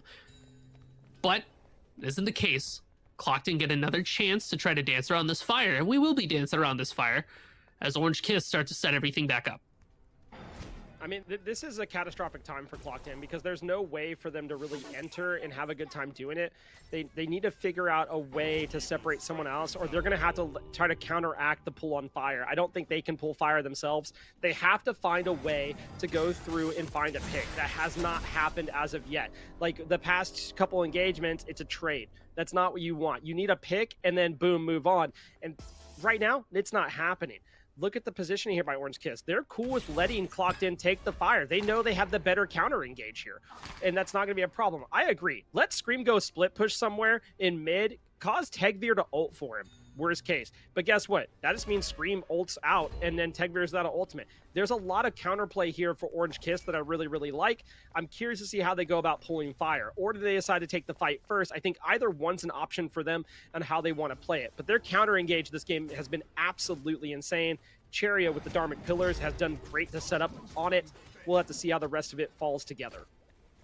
Or, you know, as well, if Scream goes off to split push and Tegvir does try to stop them because you're like, okay, our Apollo can kill him and come back, there's a Neath on Orange Kiss. Anybody that Scream tries to fight is going to get an additional fat wad of damage plopped on top of their head and a stun, which lets this Mercury just lay into them. So Scream becomes an incredibly difficult character, not only to box, but just to fight in general. So who do you even send back there? There's Tegvir back on that left side, and Benny Q has ultimate. So it's just kind of dangerous no matter how you slice it. Orange Kiss gets to decide how things go. The only way that Clocked In really gets to choose the way or the path that they get to take through this game is if Orange Kiss screw up and let them. And look at this positioning here. They are holding down that bush to see if Clocked In would step up and pull fire. Step in and pull something else. Hey, guess what Scream's going to do? Oh, yeah, he's going to go do the Gold Fury again. Same trick, Classic. Same application. Does Clocked In respond to it? Does Clocked In think, hey, we can go for fire now? Pyro is also being pulled. That's both objectives looking to go the way of Orange Kiss. Now, it looks like Clocked In are going to get a little bit active. Karmic actually going in here, gets the backflip out of Benny Q and the beads, so that's a good start. But Karmic is deep, and the rest of his team's not there yet. There comes Rat Milk. Fear No Evil, Dharmic Pillars are both used. Look who's up in the chariot. Tegvir is there, looking for a way in. There's not one. That was a lot used on the Clocked In's behalf to try to get an engagement. Benny Q channels the ultimate. He's looking for a way to play the game on this. Scream is really, really far in. He decides to step off, look, and say, hey, let me clear the wave first before we go and try to fight something. I'm here. I'm going to kill it super quick. And now it's Clocked In that has to be on the back foot. The only one that has an ultimate is Karmix is about to come back up. Meanwhile, Cherry almost has hit. Bobby has his. Cyclone Spin, the one you really probably need to worry about with the damage and the revive capability, also has his. So, like, you can stall it out in a fight happens. Now, here's the the Fire Giant being looked at here by Orange Kiss. they might just go ahead and pull it right in front of their faces. They know the only ultimate they really need to worry about is Karmic, and I think they want to try to get him to step out of position. Bobby channeling his ultimate, looking to pull someone into the grave. Can you find somebody? No, but Dharmic pillars are used. Happens in a little bit of a iffy spot. Ariel. Oh, a huge ult by Cyclone Spin, but Clocked In are turning it around. Techbeer won, Karmic won, Hydrogen won, and Clocked In. They have done it. They have clocked it in. They're looking for Benny Q. They are low in health. Benny Q goes crazy. That is two gone. They were low health bars. They can't step up. Scream has the Fire Giant dagger. He's looking to see, can he pick anybody else off? But Benny Q gets a crazy play. Here comes Scream, looking for Karmic. Can he dodge the ultimate? Not for now. There's the beach. Karmic's gone. Oh no! Then they turn it. Deicide for Clocked In. You have 2 people left here for Clocked In. You can get a tower, might be able to pull a Phoenix. Dude, what was that neat damage? That's terrifying. That character is busted. What do you mean? That's so much. The weave, the spirit arrow. I saw 3 people stacked up and I went, oh no, they're dead. Bobby's gonna be up in just a little bit to defend the Titan, but Clocked In will be able to earn themselves a Phoenix. I mean, it couldn't have gone better for Clocked In that moment. Even though Orange Kiss was able to turn around with some crazy damage there. Tragic that Scream lost the dagger. They weren't able to use it in that last engagement. But, oh my goodness gracious. I mean, these games are just explosive. I mean, honestly, like, you gotta respect the Benny Q damage, dog. Like, you can't group up and be like, oh, we're gonna eat this AoE real quick. It worked out for Clocked In, but it was really, really close to not. It was really, really close to going the other way. But Clocked In showed, hey, we can counter-engage too. We have it. We have a way in. We can win these fights. We can also get a Deicide. The life is there. The confidence is there. The gold deficit does not matter at this point. We're talking about almost full builds across the board, except for Rat Milk, who's finishing out his right now with the Blood Forge. And now it's time. You're talking everybody full build, all 5 members up on both teams. Now, where do you want to square up and fight? It looks like Orange Kiss are looking to take it down the left side. I mean, you want to try to free up that left side Phoenix so that you can have a safer push against that Fire Giant. But if you're Orange Kiss, I think you lose a little bit of that confidence that you had before because Clocked In was able to bring you so close to heal. But you have every tool available in your toolkit. You just got to find the right targets to put down. Keep in mind that Rat Milk is going to be looking for your backliners. That's why Cyclone Spin actually opted for that Magi's. That's where that round shield ended up. The way that everybody from Clocked In is split, it's like a straight line up. Can Orange Kiss find a pincer? There's the Hydrogen getting caught. Dharmic Pillars is already used, but Rat Milk's in the back line. This could be a little bit bad. Cyclone Spin has to use Ultimate to try to get out, but here comes Karmic. Scream picks up Hydrogen, though, and turns it around. Cyclone Spin picks up Rat Milk.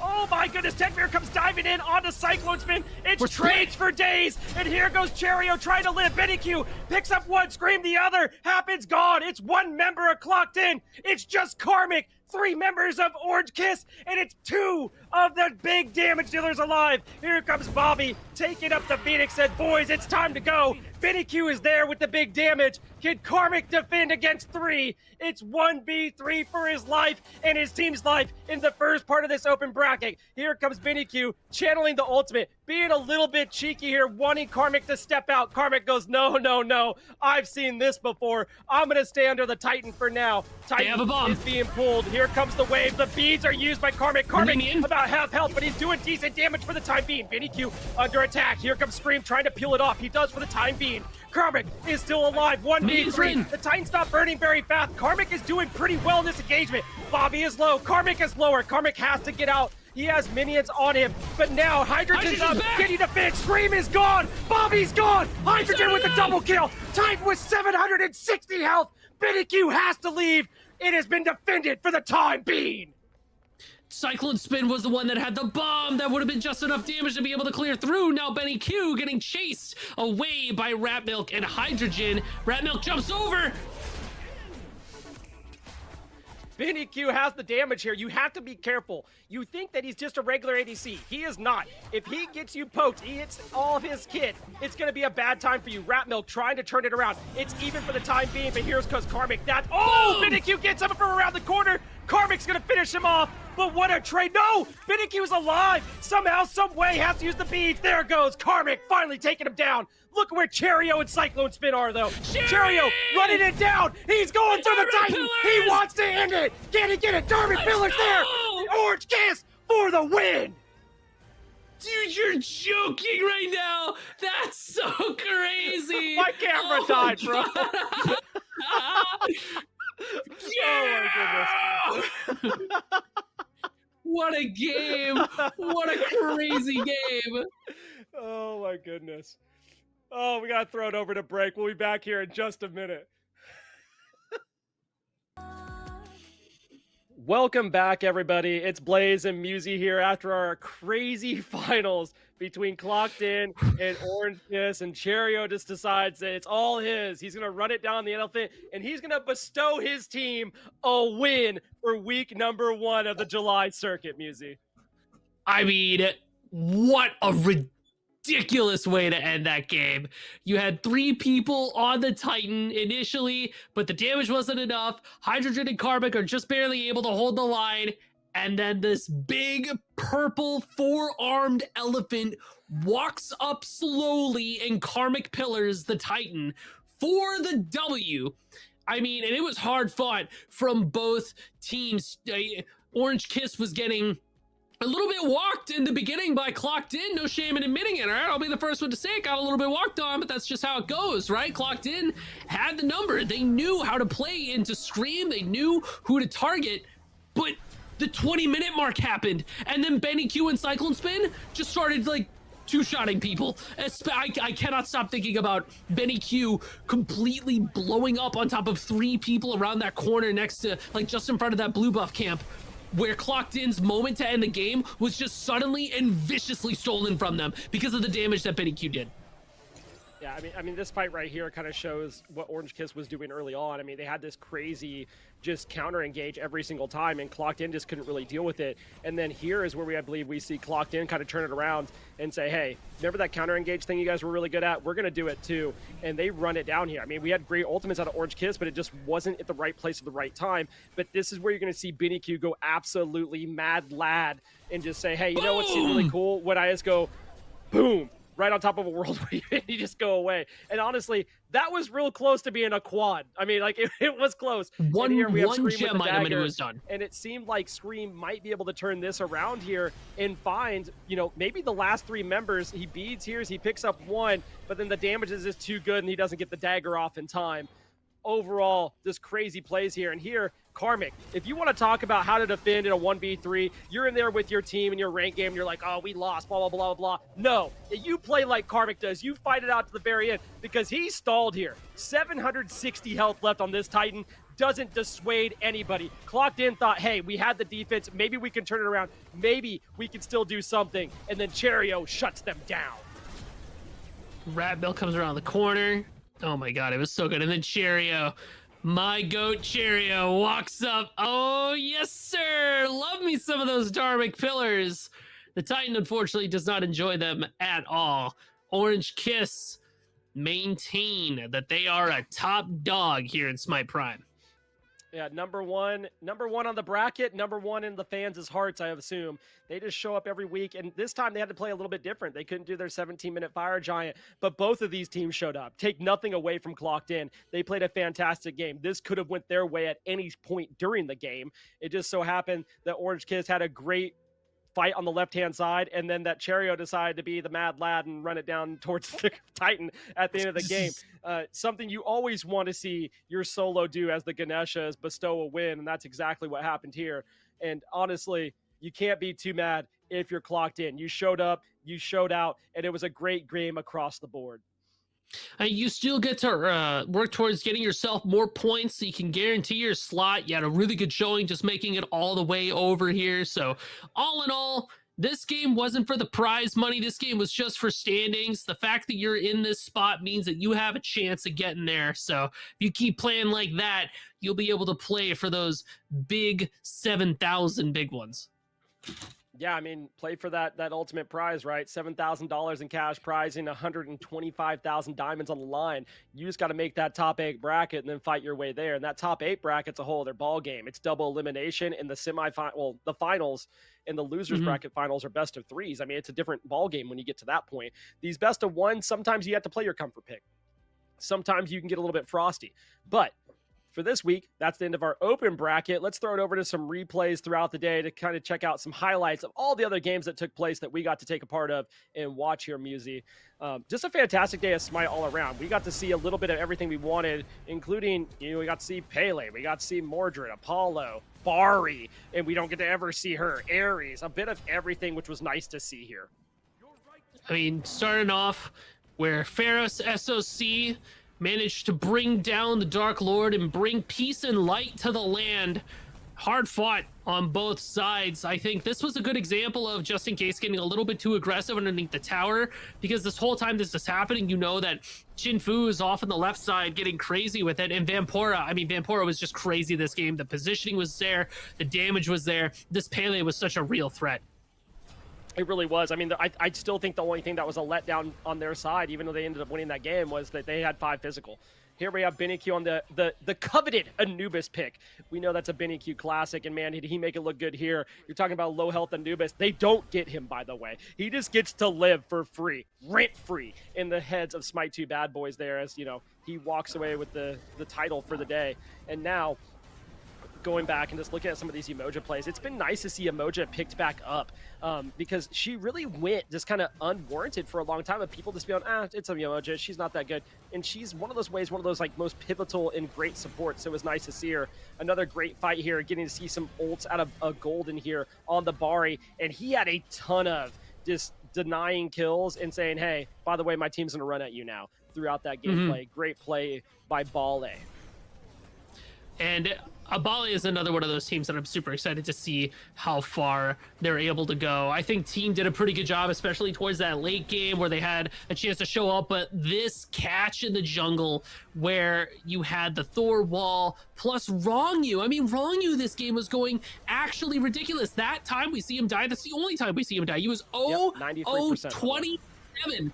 Like, 95% kill participation. Bale wins the game after this. Wrong You played a heater of a match in this one.